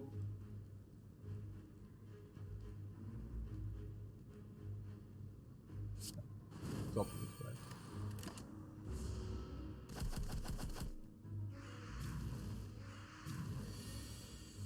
We have also some agency on them now, which is pretty cool. Twin Strike. Also not so bad. Right. So, currently we can... This is garbage, right? Like, we are taking damage, so we have to Offering. Offering is actually less damage. If you want, we can Twin Strike first, then we can actually reshuffle that in. And if we reshuffle that in, we can bring one down. So, I'm not exactly sure whether this or this wants to become taken down. But I guess we try to take this down in case we only draw garbage. Is that even true? Because we also gain block now. Yeah, I knew it was the wrong play. Yeah, I'm also already wishy-washy. Yeah. So let's see. We need to play... The thing is we need to play this defense for the letter opener anyways. So... But now if we do play this defense, obviously we are blocked in, right? So... What am I saying? I'm saying we are blocked in. So... This can also grow next turn and all that stuff. So I'm thinking, okay, what is if we just Twin Strike and strike this for, let's say, 6 plus 4, like 12 then. Is it a thing or is it not a thing? Yeah, I know, that's a little bit fishy. Kill what? You mean this one? Because this can... Or what?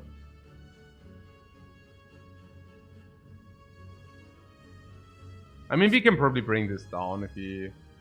I don't know, is that like... That's like not even a threat, you know?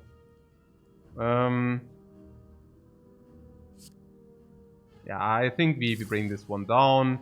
But we obviously do not kill it, because if we play 3 skills next turn... Yeah, something like this, I don't know. And somehow I have the feeling that I'm spewing around big time, but yeah. I guess.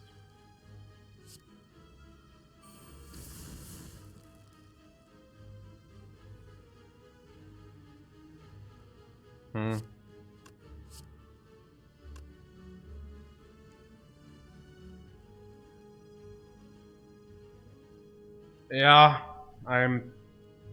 Yeah. Oh, hey, my brain is like melting. I don't know. These are some really stupid things here. Like now, yeah.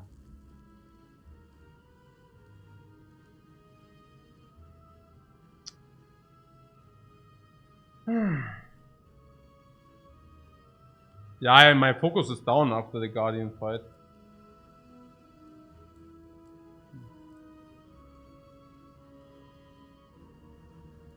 Birds are sometimes the worst thing in the fight in the game. No.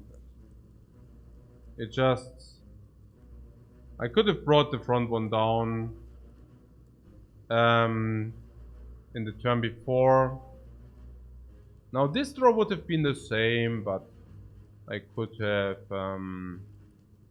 this would have definitely attacked. Yeah. So it's about one attack of this bird, but still.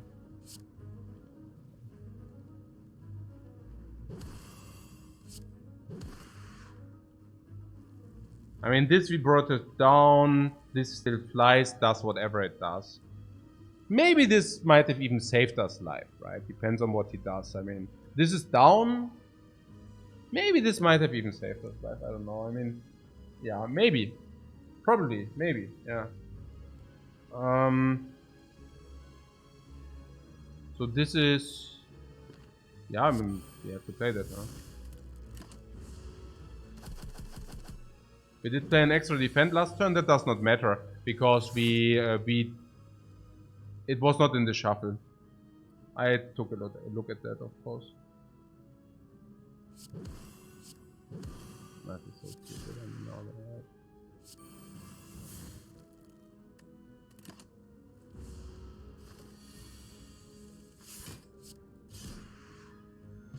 that.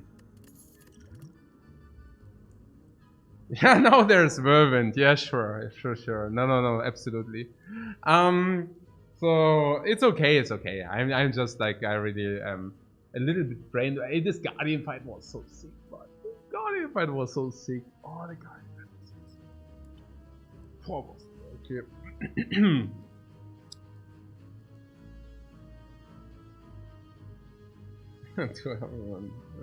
All S tier. S tier what? S tier garbage or what? What do you want with the Whirlwind after we already faced the birds? Yeah, nothing, man, nothing. Let's get rid of this garbage. We even have AoE with the letter opener slightly. I mean, let's not take the Whirlwind here, right? Pommet Strike is absolute garbage, and Metallicize we do not have like power synergy, and dexterity also does not scale with the Metallicize. So I would most likely take max HP here. Anybody? Anybody wants Metallicize or what? But the corruption is even worse. All non-upgraded. Yeah. I don't know. Premium likes Metallicize. Problem is that we already have corruption, right? So with corruption, I would actually really focus on skills. Yeah. I would really focus on skills. Yeah. Because Metallicize costs a card draw. And that's quite bad.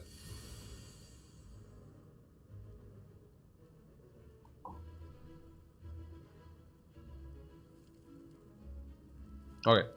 We can inflict vulnerable and weak for 2 turns, or we can barricade into defense. What do I like and why?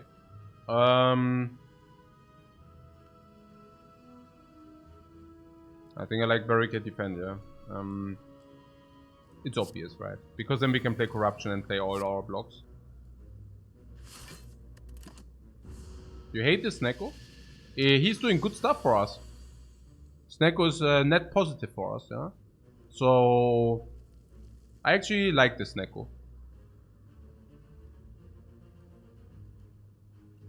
Right. So what about a Havoc? And Trench. Interesting. Right. So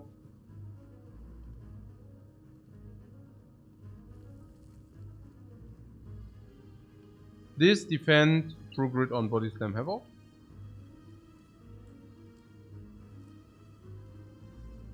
Sneko does not override corruption, no.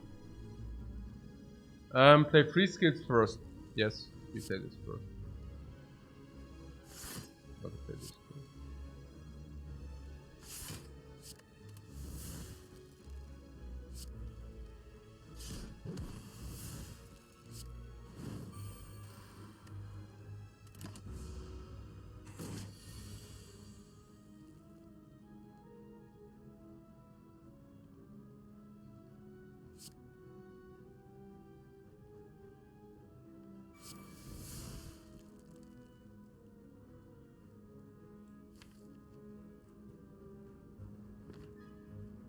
You do the offering, right? Obviously.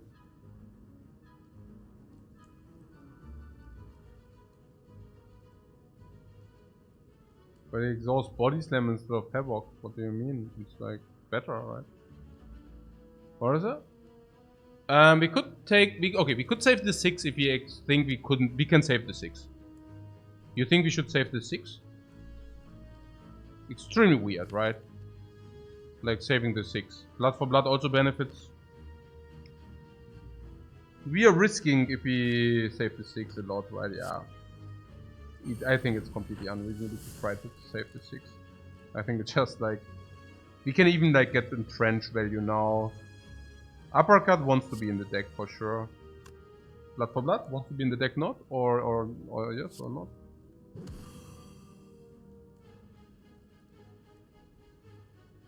Blood for blood wants to be probably in the deck as well.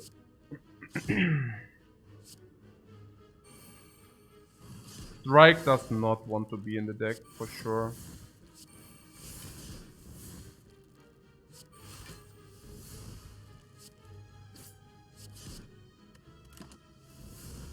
Six, yeah, taking 6, but for that we actually close down the fight. I think I like 6 to closing down the fight. I mean, we are taking 20 now, just saying, 27 already.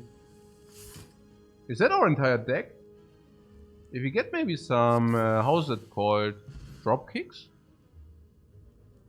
Wow, we have infinite if you have drop kicks, right? We can get some infinite drop kicks. Yeah, nice potion. Nice potion, nice more life. Nice more life, nice potion. Nice more life, nice potion. Very great fight. Fight is over, we gained life and we gained the potion. And here, yeah, some drop kicks. Flame barrier. I heard that's pretty good with the corruption, because it costs 2 energy, and suddenly it costs 0 energy. It's a block. I also heard it's very good against Book of Stabbing.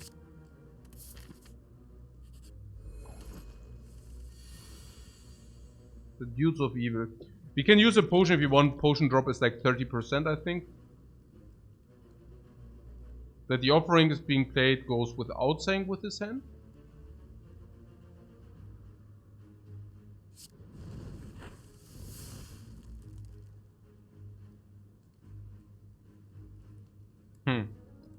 Right. So Infernal Blade first.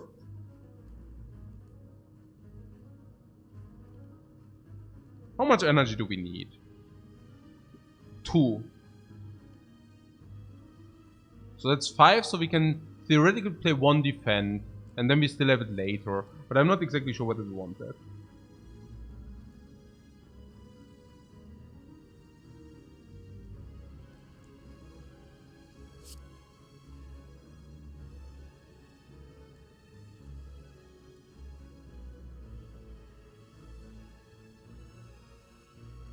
What, is it too early for corruption? No, it's definitely not too early for corruption. We definitely play corruption here.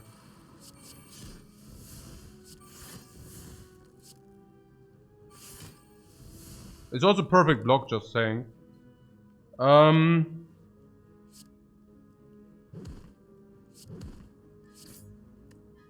pretty nice setup here on the Centurion.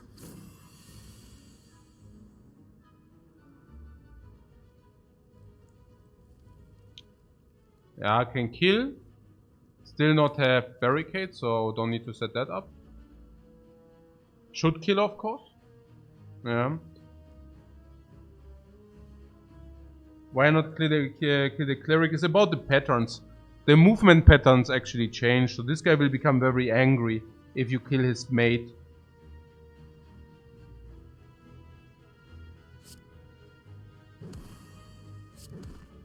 Very angry.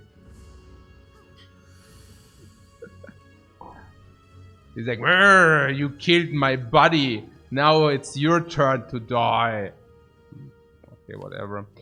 Yeah, barricade, battle trance. Will be battle transfers.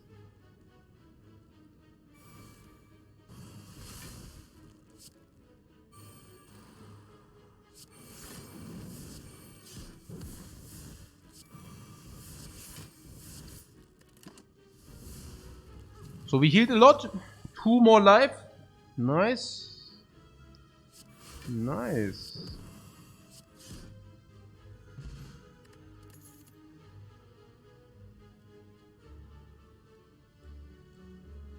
We take the HP. We didn't get a potion. Great.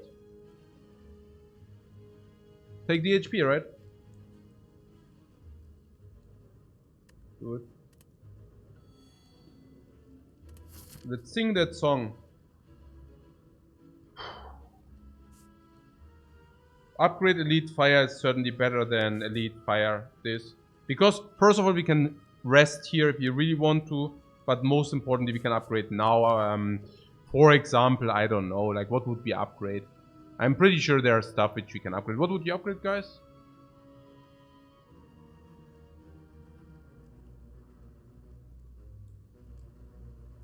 Offering. Yeah, offering is a possibility.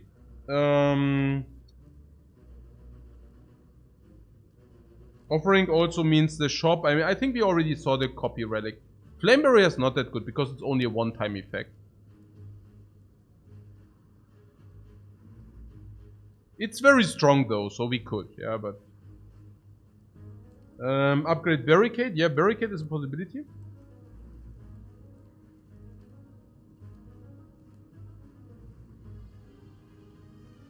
Infernal Blade is complete nonsense, because obviously if you play Corruption, Infernal Blade becomes 0 anyways.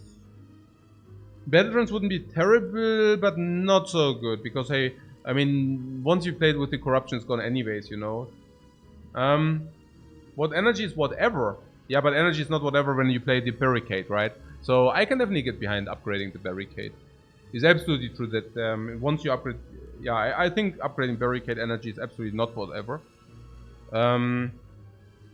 Yeah, Body Slam I don't know why, because, I mean, Body Slam generally yes, but I guess once... Okay, the turn where we play Body Slam we do not need the energy, I feel, but the turn where we play Barricade we might need the energy. Makes sense, right? So, even if you need the energy over and over again, it still does not matter, because, hey, either we do... You know what I'm saying? Right. So, Barricade for 2 is a difference for this fight, right? And then we can still... I mean, Fire is better than question mark or what? Yeah, we were not that mega fond or ultra fond for... I'm also thinking the bites are kind of really weird, honestly. Barricade for 2 is an energy upgrade. I do not mind. Unless we are... What? Nothing. We talked about it. Yeah. We are also full of potions, which is also good for that fight, no matter what. We have also kind of decent HP, so I also like that little one. So that's pretty cool, everything. Like, I mean, here, for example, if you would have had Barricade, I would have really loved that it's, cheaper. Yeah, that's for sure.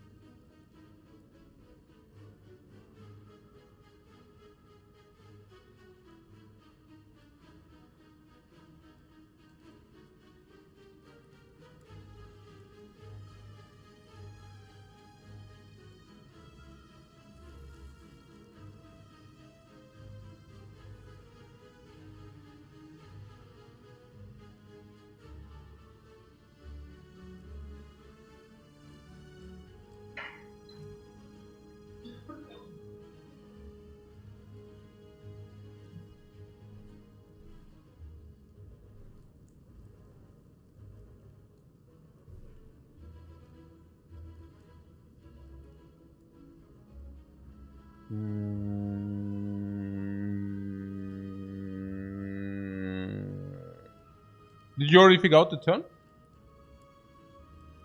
For energy, you are Infernal Blade first. Pommel Strike free. Shockwave definitely comes down, is it correct? Yeah, because we have the energy, right? Actually, we do not have the energy once this happens, but Shockwave happens, I guess. Under which circumstances does Shockwave not happen? I'm absolutely willing to use a potion here. Mostly the fire potion, maybe? Yeah, whatever. So, the Shockwave...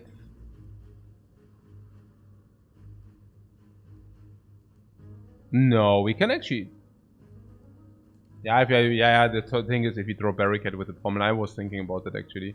So, we pommel this one, and maybe just Shockwave defend, right? Then this guy dies with the fire potion if you want that. Pommel defense slam? Yeah, we have all the options. Bash.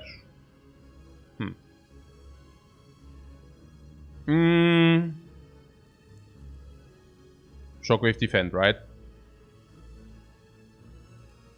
Yeah, I don't see any reason not to do that, honestly. It's just like so powerful.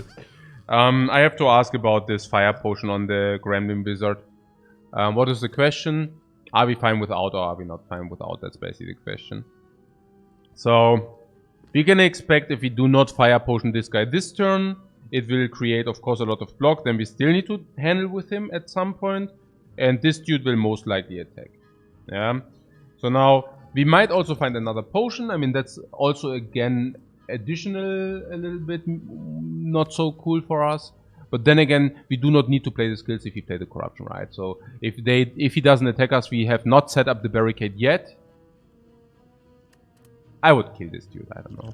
If he use one potion the entire elite fight, I'm like, yeah, that was cool, you know? Like, that would make me happy for sure. Okay.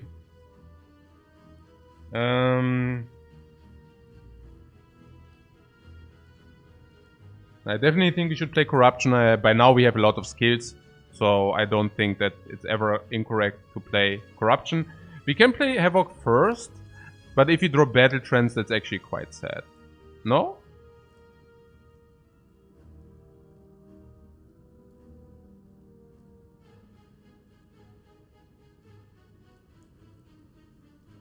Is it sad? No. I'm saying it would be sad if he would have not played the Corruption beforehand, yeah? So I would rather like to have Corruption first, Havoc. If Havoc goes into... yeah, you know what I'm saying.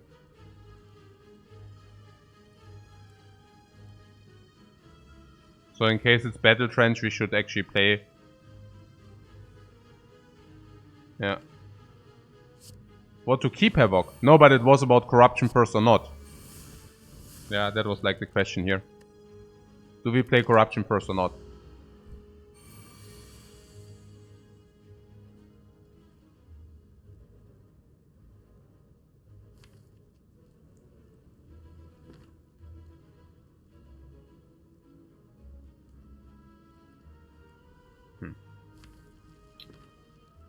Mann, oh Mann.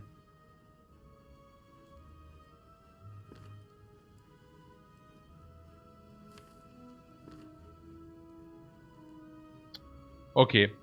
Battle Trance into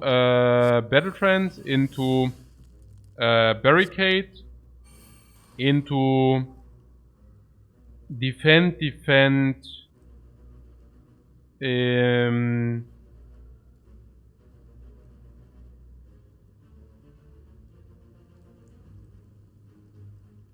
okay. Into strike.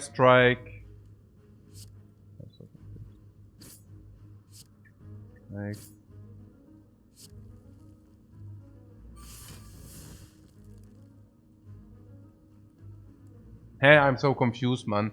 Hey, okay. Ja, Mann. Diese kleinen Pisser. Hey, okay. Was ist denn hier los? Okay, was ist jetzt hier los? Havoc, yeah? And now we have a lot of attacks. But not that much block. But there is still block here. And then this is like here irgendwie... Okay. And we can now still have the memory potion, or what? For Nein, das ist doch Wahnsinn. Ah!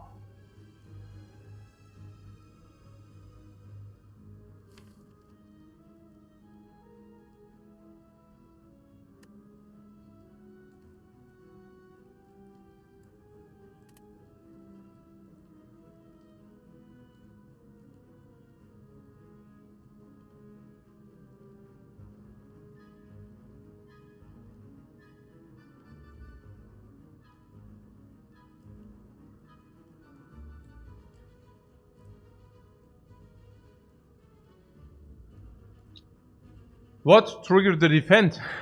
We could also just play the defend. Why are you so eager to get rid of the true grid? Also on another notation.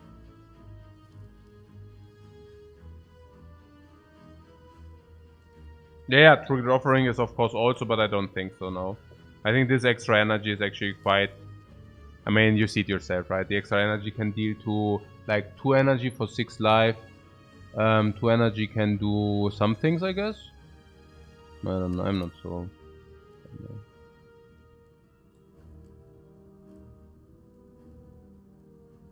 Okay. I would like to see whether we need to use the other potion or not.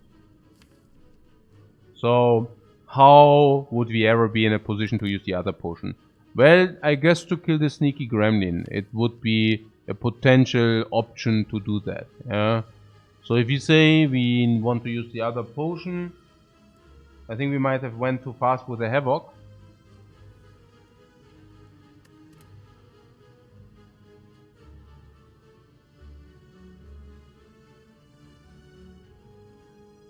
No, I think that was okay. I do not mind it too much.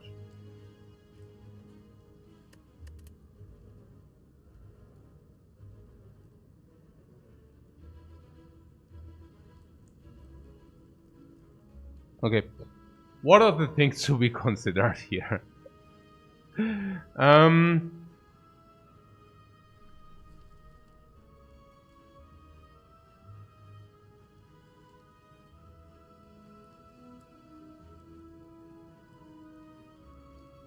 We will receive 6 extra block next turn. I cannot even exactly understand this. It's like really difficult to understand. So, if we play defend, we block for 6, we can also true grid now. Now, if we play true grid, we defend like exhaust defend, but we also exhausted true grid. So, we can keep the true grid in the deck, and for that we receive 4 more block. If we can get 4 more block now, but for that true grid in the deck is gone. So we have to ask ourselves whether we want true grid in the deck or 4 block. Obviously we want true grid in the deck. So true grid exhaust defend is nonsense. That is good, because that means we can already play the defend. Good. Now. True grid, the exhaust offering is most likely nonsense. I mean, offering is a card which draws 3 and gives 2 energy. That is just a good card. Now, obviously it does not draw 3 because we need to redraw it itself. And we also need to redraw true grid. So we're talking 1 card and 2 energy for 6 life, which is fair. I do that deal. It's also that we save ourselves the letter opener, because now we cannot actually activate the letter opener. Good. So what corruption scares you for this reason? Let me tell you, if you would have... if we are losing this fight with corruption, you would have definitely lost it without corruption as well. Okay. So... the question here is... do we want to use a potion now in order to deliver a deadly blow on this dude? Now why? Well, because this dude deals 10 damage, so this basically means we lose 10 block if this guy attacks us.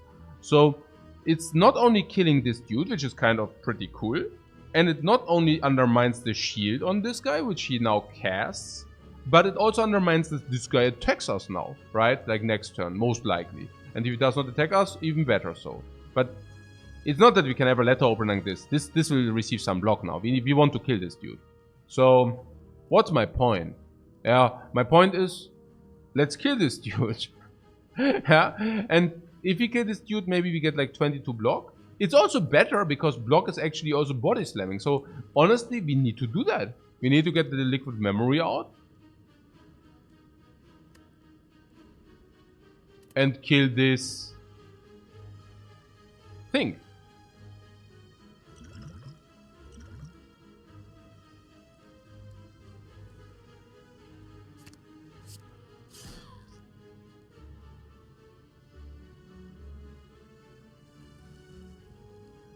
Now the next question would be, do we actually not do this? Because again, like we talked something about 1 card and 2 energy for 6 life. But now, since we use the potion, I'm thinking, hey, if you do this as 22 block, 28 block already, so suddenly this is very powerful and then we can just punish him to death without, you know, using this. Is that true? Probably. We have uppercut, we have bash, we have body slam, we have 4 energy, we have flame berry which comes down. I would do that, yeah.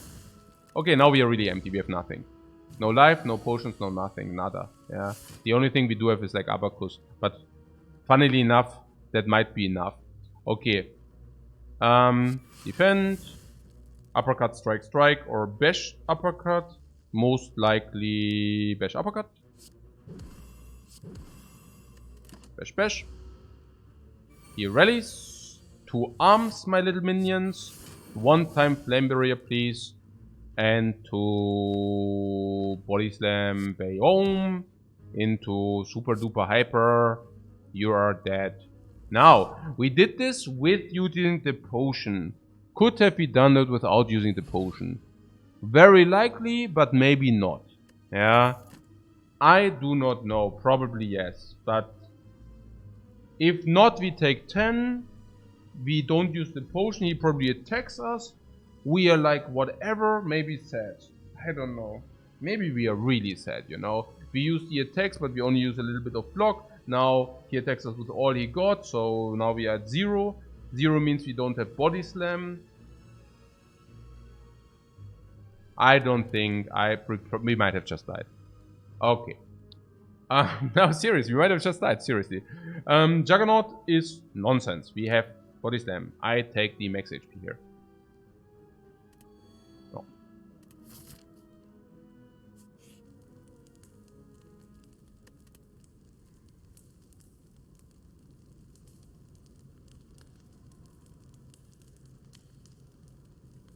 The havoc was a problem there, yeah, but I mean, it's like, yeah, we can also hit different, you know. Offering. I do not even think it's a problem with the amount of cards. I mean, this draws 2 more, but maybe we just flame barrier. Flame barrier is +4 block. I can imagine that being good. Actually, body slam is also pretty good. We realize that body slam sometimes is important to be a little bit cheaper. Maybe just like body slam, honestly. Body slam 0 energy, 1 energy is quite different. I feel. I mean, I think it's quite the difference, right? Like 0, 1, it's quite the difference. Yeah. Do we do that or not? Oh, by the way, Smiling Mask is a complete garbage. Yeah, I mean, it's complete rubbish. Yeah, we do not see any shops. Like, that's really sad. Now we have the Elite fight with no potions. I don't know. We will see. I would have really liked something. What is this? Slam better than Barrier? What? Energy... Yeah, it's close because it's also throwing back some damage on the Book of Stabbing and stuff like this.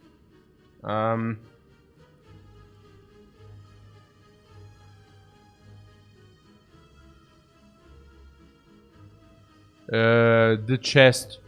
Yeah, the chest. I don't think we open. I mean, unless we do not open that, right? I mean, that's weird. Nay, right? We not. No shop, small chests.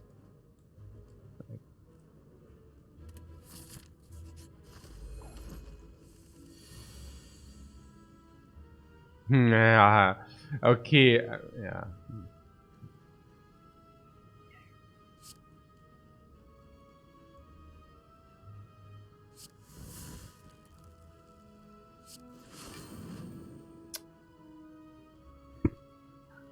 It's like always wrong. Okay. Yeah, no. I know. It would have killed him, yeah. Thanks, guys, thanks. Thanks for letting me know.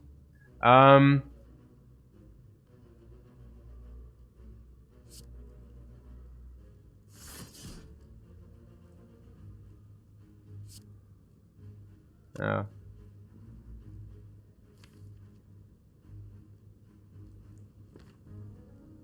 Now, if he plays 3 skills, we kill him, but I'm wondering whether I want to. Oh, man, I'll make it.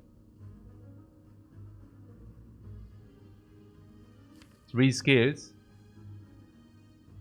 And we have nothing for the dudes.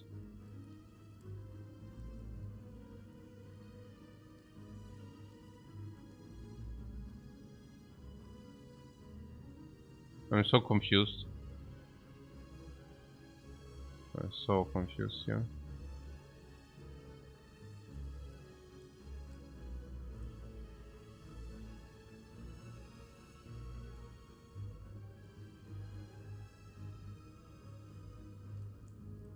You can kill the bird with a letter opener. Yeah. yeah, sure. Yeah. I just hope that is true. I hope that is a true sentiment.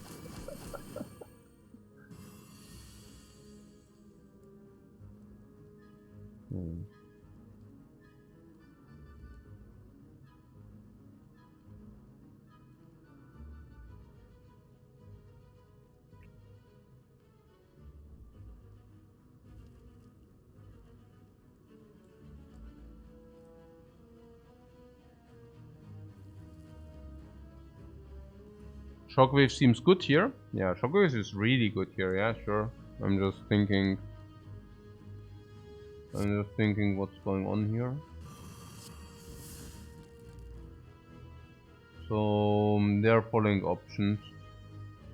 I mean, this is nonsense, right? I mean, yes, we block, but hey, we also shuffle a garbage in our deck.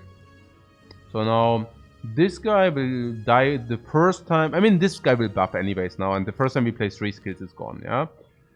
This is vulnerable weak anyways now. So question marks are what? Barricade or not? Hey, D4 RKY, thank you very much for the subscription, man. So why is barricade good and why not? Well, I guess barricade is good if we plan to play true grid, defend, and trench. Somewhat. I don't know. He's 28. It's not even that amazing, but hey. I have seen worse, I don't know. Now alternate would be...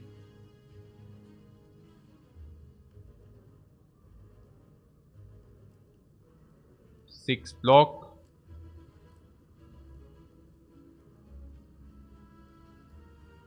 And then we can also play the body slam.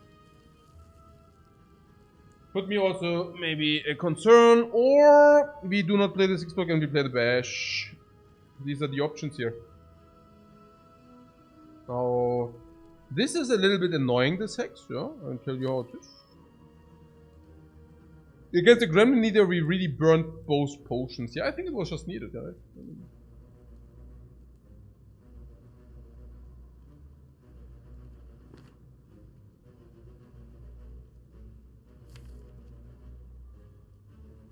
Blood for blood will become cheaper. We can maybe burn the dude down with uppercuts and all that stuff. I have the feeling barricade is not effective. Yeah. I have the feeling barricade is just not effective. It shuffles a curse and it does not even prevent us life loss. I do not see us stacking with the barrier, honestly. Do you see us stacking with the barrier a lot? I mean, somewhat. I have the feeling I also do not want to play skills if that would mean we overdued, right?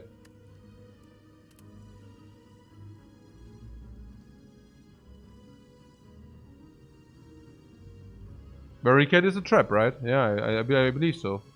No,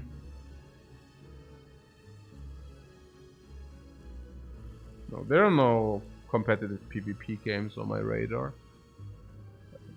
None at all.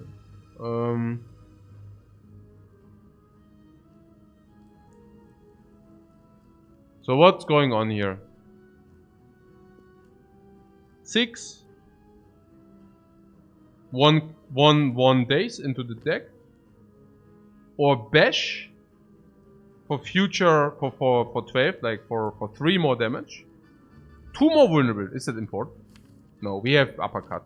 I play defend into body slam. Okay, I feel it's mostly correct. I don't know. Yeah, it of course depends on what happens, but you know, 15. You stupid little bird. You freaking stupid. Okay, you're dead. Okay, random nonsense. Yeah, this in case we draw offering.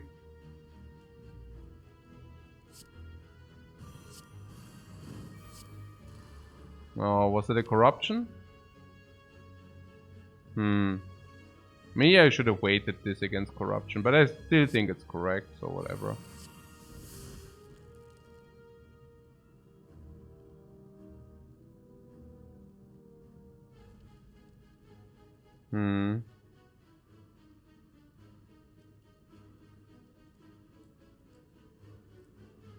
So this is okay.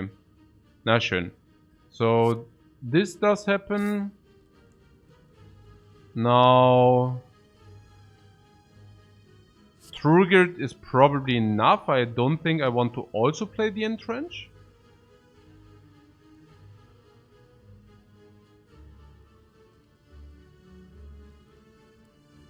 Not exactly sure though.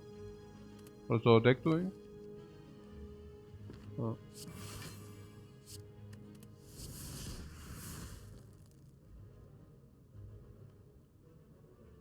So now this 33 already, and still is weak and vulnerable. So I'm thinking, depending on our draw.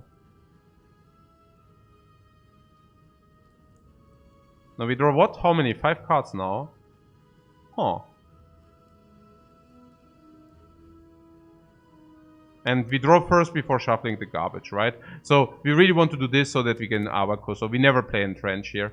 So it's really about blood for blood or uppercut here. Blood for blood deals 33. Yeah. So this is 19 already only. So 33, but next time we do not deal any damage. So we can as well do this, right? 5 days is, yeah, we will see about that. But this is like 14 damage more, but this still keeps vulnerability up, right? And next time we inflict nothing. So it's 14 for 2 vulnerable. 2 vulnerable is probably already 14. Yeah. And weak anyways. Why not exhaust Entrench with True Grit? You don't want to redraw Entrench? I don't know. Depending on whether you want to redraw Entrench, it's one or the other. What am I saying? So 33 or 90. Okay. Yeah. 14 vulnerable. Now this will be 33 and not vulnerable. If we deal 33, it's 49 with vulnerable anyways, unless we draw stuff which would make him vulnerable afterwards. Now what would that stuff be? Yeah. Uppercut, for example. Yeah. Other than that, it's actually also quite nice, because if we draw dropkick, we really also want him to be vulnerable. But he will be vulnerable next time, but not the turn after, right? So,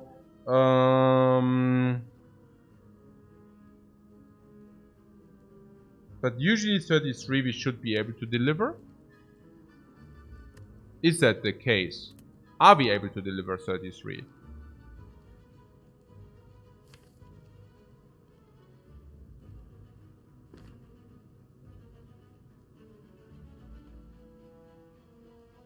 Yeah, I mean, if we redo blood for blood, it's already 33.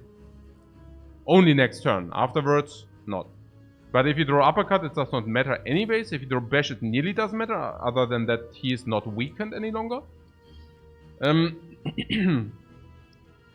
but if you draw dropkick, it's a little bit ugly, of course, right? I mean, that would suck, yeah. So 14 damage. I mean, this is 14 more. If you draw bash, it's like 10 more. 10 more if you draw bash. If you draw uppercut, it's like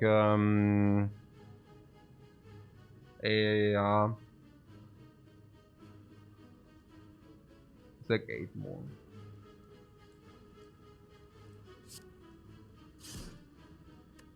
It's super close. I cannot say it. It's like super duper hyper close. Hot garbage.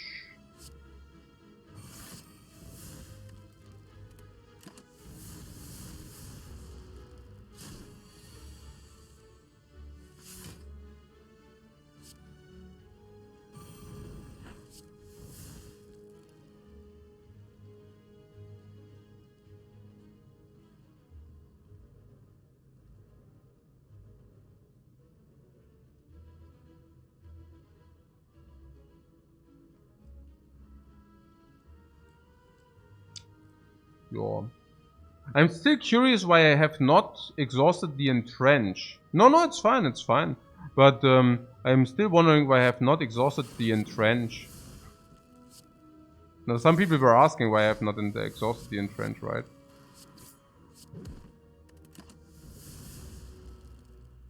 I mean, maybe that would be a reasoning.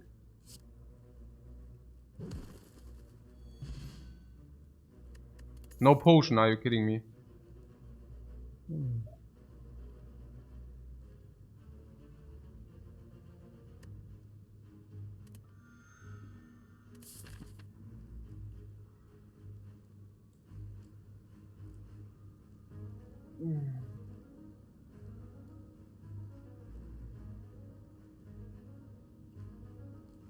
Somewhat we are still on 60 out of 83. That's good. The mask is a dead relic. That's not good. We haven't found any relics since... No.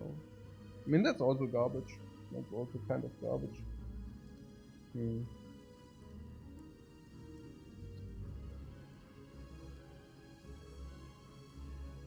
Elite?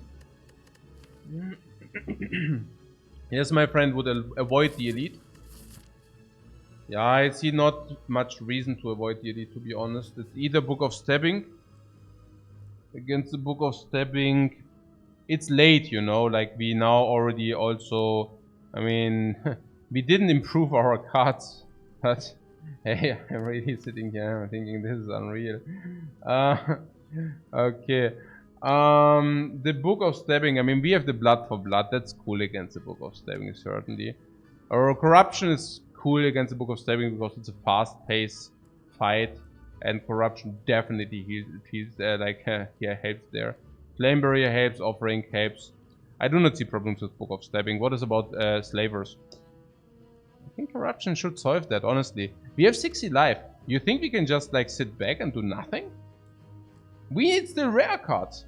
We need the freaking like Impervious. We need relics. We need all that stuff. We are league like garbage, you know? You think that was a coincidence that we needed to use the potions?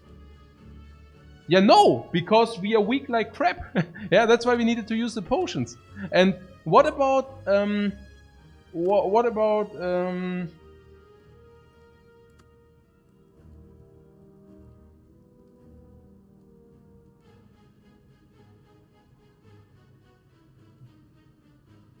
okay.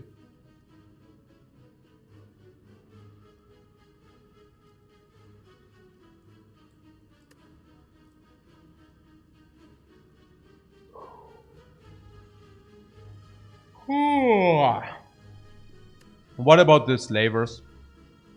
How big of a problem are they?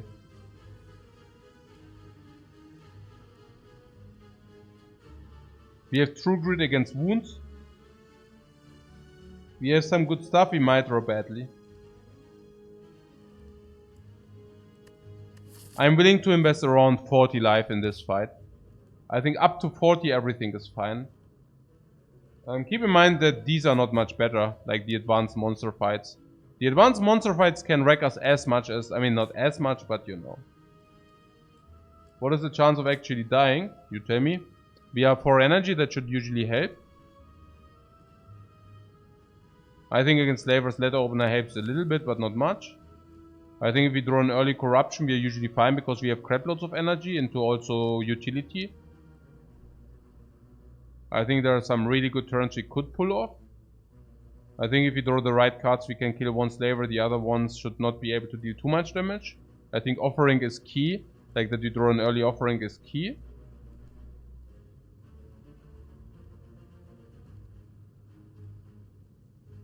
I think it depends on when we draw what, but I guess slavers, yeah, that's bad for us. I mean, again, we are happy that we draw triple skills.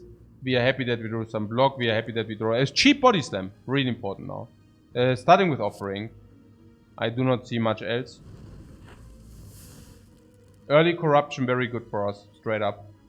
There's nothing to be said. Like, not more, not less. It's just really good. Really nice start. It's nearly like a perfect start. Yeah, that's pretty much what we want. Super nice. Mega nice turn, yeah. We would need to count 3 energy attack and 3 energy corruption. That's also perfect. It's completely crazy. It's completely crazy. We play this.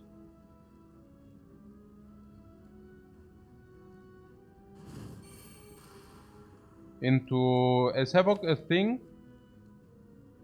Not before we have, like, we could hit Entrench. So we play Shockwave first.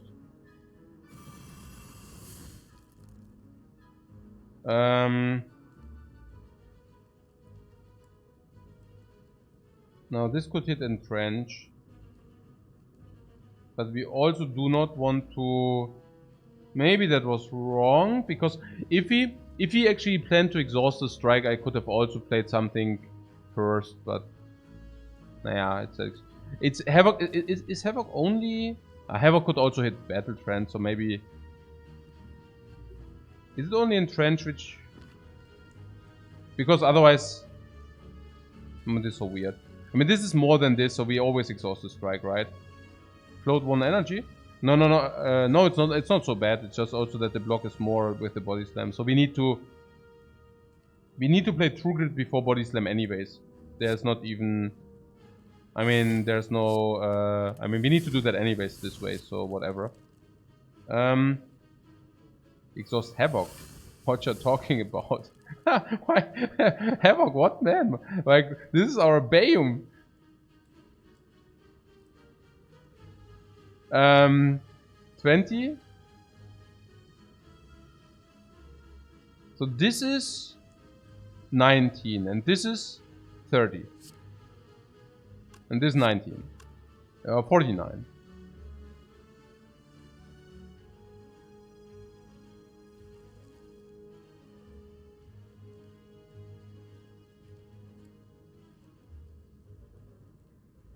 Yeah, I see that we can kill this. I mean, I'm just thinking, okay, should we? Yeah. Is it the best? Yeah.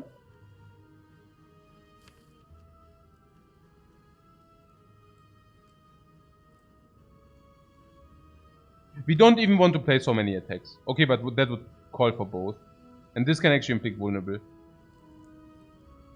I'm suddenly I'm wondering whether this is not more threatening. Yeah. This can inflict vulnerable and can also throw the net, but the net we do not mind, right? So mostly...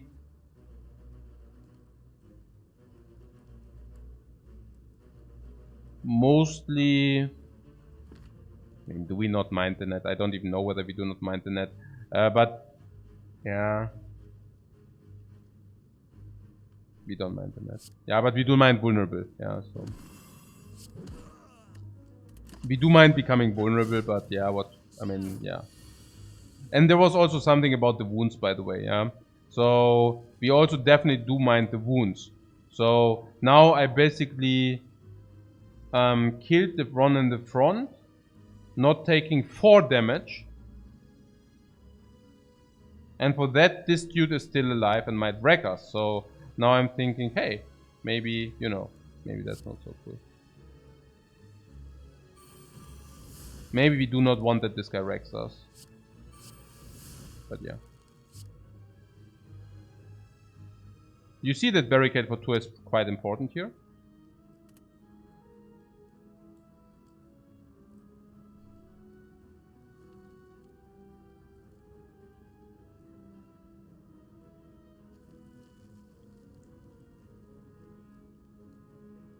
I killed the last one in 95% of the times. No, that is correct to kill the one. But we also did more damage. It's not wrong. It was just that we wasted 3 life if we would have done that. But now I'm, of course, in a peculiar situation as well. So I don't know. Let's see what we were talking about. So what's going on here? This is 12. Obviously, this is 9. So it's like 21. It's like 35. That's exactly not good. Look at this. We have three away, right? And I was hoping that, well, you know what I'm saying, right? 35, we were like 3 away. And it would have super cool if like we could have killed the one or the other because of this little life difference. Yeah. That would have been that. Yeah. Is there an argument for not playing Barricade and killing it instead? Yeah, of course there would be an argument, but we cannot kill. That's the point. Yeah. That is what I just checked, right? It's like 21 plus 14 is like 35. It just does not die. Yeah. I mean, obviously that would be good. Yeah. I mean, we definitely play this. I mean, there is no question about that. So we have either like going to 3 or we play defend barricade. What is the idea behind that? Okay, so there are 2 things which can happen.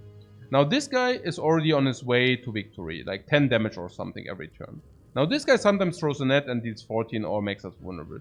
But this deals 10 damage and throws us wounds every turn, which sucks, like really sucks.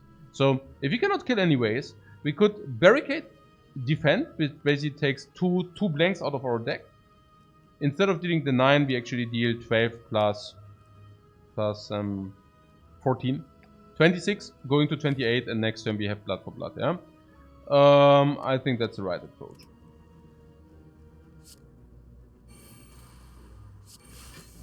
I hope that I'm not talking myself into something stupid here. Yeah.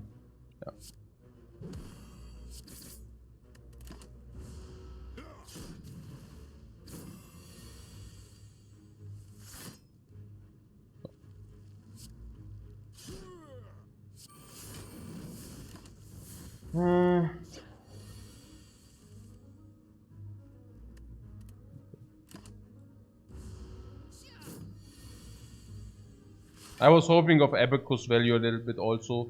Abacus, then we also have Body Slam. That is not a coincidence. I was actually thinking the wounds block also Abacus and all that stuff. So, definitely happy about the result. Whoa! What a nice fight. No damage taken? No damage taken? What the heck? Wow. Wow, okay, that was sick. Toyny Topdar. Yeah, plus 5 life. Right, if I find a relic and it gives me plus 5 for life, I'm always like puking. Okay.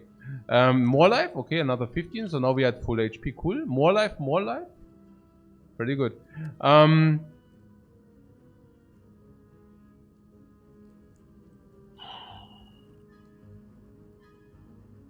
Granted that the offering was huge here and the corruption, absolutely sure. If the fight goes wrong, we lose 30 or 40, but that's not the point, right? Because we were actually willing to lose 30 or 40 life. If we go into the fight, we lose no life. You know, I'm happy. Yeah, but fun fact is, it can go wrong very quickly. So if you focus fire one like the wrong slaver, we probably lose like another 20 or something. Just saying, yeah. Okay. I heard shrug it off with corruption is a pretty good thing. I want to take shrug it off. Shrug it off specifically as long as you don't have Dark Embrace. Shrug it off with corruption is pretty insane.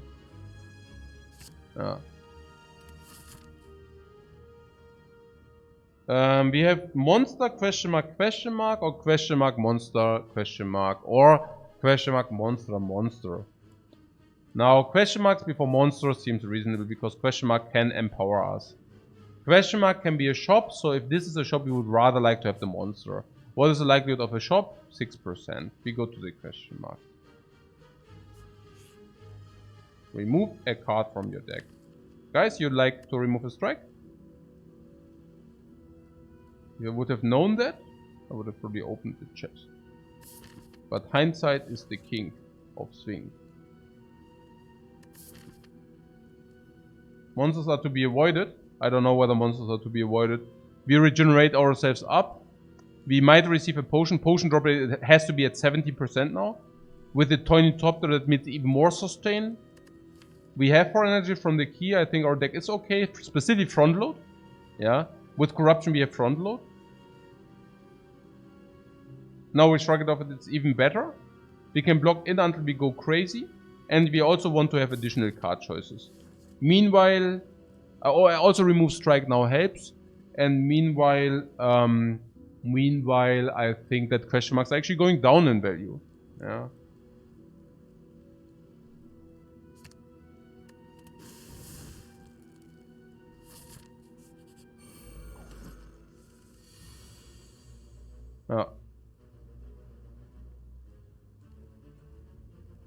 Let's play the corruption.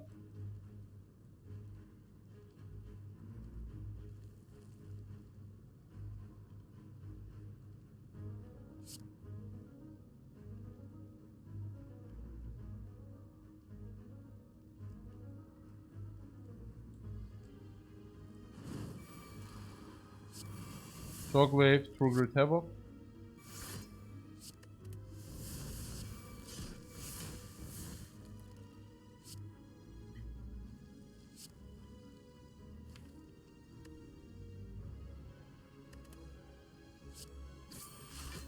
Pretty good.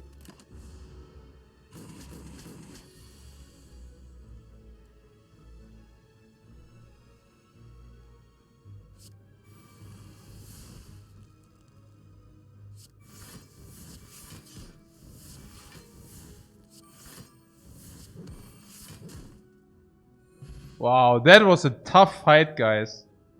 That was a tough fight, man. Whew! Oh, I'm sweating. Sick. Okay, whatever. I'm taking the second battle trance, I think. Specifically because a battle trance sometimes might even exhaust, you know, so it's probably even more important to be taken. But I really don't want to brick turn 1 as well.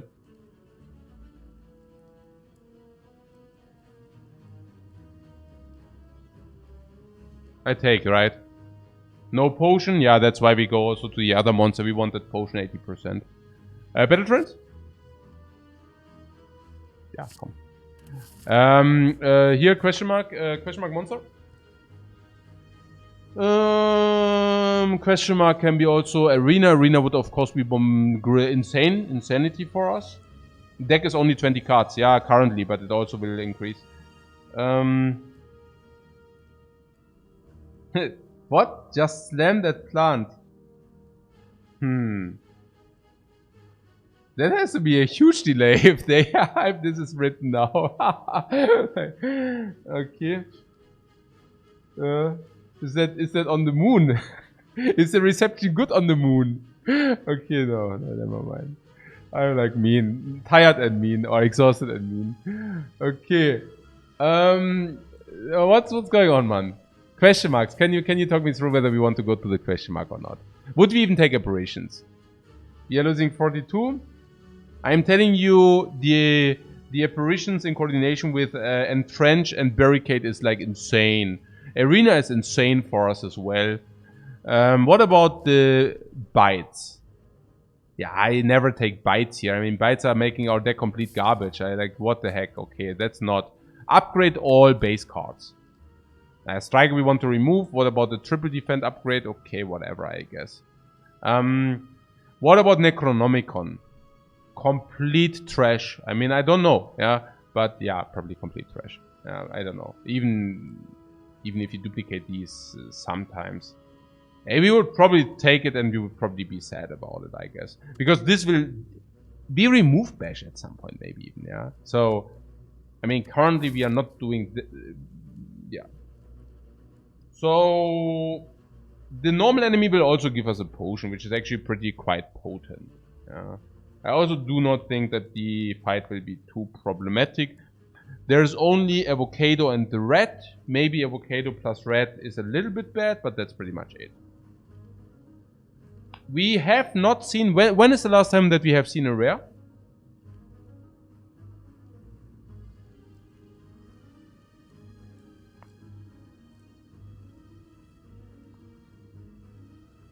It has to be a while. I don't think I have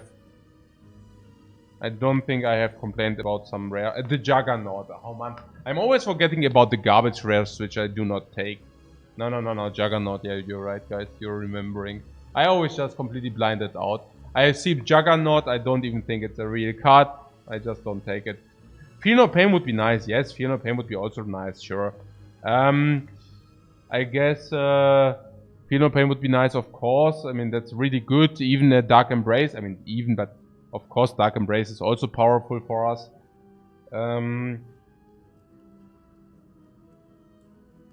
Now, what? Question marks, what? There was a remove that does not count. There is something like, what was that? It's only one question mark. So it's just a general average value of a question mark we can expect, right? Just average value. On the other hand, we can go to this fight. We most likely receive a potion.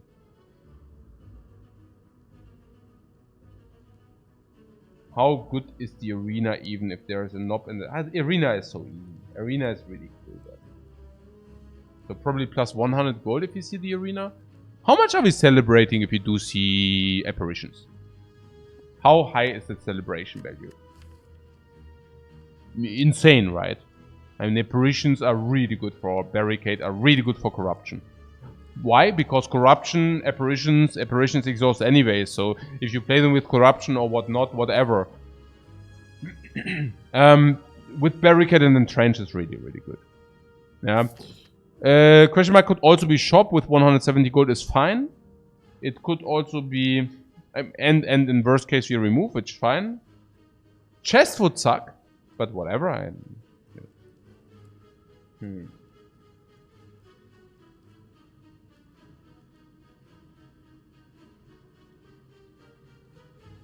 Yeah, it's a lot of infinite. It's a lot of energy. I'm scared that this question mark could be just garbage. What is if it's a library? I mean, then we take it. There is some stuff like Feel No Pain is pretty cool for us. Dark Embrace is pretty good. Yeah, you know, of course, Arena is great. Potion Seller guy is good. Why? Why would that be good? Lower variance? I don't know. There is I mean, let's go through the key events. Okay. So first, there could be transform 2 cards, right? What is about the 2-card transformation? Are we unhappy? Are we happy? Happy. Strike and Bash wants to be transformed 100%. I love the transform. 2. Red Mask event? Definitely good for us. Weaken them, and we are already late in the act. Arena, definitely good for us. Golden Idol? Not so cool. But we take it. Apparitions, great. Vampires. Sadness. Library. Good. I've never seen the betting night that late in the act. Can it even be a betting night?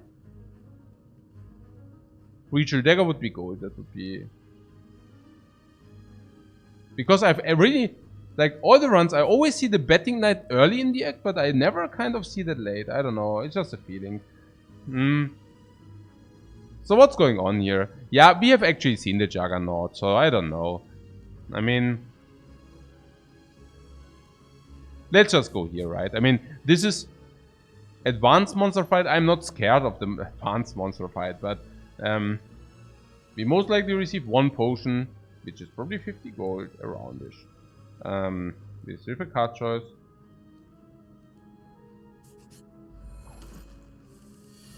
And this is... Yeah.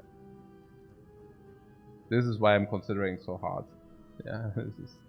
Corruption Havoc.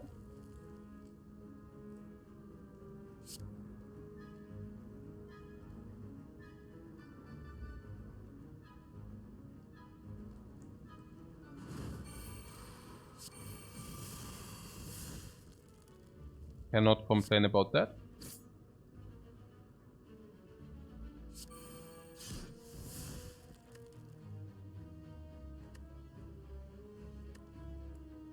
Potion is nonsense because there is a non-zero likelihood that we are actually doing that without too much damage.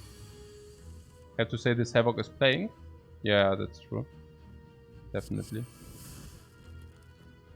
No, yeah, I mean, I expect the Havoc to play with the Corruption, honestly. I mean, I'm not like uber surprised about that. I actually expect that. I have to also tell you that the letter opener is pretty much playing. Okay. Oh, they deal 0 damage. So we could actually also distribute. Matter of fact, I do not want to overkill that is. Maybe something like this. Setting up the kill with the letter opener next turn. Then there is something like this. What is that? 14 and 19. So like 33. I can see that. I don't know. Actually, it dies from the flames. Even better. Then we do not even need to do the letter thing.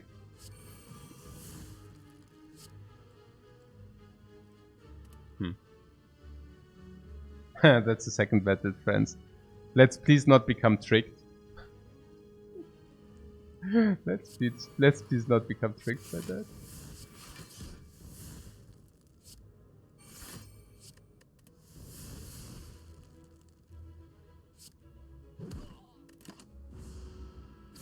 The bait trends, yeah.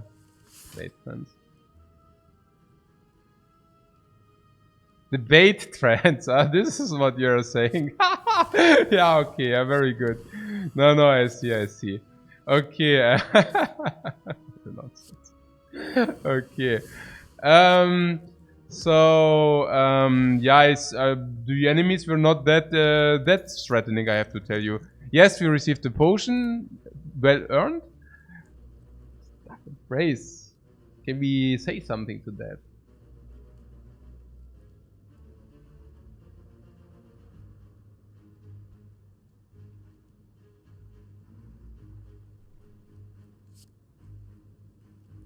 Future investment, Dark Embrace. Is it future investment?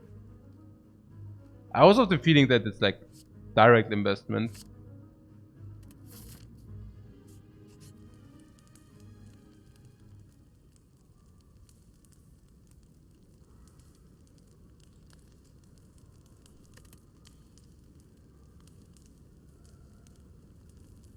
Okay.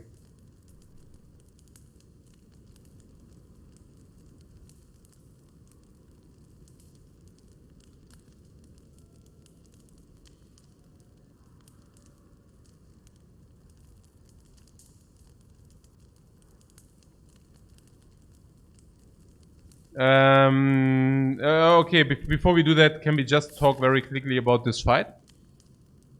I mean, we have full life and we even have more than full life. I think we do not need to talk about this dexterity potion in a way that we will definitely play this dexterity potion in this fight, and because we might find a new potion in like probably 70% of the cases, and this is a very good fight to use this garbage. Healing full. How will we get all the keys? Yeah, by taking them. Like, what the heck? What do you mean the dexterity potion is okay for us? Because, like...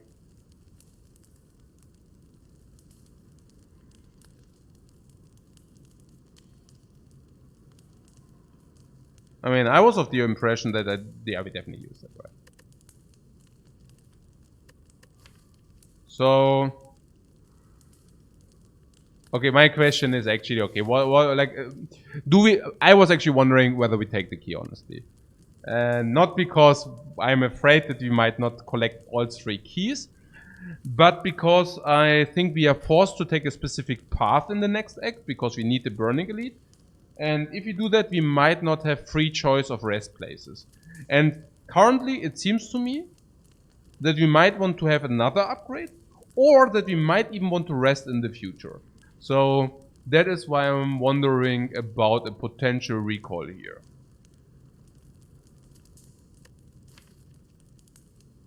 Because if I would like to upgrade something, I would not even know what that would be. Because I actually think we want to remove the bash at some point.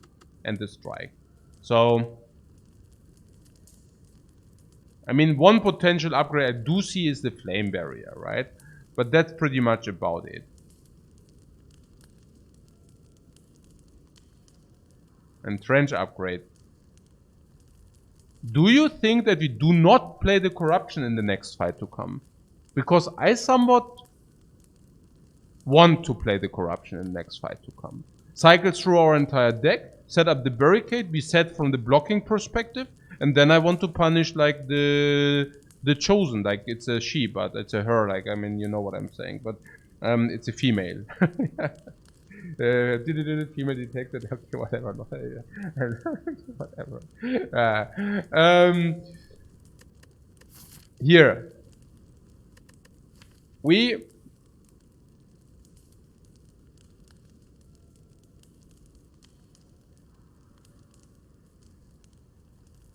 set up barricade, corruption, dark embrace, skim through the entire deck, duplicate our block, and then we just throw a body slam on her. That's it. Yeah, GG. She's vulnerable, she's weak, she's everything. We bam. Yeah. Energy upgrade before Snecko. Snecko. +1, +2, +1, +2. Yeah, okay, Snecko corruption. We don't need to continue to talk. Yeah, it's really good. Yeah, okay, no energy upgrade, yeah. So... vulnerable and weak because she's a woman. What the heck, man? Hey, Redbeard, thank you very much for your raid, man. Appreciate it. Okay. Man, oh man. Hey, I always thought like the level of the conversations like is like high in my chat, but now it drops like blur. Blur. Complete niveaulos, yeah, okay. Whatever. Ja, Recall, Mann, oder? Recall hier. Recall this stuff. Yeah, or Flame Barrier. Flame Barrier, yeah? Flame Barrier, let's go.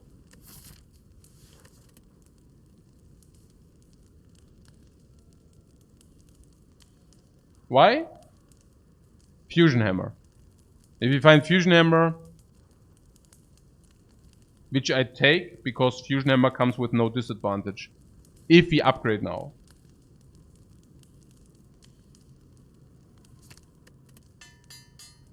It's very good against the heart, we need to upgrade it against until the heart anyways. Fight. Damn, we really draw corruption turn 1. So we really need to have we really need to make a call now. Okay, that's sick. I didn't expect that. I think we do it.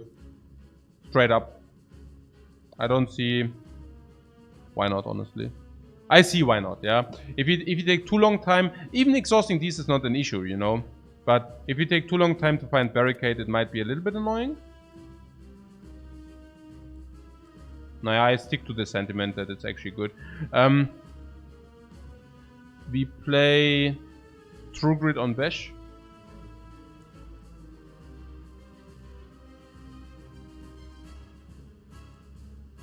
Oh.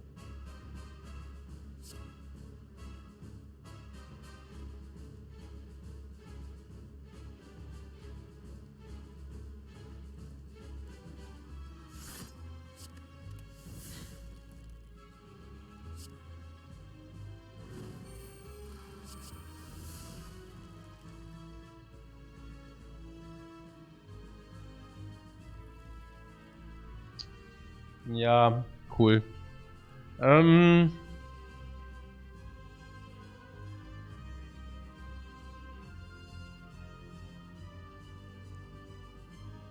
Okay, we can deal 21, and for that we have a burn in the deck.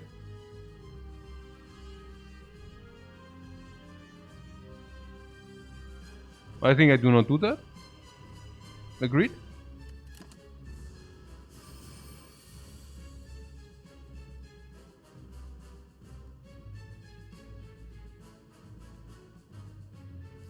Guys, I'm telling you this is going into the wrong direction here.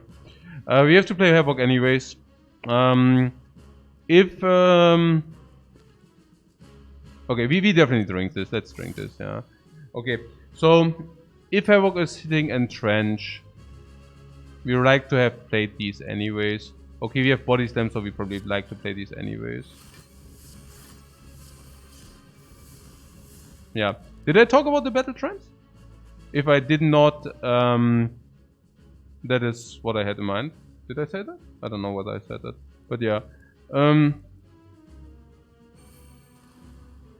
So Entrench can now be played.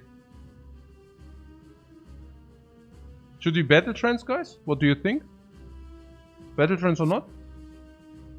Probably yes, right?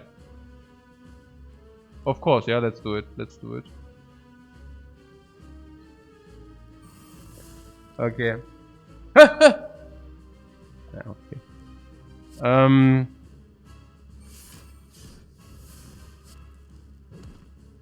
Yeah, obviously I'm trolling. Okay, whatever. Okay.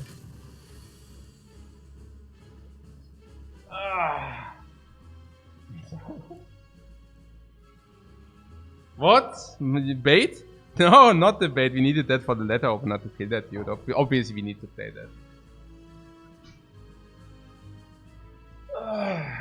Okay.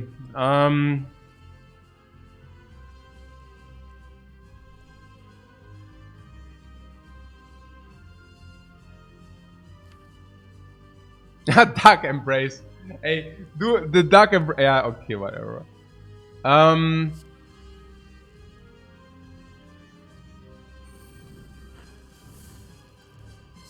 You're such a freaking early bird, man, Dark Embrace. You're so appreciated. Okay. Yeah. Okay. I mean, better late than never, you say, right? So, definitely nothing to complain here. Better late than never.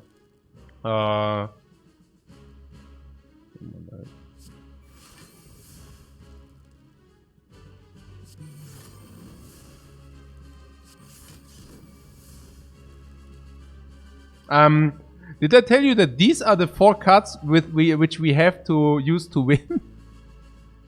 Okay, but I'm also pretty confident that we are. Why not cycle body slam? Yeah, maybe. We are now body slamming every turn. Yeah, that. But no, maybe we should not play the corruption that early. Because, hey, maybe our deck is insufficient. No, my god, now we are losing 12 life per fight. Yeah.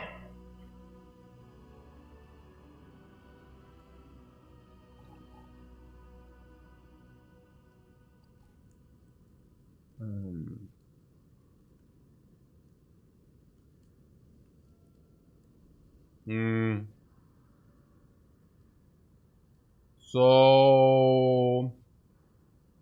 Second offering or max? No, we take the second offering. Why would we take the max HP? It's okay if you lose 12 life. We just always consider whether we want to lose 12 life in the fight or only 6. If it's okay to play one offering, we play one offering. If we need both, we play both. Yeah. Unless we take the barricade, but I think we take the offering. With corruption, Dark Embrace, we can skim through the entire deck until we find barricade. So, yeah. Immolate? Like never? What the heck, Immolate? No.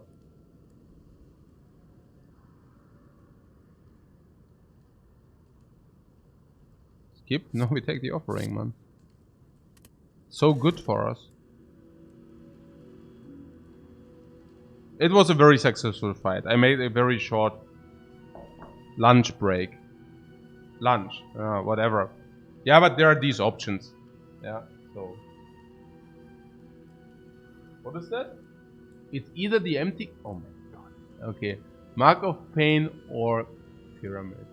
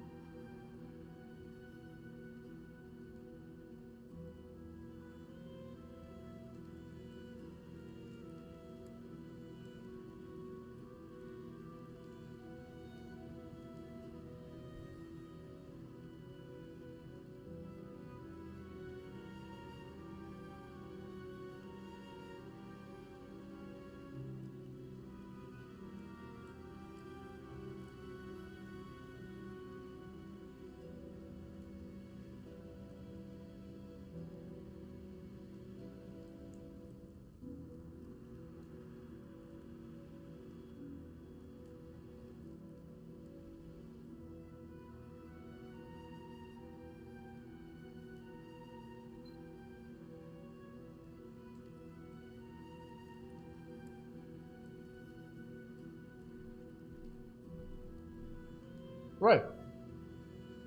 So did we conclude what we want?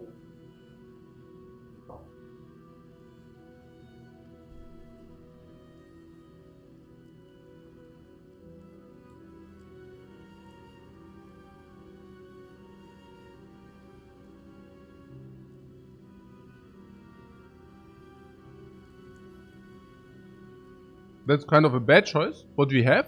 Yeah, it's a really bad choice. Yeah, absolutely. Yeah, it's only garbage. Yeah, I do not like what I see.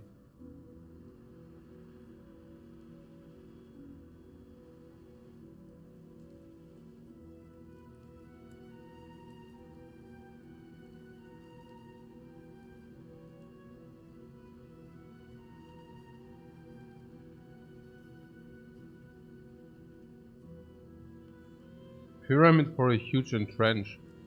We can always have a huge entrench. We have Dark Embrace and Corruption. Yeah. So if you play Dark Embrace first, we wait for Corruption. Once we play Corruption, we skim through our entire deck. It's pretty good.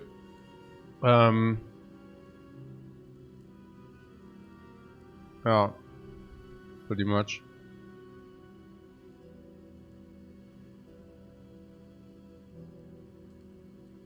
And if you get Corruption first,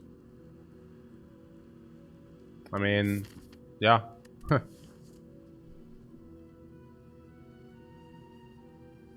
Why would Pyramid be bad here?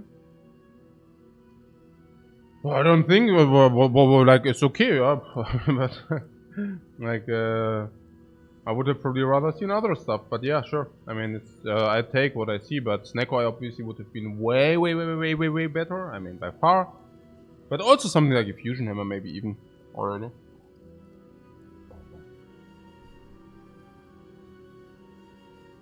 What is about becoming overwhelmed by wounds? What is generating wounds? It's only Snake Lady, right? Only Snake Lady is generating wounds.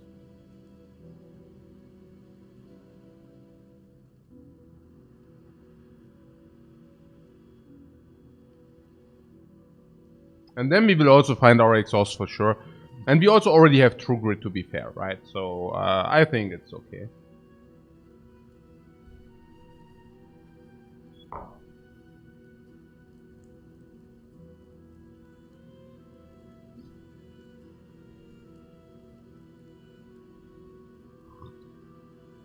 Is ever remove Strike Bash to get Abaco sooner? No, because you do have the Smiling Mask. I mean, what is that for, right? I mean, for exactly that, to remove the Strike and the Abaco and the Bash, right? It's also clear that we can never do anything with the skills with the remove, because we have Dark Embrace Corruption, so every skill plays. Body Slam plays full, Blood for Blood sometimes plays, Uppercut can play. It's really only about Strike and Bash, and we just remove those at the shop.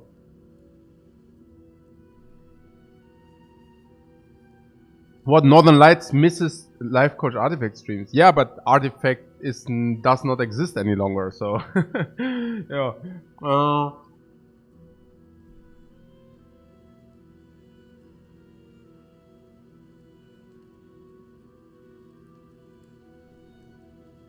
Yeah, we also have we have double offering and double battle trance, which is also quite nice. Yeah, I also do not like the 1 energy for the 2 wounds.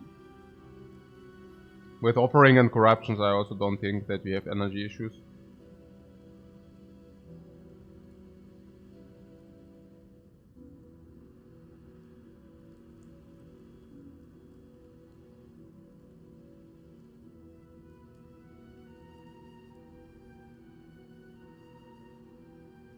What is actually in beta 2.0? Yeah, but it's not the same game, you know. It's like to say, hey, Gwent is also like Gwent 2.0, but it's not the same game. It's basically, you could also call it Gwent or Gwent, and you could also call it Artifact. You know, I think it's not the same game. You could call it also completely different, by the way. Yeah, but okay. Okay. Oh.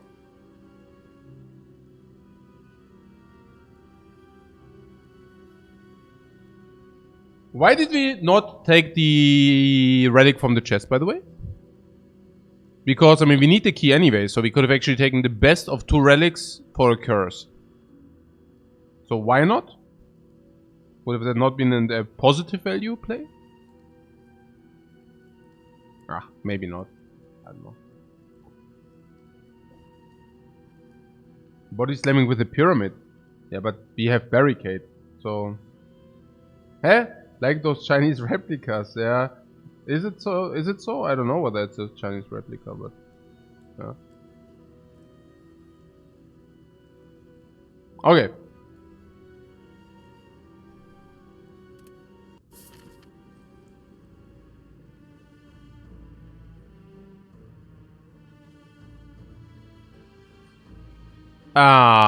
If this is giving us normality, we go shop and shop. Is shop and shop not... Oh, let's say Burning Elite first. It's there. I see it already. Yeah, I see. So it's always going through here, no matter what. Life is so easy if you already see the Burning Elite, because then suddenly you do not have options. So... The one goes directly into the shop.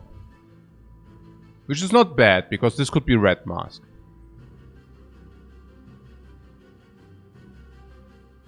Do we have remove later? No. So if that's normality, it's actually pretty bad. But yeah, you have to die 1 death. Okay. We definitely want to go to that shop or this shop. That goes without saying, I think.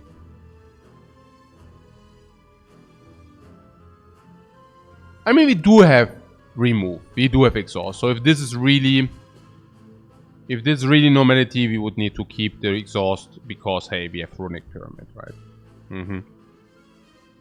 So we can also not take the normalities here. Because even if we can remove 1, we will still have 1 stuck with the Runic Pyramid. I actually like to spend the money into a Red Mask potential. Yeah, I like that. I also don't even like this fire too much, so whatever. And here we can decide for fire or elite. I do not mind this elite here. If this is Giant Head, Nemesis, should not matter. Snake Lady can matter.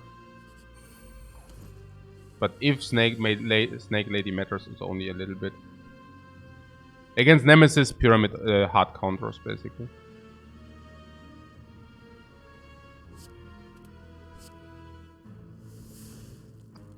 I was thinking if this is entrenched, but then I was also thinking that we want to keep at least 1 defense in the hand, so I was like, yeah.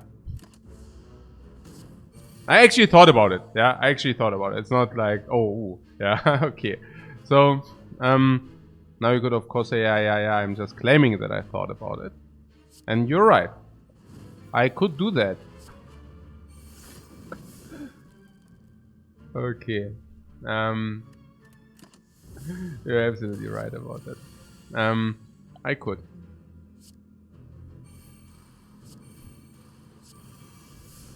Right. 3, 6, 7, 8. 80. 3, 6, 7, 8. 3, 6, 7. So what? 4, 6, 8. 4. So cleared. Is there something I need to set up, or is it just that I can go?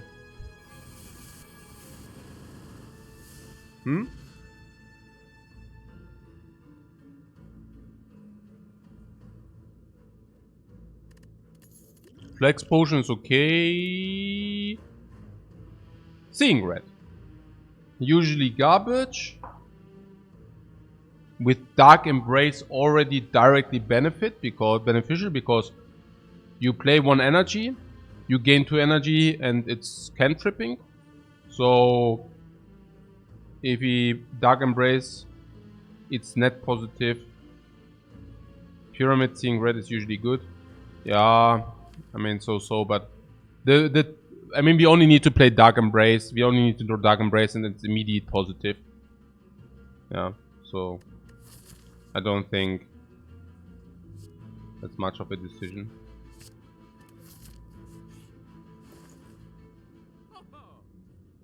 Yeah.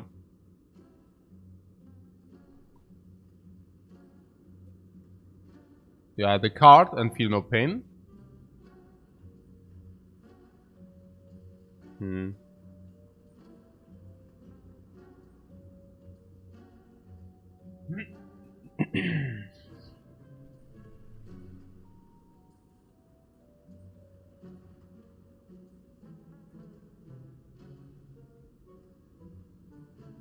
Okay.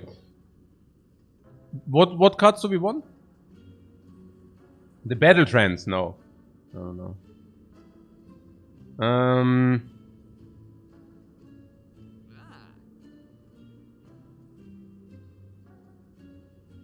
Dropkick for infinite. Yeah, but we do not have 2 dropkicks. Yeah. I mean...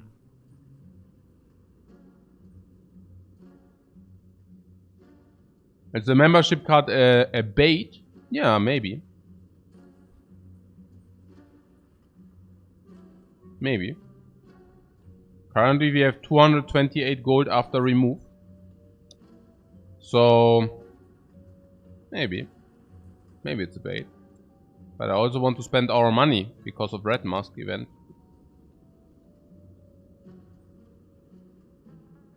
Body Slam, Dropkick, Body Slam also not so bad. You really think we should buy the Dropkick here? Let's first become a member and then consider. So we are a member now. Feel no pain, I don't think this is room for discussion, right?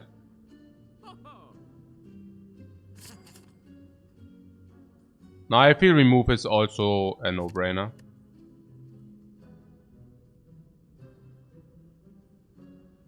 Strike or bash. Like strike. Now we have money left to buy the dropkick. Somebody said what dropkick into body slam? Yeah, but you do dropkick into body slam exactly one time, right?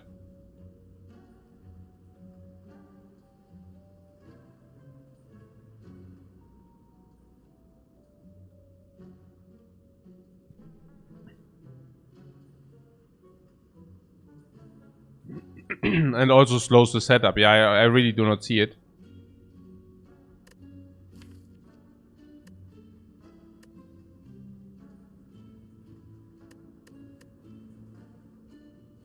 I mean, currently we have exhaust all our cards, double our block. Maybe if you find another one, quadruple our block. Now we will have a lot of block. And then we body slam or every turn, I don't know. Speed potion plus artifact. Later.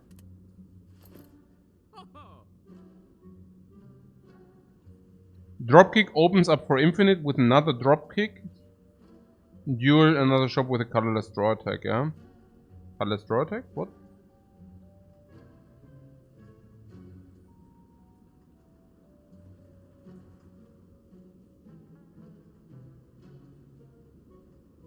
Steal or dual build. And because we have Abacus, yeah? Is it even an infinite? We get shuffled garbage status cards in?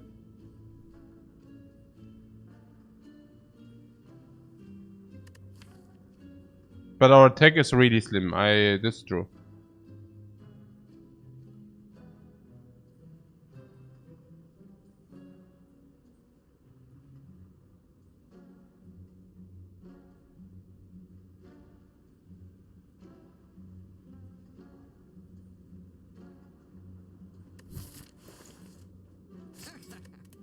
Only because of Red Mask.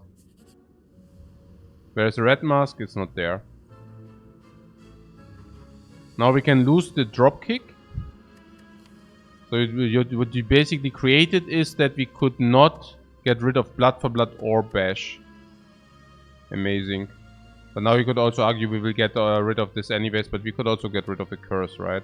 The curse we do not want to see. Awesome.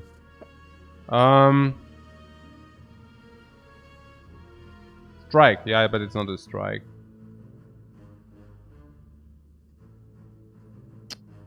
We saved Body Slam, yeah, sure. Guys, can we talk about this Havoc a little bit? Havoc, play the top card of your draw pile and exhaust it.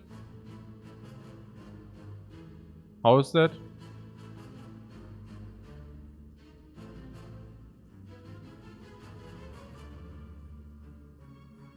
It's good, it's a skill.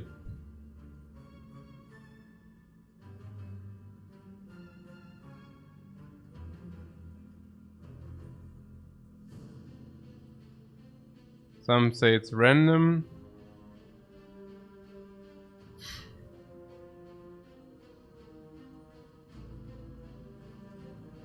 Didn't we say something about it performed until now?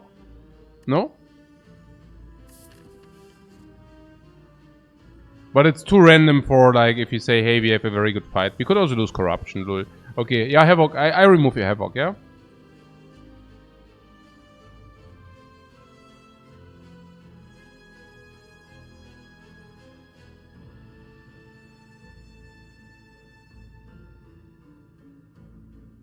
For 1/1, it's nothing special. But it also exhausts with the Dark Embrace. Headbutt would make Havoc amazing with the Pyramid. I will never pick a Headbutt. Why would I?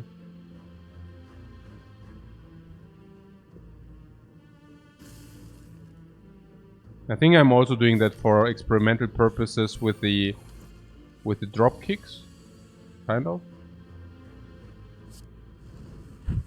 Yeah, I could have played Dark Embrace first.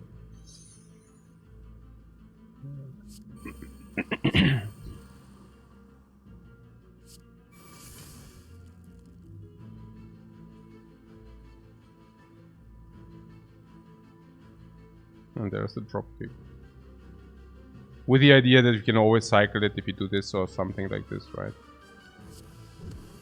So kind of that we had something like this in mind.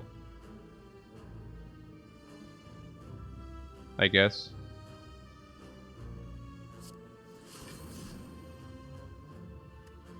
Or we can actually just play it for free, right? Oh my god, I didn't get that.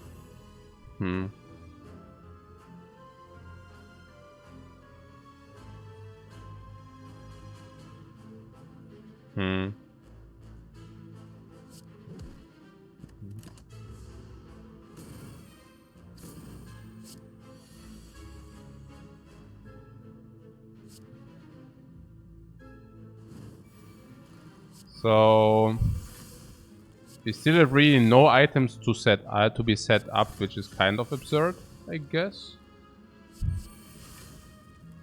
But yeah. Suffer! What the heck? Okay, yeah, okay. Yes, if we continue this a little bit, you know what I'm saying, right? Nice.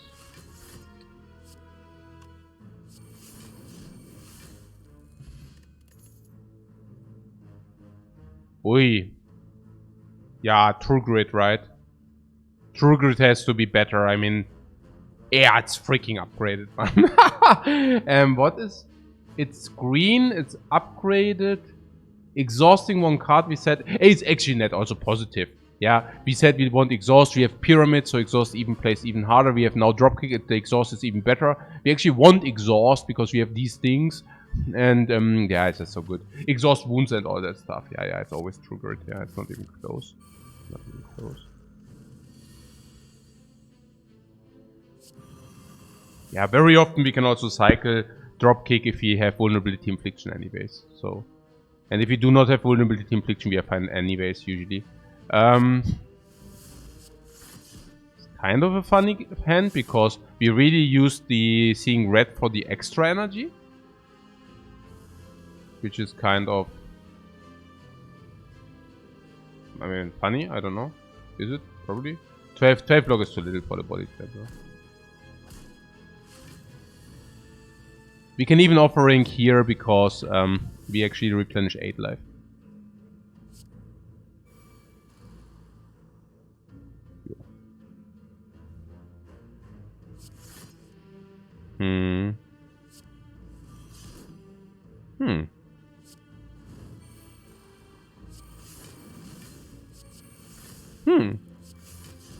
Suddenly we are inclined to exhaust as many cards as possible, or what? Okay, 7.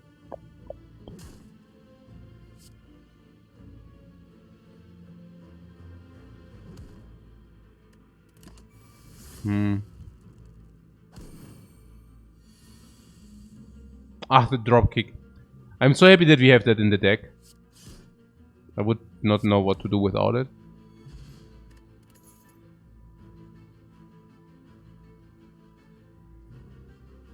Blessing or HP?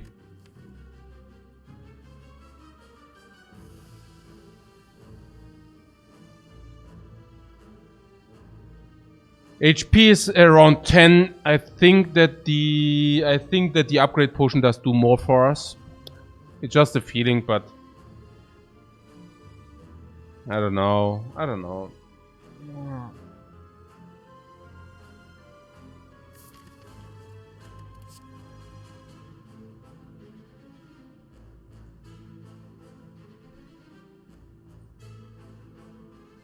Armaments.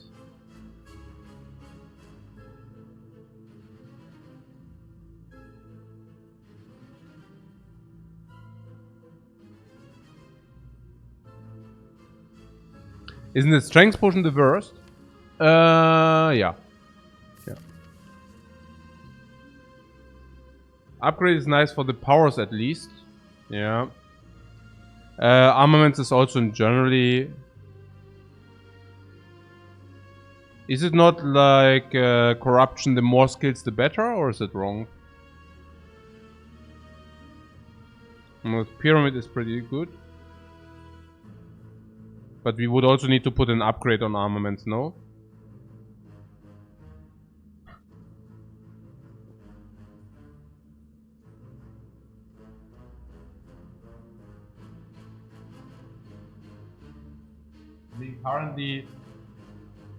I mean, currently armament sucks pretty much, no?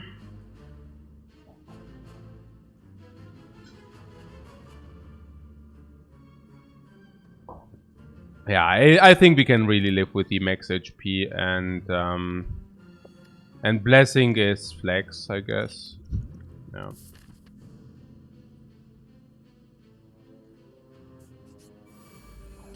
The Ladium.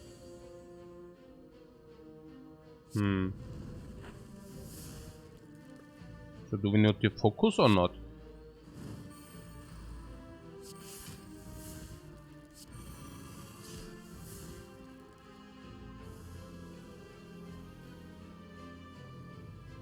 Yeah, I mean, maybe we should focus, yeah.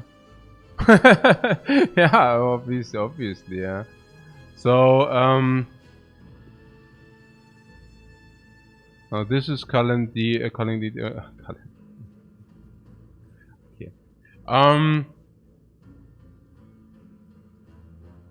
Currently,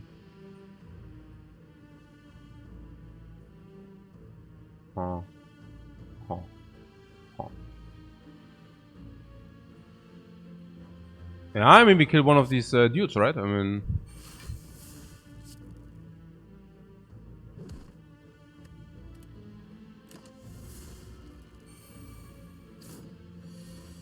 And then we take a look what we draw. I have to say, not bad. It's like this, it's not, I mean, as long as we do not have, dropkick finally. But we cannot even draw with it.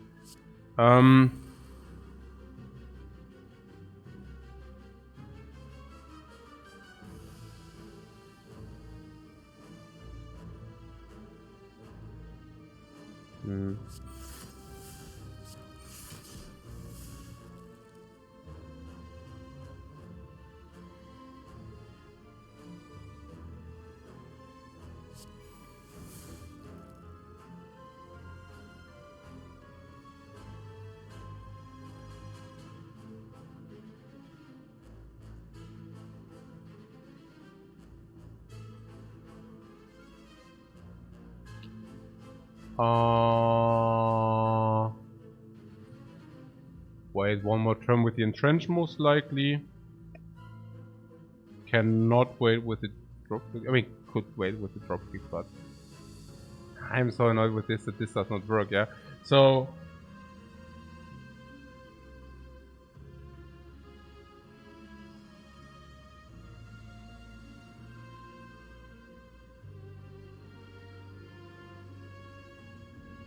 I'm so confused right now.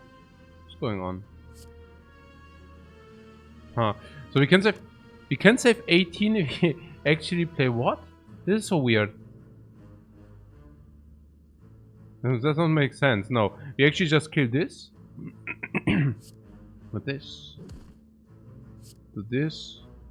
Or this. Okay. So this is 7, this is 13. Okay. Oh no, I'm so stupid. Okay. That was actually pretty dumb. I'm spewing around. Dumb.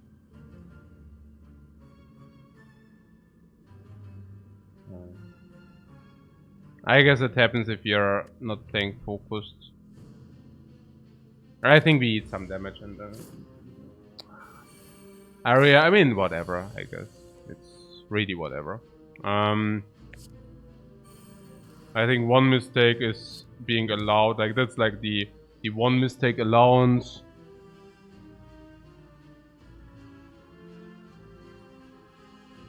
Yeah, I'm reading with the Schwartlappen. I mean, come on, guys, man, hey, okay. Like, I don't even know what's going on, guys, in the chat. Hey, what are you talking about, man, guys? Like, oh man. I'm doing like the hard fight on the side, which is like probably not the very best idea. It's probably one of my worst ideas, like doing that on the side. No, never mind. Like it's fine. It's fine. I think I'm using a potion. We find a potion anyways. Like this is really getting a little bit on my nerves. let's just, you know, yeah. Is it here or infinite combo? Fortunately, we do have the dropkick. Flame barrier. I do not want this HP potion, correct? I mean, this HP potion, any blessing of the forge is better than this garbage. So let's do this. We said something about true grit. We exhaust this. Now we can also use this true grit to exhaust this wound. Now, fortunately, we do have this dropkick. Okay, so 64, exhaust. Who the hell did he convince me to pick this? I mean, okay, whatever. 0 out of 0. Oh yeah, now we can pull the combo, guys. The combo you were talking about so hard. So now in the end we did not even use the potion. Holy moly. 76, 78. Yeah, okay, whatever. At least we did not find the potion. Preserved insect. Yes, wow. Now we can actually take this elite and this elite and this elite. And the spice sheet spice. They're not too bad.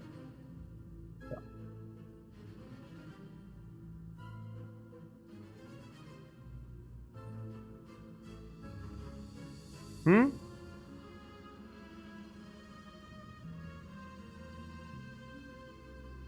Okay.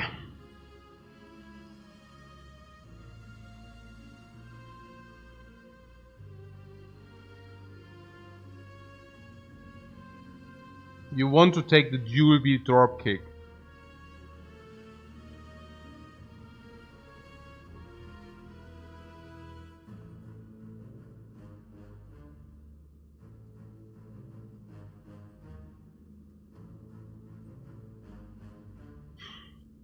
I'm not doing that, guys.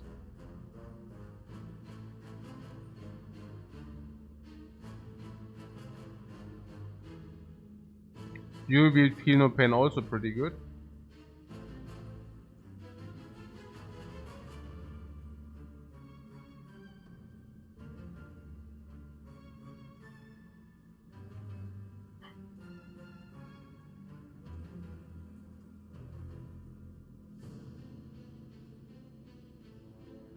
It solves the heart.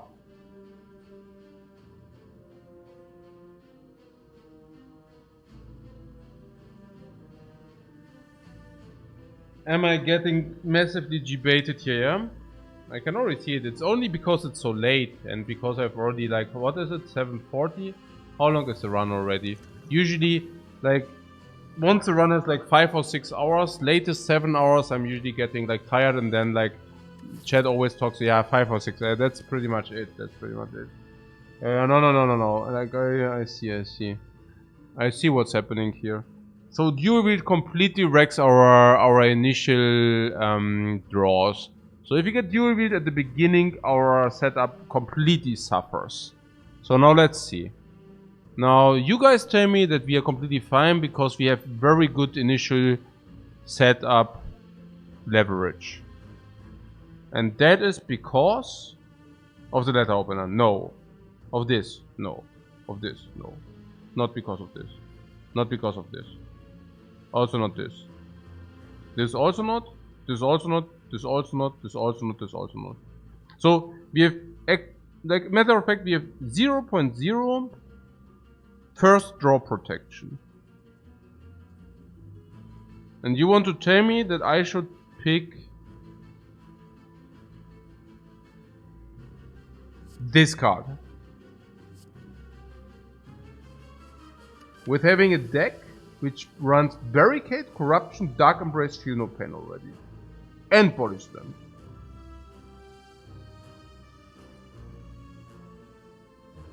Wow, was that stupid to take this garbage. Whew. Holy crap.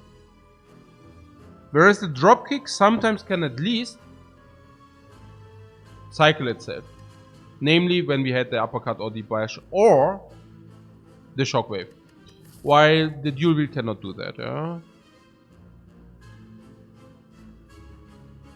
Right. So it's brutality or max HP, and I think it's probably max HP.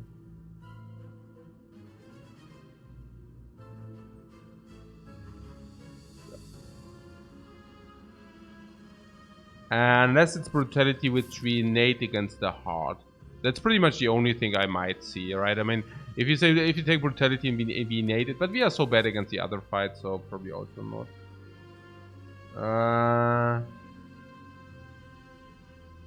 It's an overkill, right? Probably.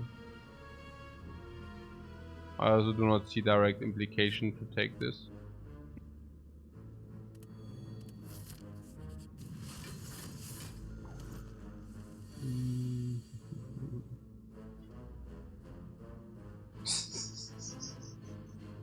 One bad draw and we take like 46. Like one bad draw and we are starting also with one. Hey.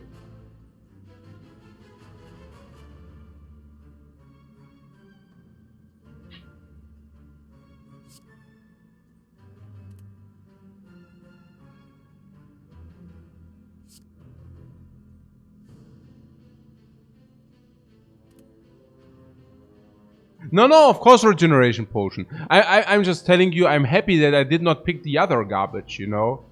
Because this is what happens. Like one bad draw, I mean, we don't have a bad draw. That is not a bad draw, right?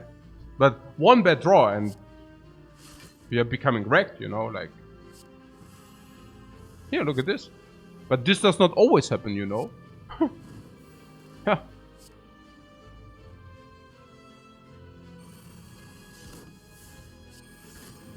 We can consider ourselves quite lucky that this just happened. Should we even use that? Currently we are taking 7.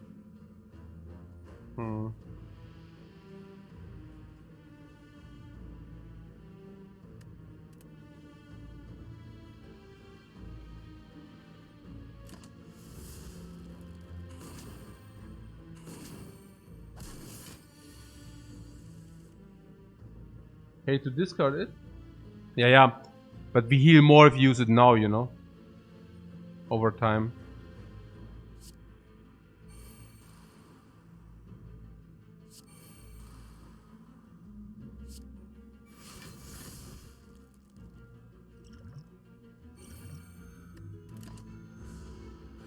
Bling! Bling! Und jetzt seid ihr dran, ihr Fische. Okay.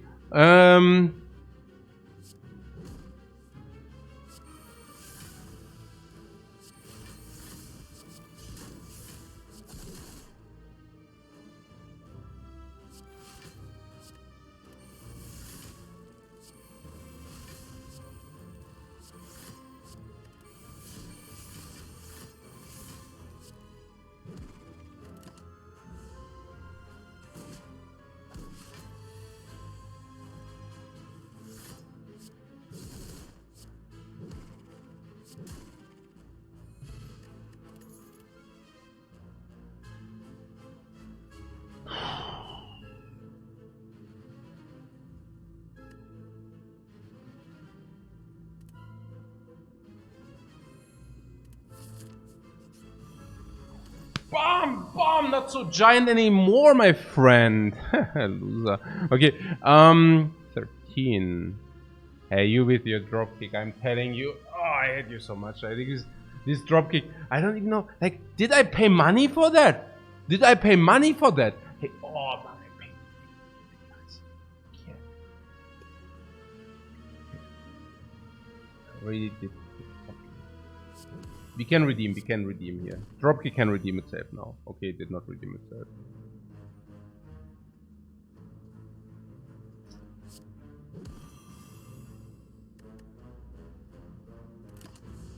Yeah, we get a potion after this fight, it's fine.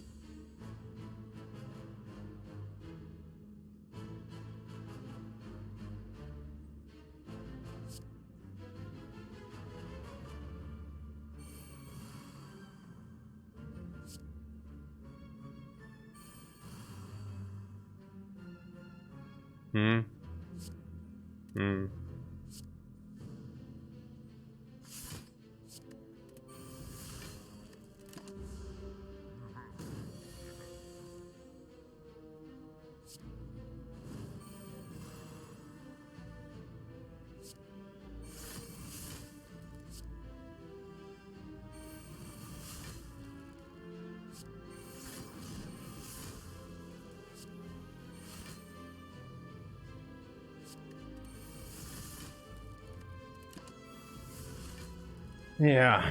Okay. Hey guys, this guy wants to hit us in the face. Let's show him. And what is even this argument with that this dropkick can actually circle into body slam again? We can just play a skill and we circulate into body slam again. Look, I show you. Body slam, play a skill. There it is again, who would have thought? Because that's what our deck does, you know? Hey, man, oh man, guys. Hey, okay, at least we got a mango. Is that even good? Probably not. Strength potion, at least we got a potion. Is that even good? Not. Okay, but it's 5 life. Okay. Man, oh man, guys, seriously. That's so debated. Is there something wrong with the seal? Like armament brutality? I have seen that before. Yeah, here, Mad XP.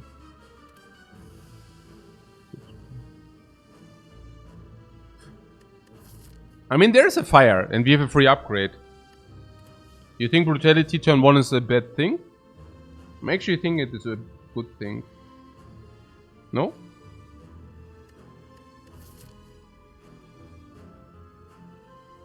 When is brutality turn 1 bad, please? Never, right? Overdraw.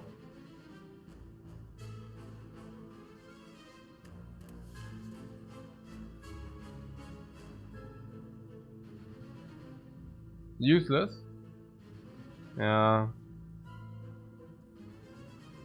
Ja, okay. Meinetwegen.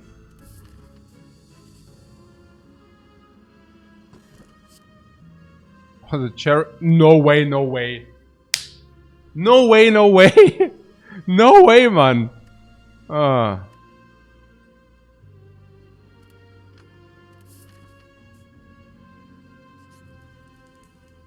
Huh.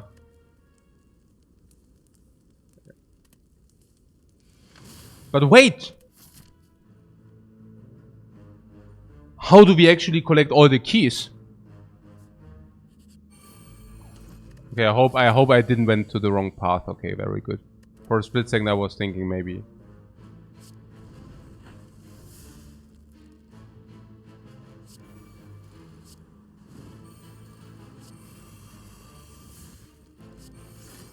At least it's a curse which does not stick. So that's already kind of cool. Yeah.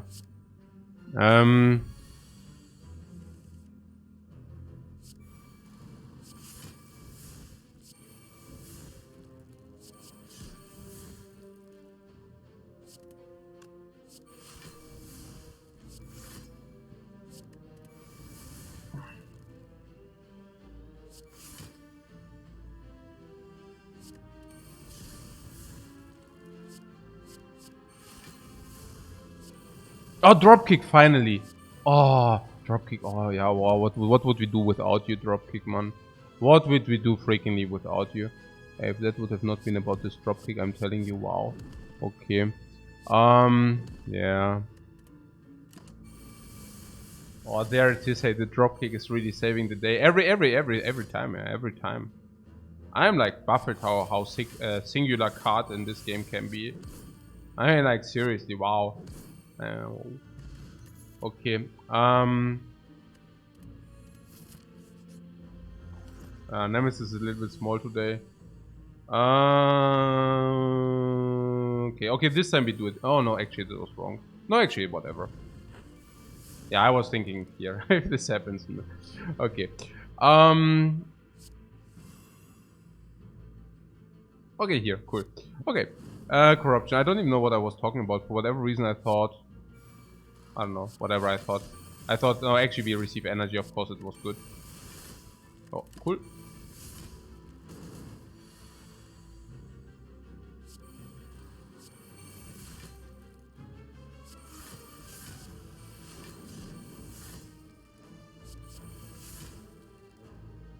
Did you create it or not?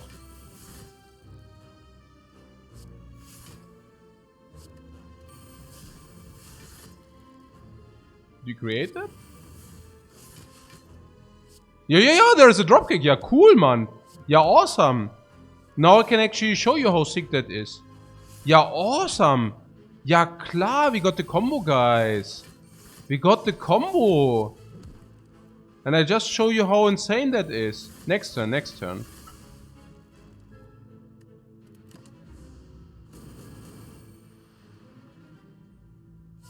Oh! Did I just play instead like a body slam instead and it did like 10 times more?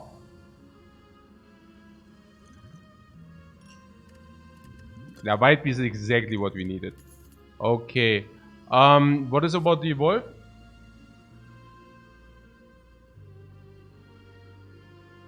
Evolve is nice, right? Evolve is... We have the combo. Yeah, and once we have evolve, we have even better combo, guys. Okay. Let's interact with the Tesseract. Awesome. Give me the cards.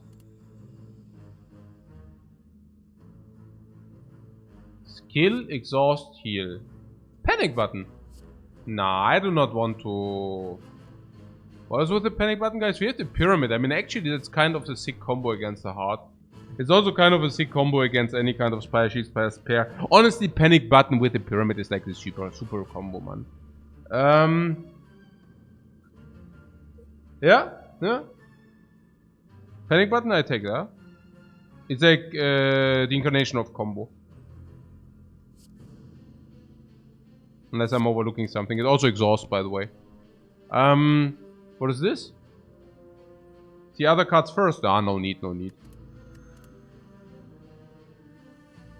I'm just assuring dominance by just clicking the cards. No! Ooh! Oh, what is that, guys?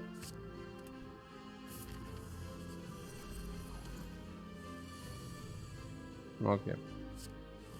Didn't we have this matchup already? Giant Head wants to, for whatever reason, the Giant Head wants to contest again. And maybe not the best idea, right? Because, hey, like, he lost beforehand. Like, he lost before already. Evolve.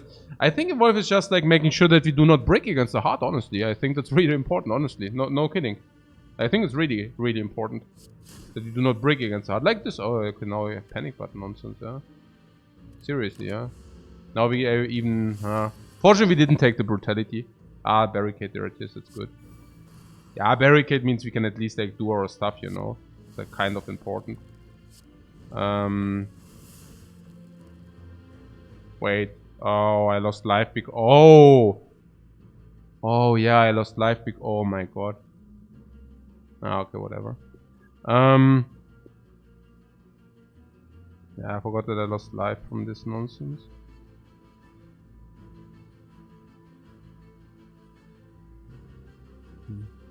But we needed also to clear the offering, so that's fine. Oh, yeah, we can just fire potion it, right? Yeah, okay. So we have a little bit too many cards in the hand if we do not draw the corruption, it seems.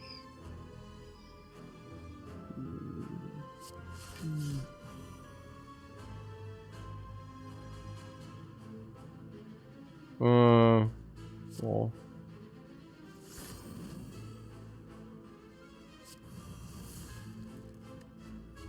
Slow and steady, no? Slow and steady.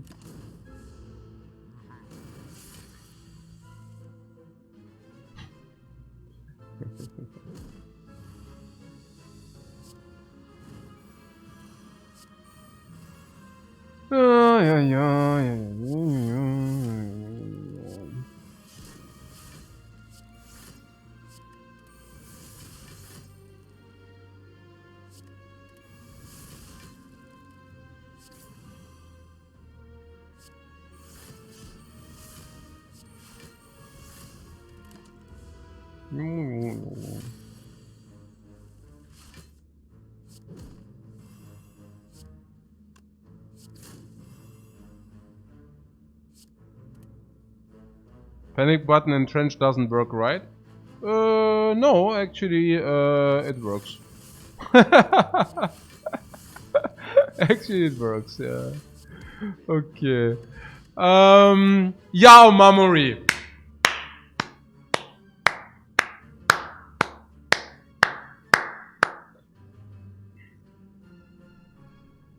That was so great. So great. Because you have 0 application for the Omamori. 0. Another 2 Curse of Mamori run. Yes, right in time. Dexterity potion we keep against the heart. Flame Barrier, Heavy Blade Combust. I like Flame Barrier. It's well, it's 1 more skill. If nothing else, it's just 1 more skill. Let's take it. Yeah, we can smith something. By now I would probably take a 2nd corruption, yeah, whatever. So, what would you like to upgrade, guys? Do we have any preference? Also, Feel No Pain is a possibility.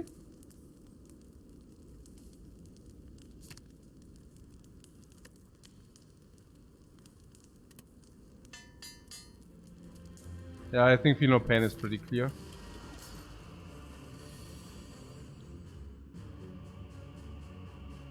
Shockwave.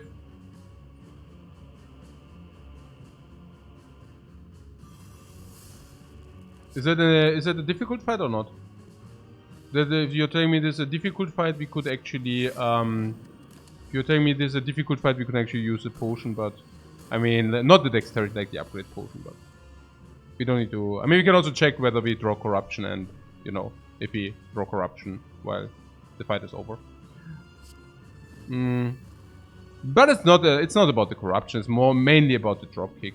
It's more about the drop kick because yeah, I don't know why, but I mean you guys know why, so I guess. Okay.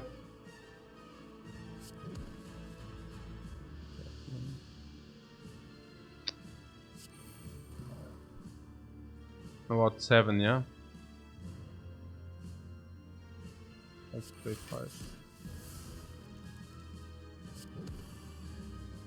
3 more? Can we do or not? And we could, I don't know whether we want. Clash. Clash of Steel. No, we played 2 more cards, yeah? So...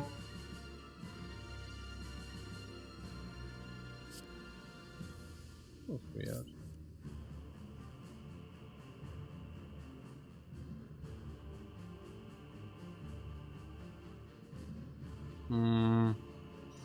Yeah, not like, you know.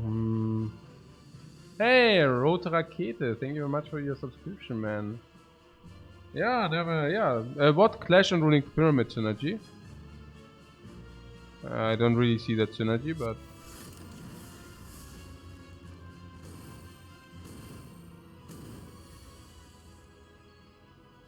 Dino Pain ought to be good. Dark Embrace ought to be good.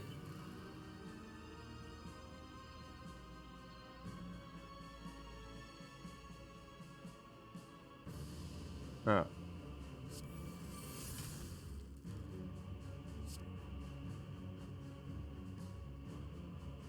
Oh, it is synergy, right? Because we can play it. True.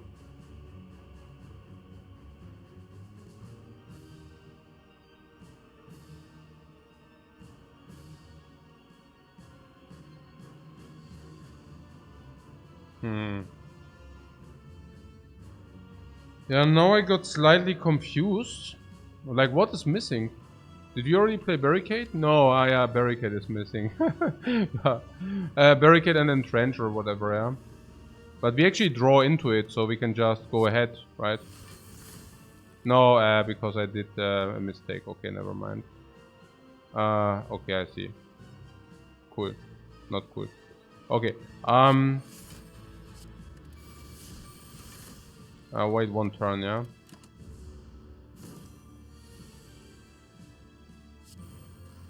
Yeah, right. What? 6 cards, yeah, let's do that. 1, 2...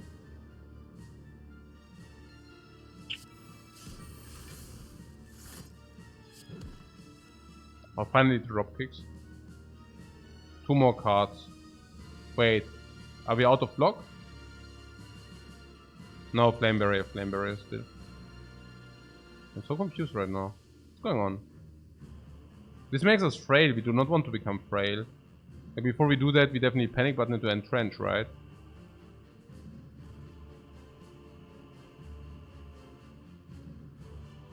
I'm so confused right now. That was so bad. I mean, oh. The slimes also give some block.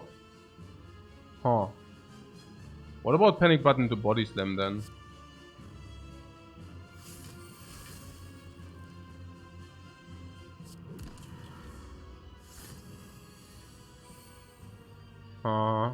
And slimes do give block or what?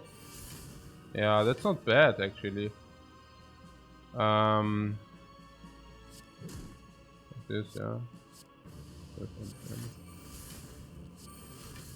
Oh, the drop kick. Okay. So, yo,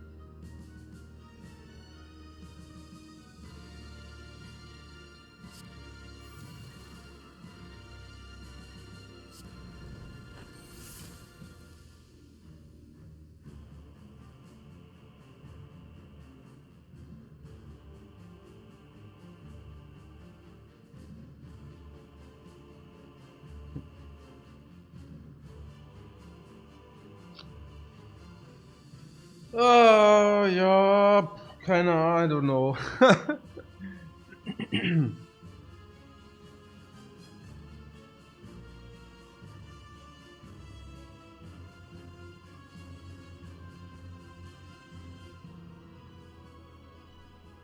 I mean, our hand is somewhat full.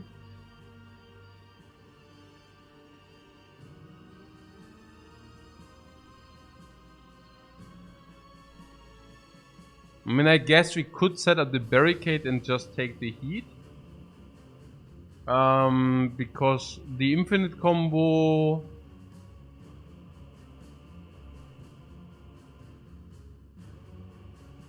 Yeah, or we just...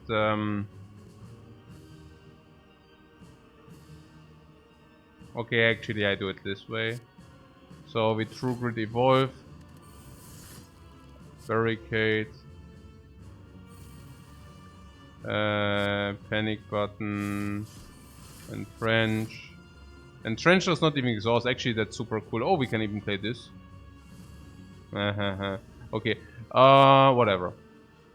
That's really completely whatever. I mean, we, yeah. Cool. So, corruption. More. Secret.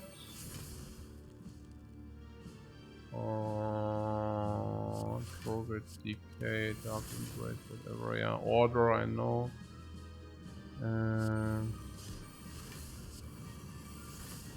I'm always spot on for the order. The order's always.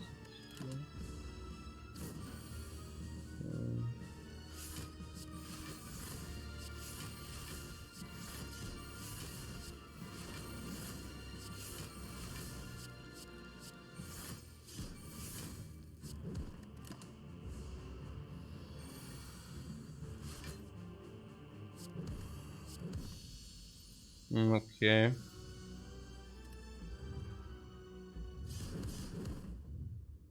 Yeah. It's nice knowing panic button doesn't stop entrench. You're learning something every day. Smith, what would you like to upgrade, guys? It appeared that we are sometimes short on energy if this happens. Evolve I would not, right? I mean, we draw already enough. But Evolve definitely intercepts with the fact that we, like, you know, yeah, so that's pretty cool. Oh, actually, panic button.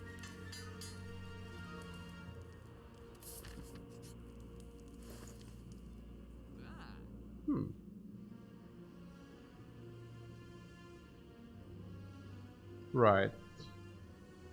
Oh, there would be Flash of Steel again.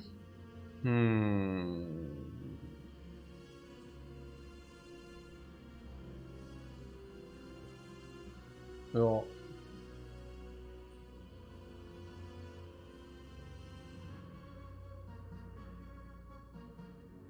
This shop is garbage, you say?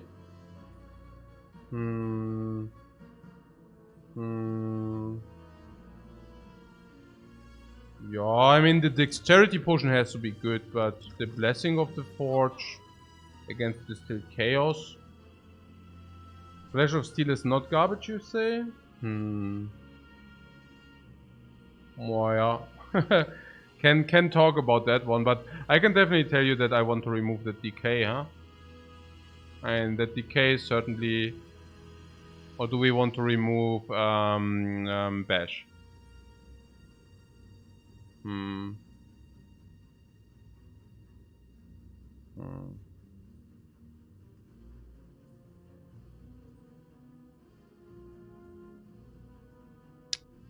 What? We can remove bash and buy the candle?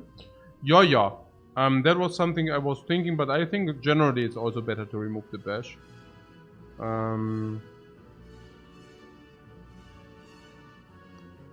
Decay, remove or bash?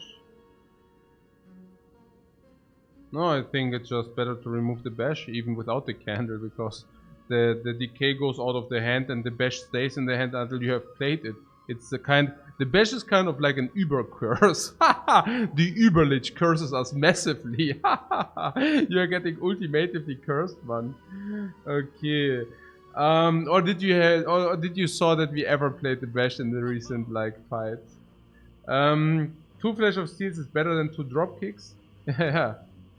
That's I couldn't figure out so much. Yeah, I don't know. I was somewhere away when the dropkick became picked. So yeah, whatever. Yeah, here. Okay. So what else? Yeah, I mean, Flash of Steel, Akabeko, not a fan. I'm not exactly sure with the potion. This Blessing of the Forge, I mean, Blessing of the Forge is okay actually. It's not even the worst, honestly.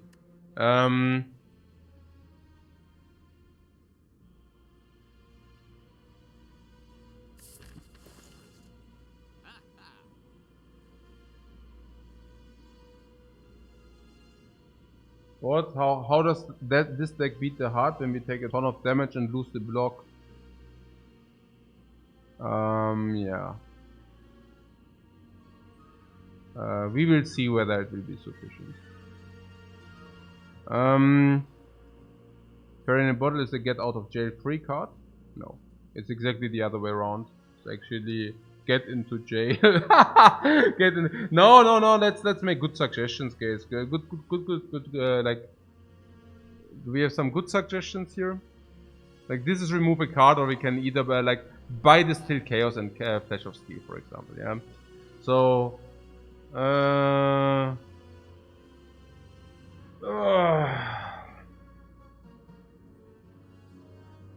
what chart causes elites to focus down? What do you mean? Sorry?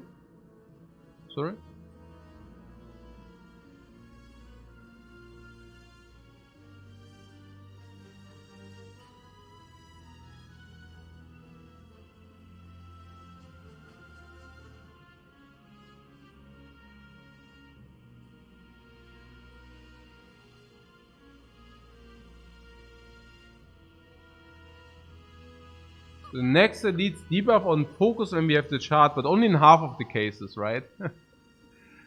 Do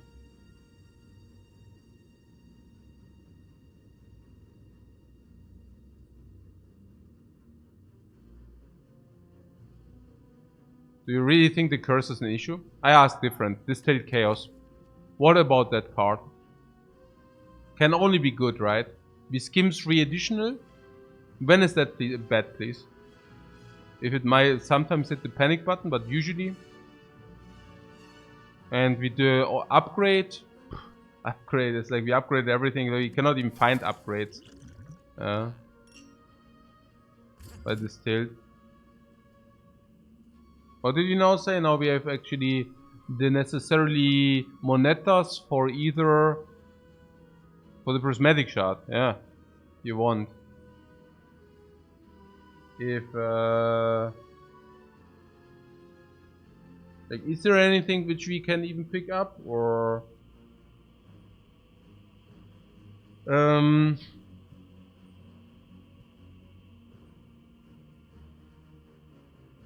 Akabeko deals 8 for the first damage. It's not really relevant, Akabeko, honestly. Why? Yeah, because we have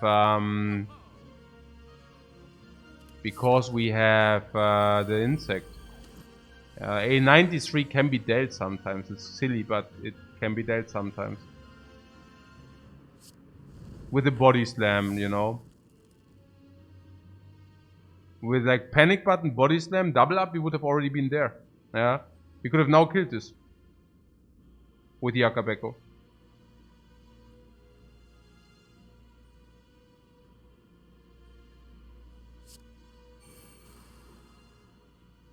I was really waiting for this evolve, because next turn, you know what's happening, right? I mean, this guy, yeah.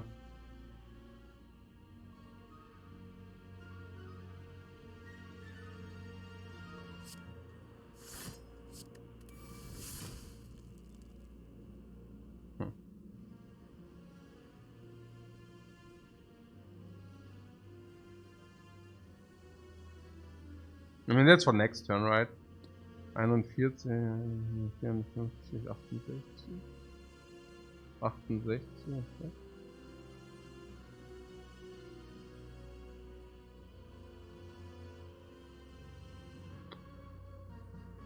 $76.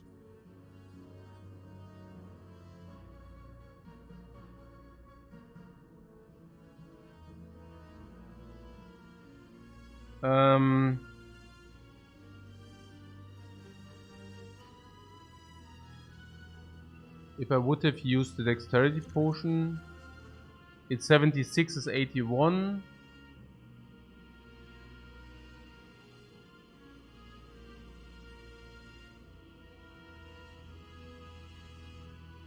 So if we would have used the potion, I don't know. Yeah, we get a potion after this fight, but I'm actually pretty happy with the potions we have. So let's take a look what happens next turn. No, I mean we want the panic button next turn, not now. So I guess like this.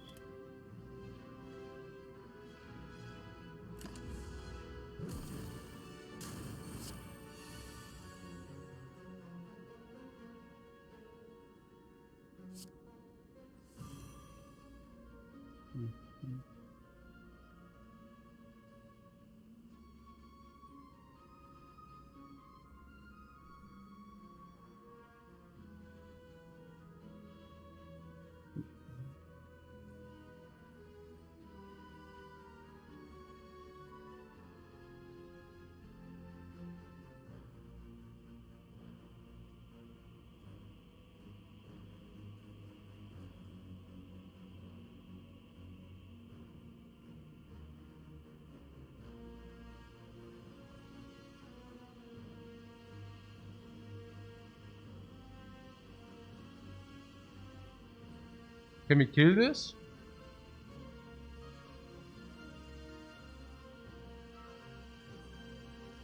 Probably, right?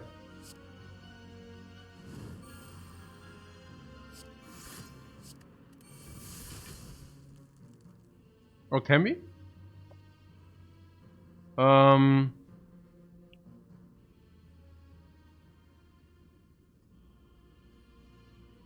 Yeah.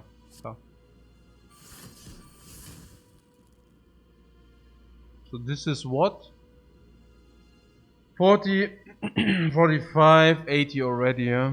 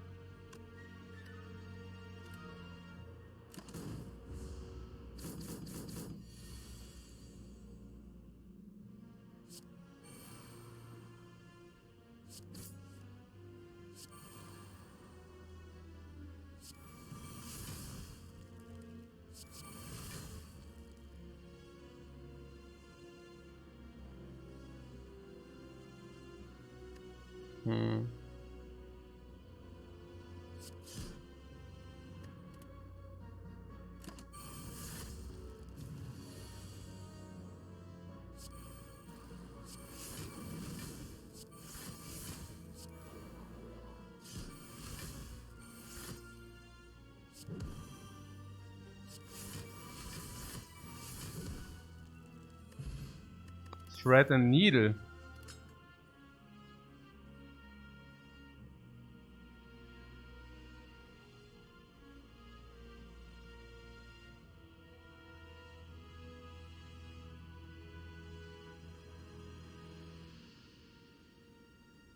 Good.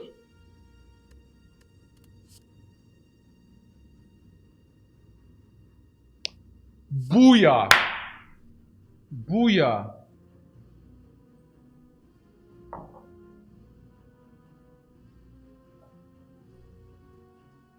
We can now combine this rage plus, like it's an upgraded rage. We can now combine this with infinite drop kicks while also providing us block even. Yeah. Okay, whatever.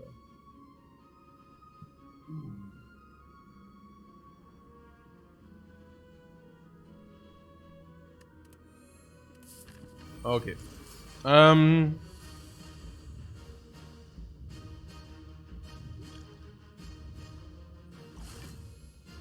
For life. Happy that we picked this.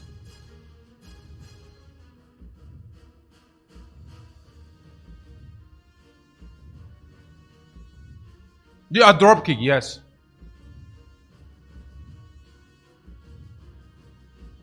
Unbelievable, guys. Unbelievable.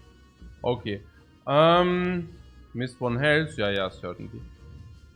I'm slightly careless here, but it's also maybe because the run is already running quite a long time. Okay. We use it ASAP, right? The earlier we use it, the better it is. Correct or not? Yeah, I guess so. Sure. Because we want to draw. Yeah, okay, let's do it. What's happening? Barricade. And uppercut, yeah? Yo, sick. Now we can actually play the dropkick. That was what I was waiting for, guys. How do I dropkick without the vulnerable card? Dame. Sick. The heart got us now. It's not that we cannot just play body slams for 400 damage and stuff like this. But no, sure. I mean, we are... Okay. Battle trance. Or dropkick. I don't want to. Get the dropkick out of my sight. Like, really? Come on. Okay. I really want to play this. I just played, otherwise I mess it up. I'm pretty sure I messed it up to play it, so let's play it first. Now Feel No Pain is something. Shrug It Off to Cycle is something. Which we do not. What is, I want to use my mana, right? So what about, playing this thing? Oh, this will make us frail. Ooh-ha. I mean, that is like very devilish.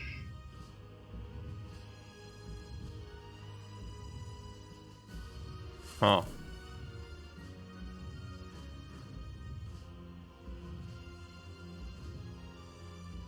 We do have some panic button and trench play here.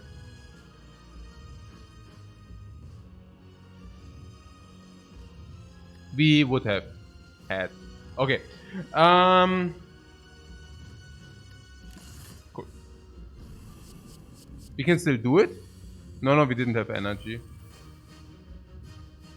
What somebody said panic button would have been okay.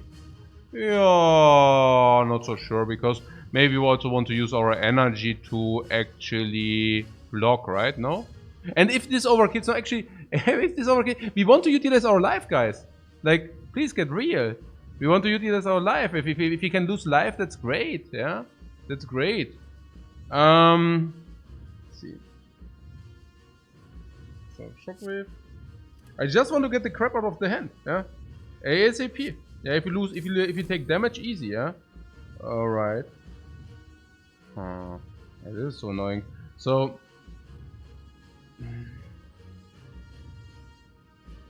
What's going on here? Okay. We can trigger it, DK or wound. Wound draws us more, so probably DK, but wound sticks in the hand, which is of course super bad. So let's get rid of the wound, yeah? That's obvious.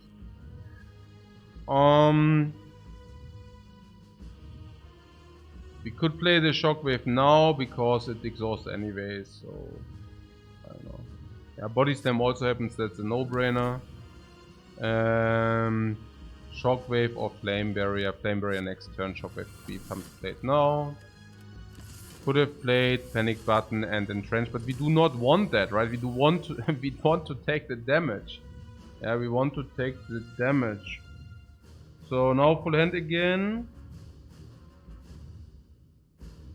Right.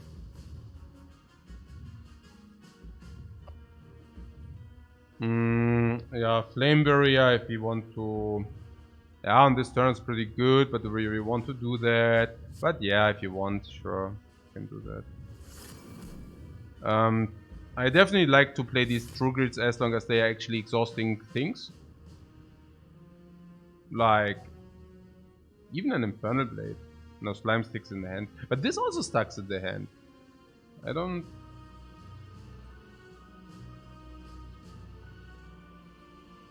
But this can be played for 0 and this cannot be played for 0. No, but that's exhaust and this does not exhaust, yeah. So let's get rid of this. Like the attack we receive does not exhaust. Armor is more value. What? Achso, ja, genau.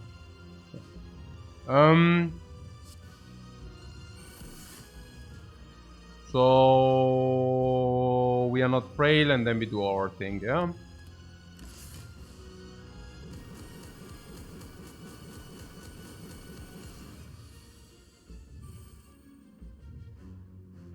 Okay. Corruption.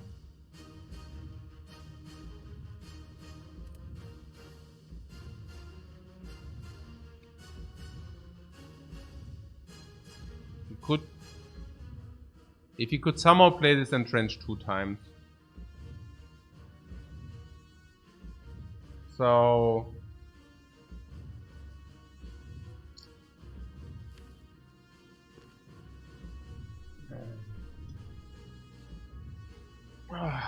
like creating all the block. Creating all the block.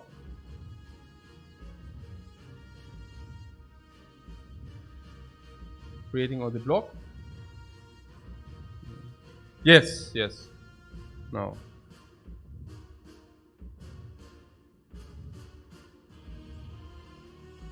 Yes, no. Yeah, I want to play the Entrench before I play the Corruption, obviously, yeah. And it would be, but if you play Panic Button before that, then we cannot gain a block from the defense. That's weird, yeah. Seeing Red first. Yeah, no, because he plays Seeing Red with the Corruption.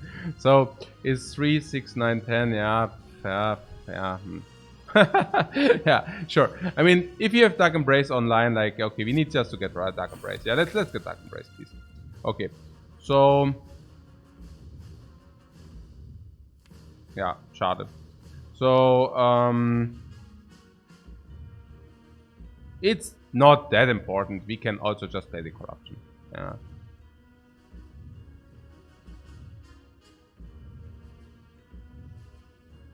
So I guess if we just Flame Barrier, what is that? Flame Barrier, defend, we go to 3. Yeah, we basically play this, Entrench, Offering, and Corruption. Right. Seeing Red. Dark Embrace. And now we do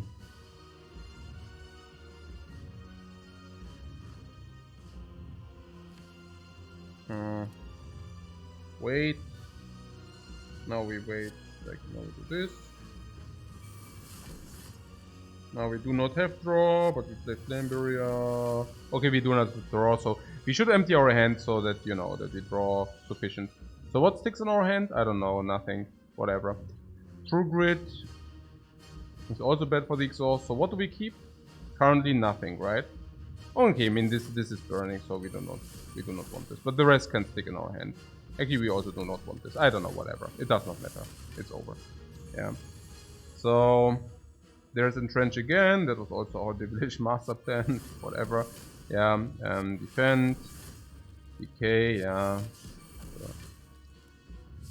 So yeah, the drop kicks. That is like obviously the most important part of our plan here. What one is this? Panic Button. French.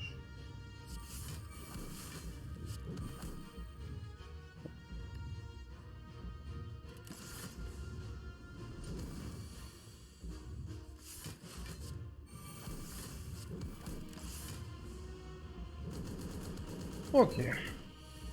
I have a dropkick, man.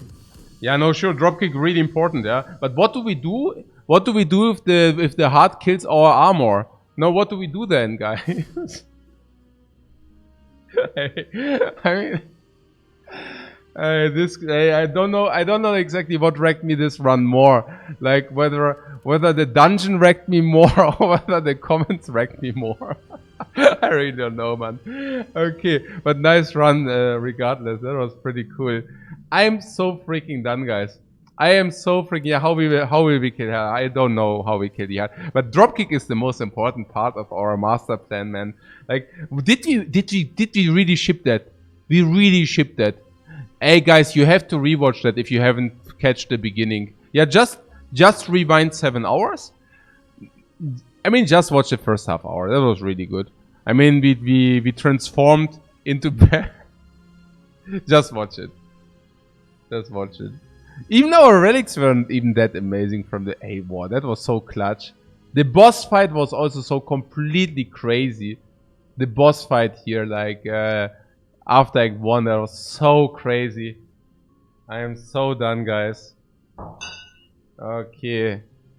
Almost died by Guardian, but absolutely OP in the end. But that was also to be expected, right? I mean, the entire Act 1 was just like a complete roller coaster. I want to specifically point out the Merchant. I really want to point out the Merchant. I think that was completely... I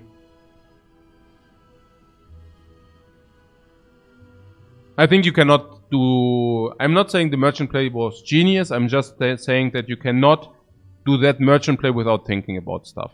Yeah. So for those people who are thinking, oh, it's always like so slow and such. It's really like that Merchant, like buying what we bought without thinking about it is not possible. I'm not saying it was so clever to buy that. I'm just saying you have to think about it. And if you do not think about it, you definitely do not do those, like you definitely do not play it that way. It doesn't matter. One more run tonight. Now, there are 2 more runs, yeah. But tomorrow. I always see over this. Yeah, klar, man. But this is why I play this game, honestly. So amazing. Oh, I love it so much. That was such an amazing game. Holy moly. That was really cool. That was really amazing. So let's see who's there. Jessica Munchdown. Munchdown.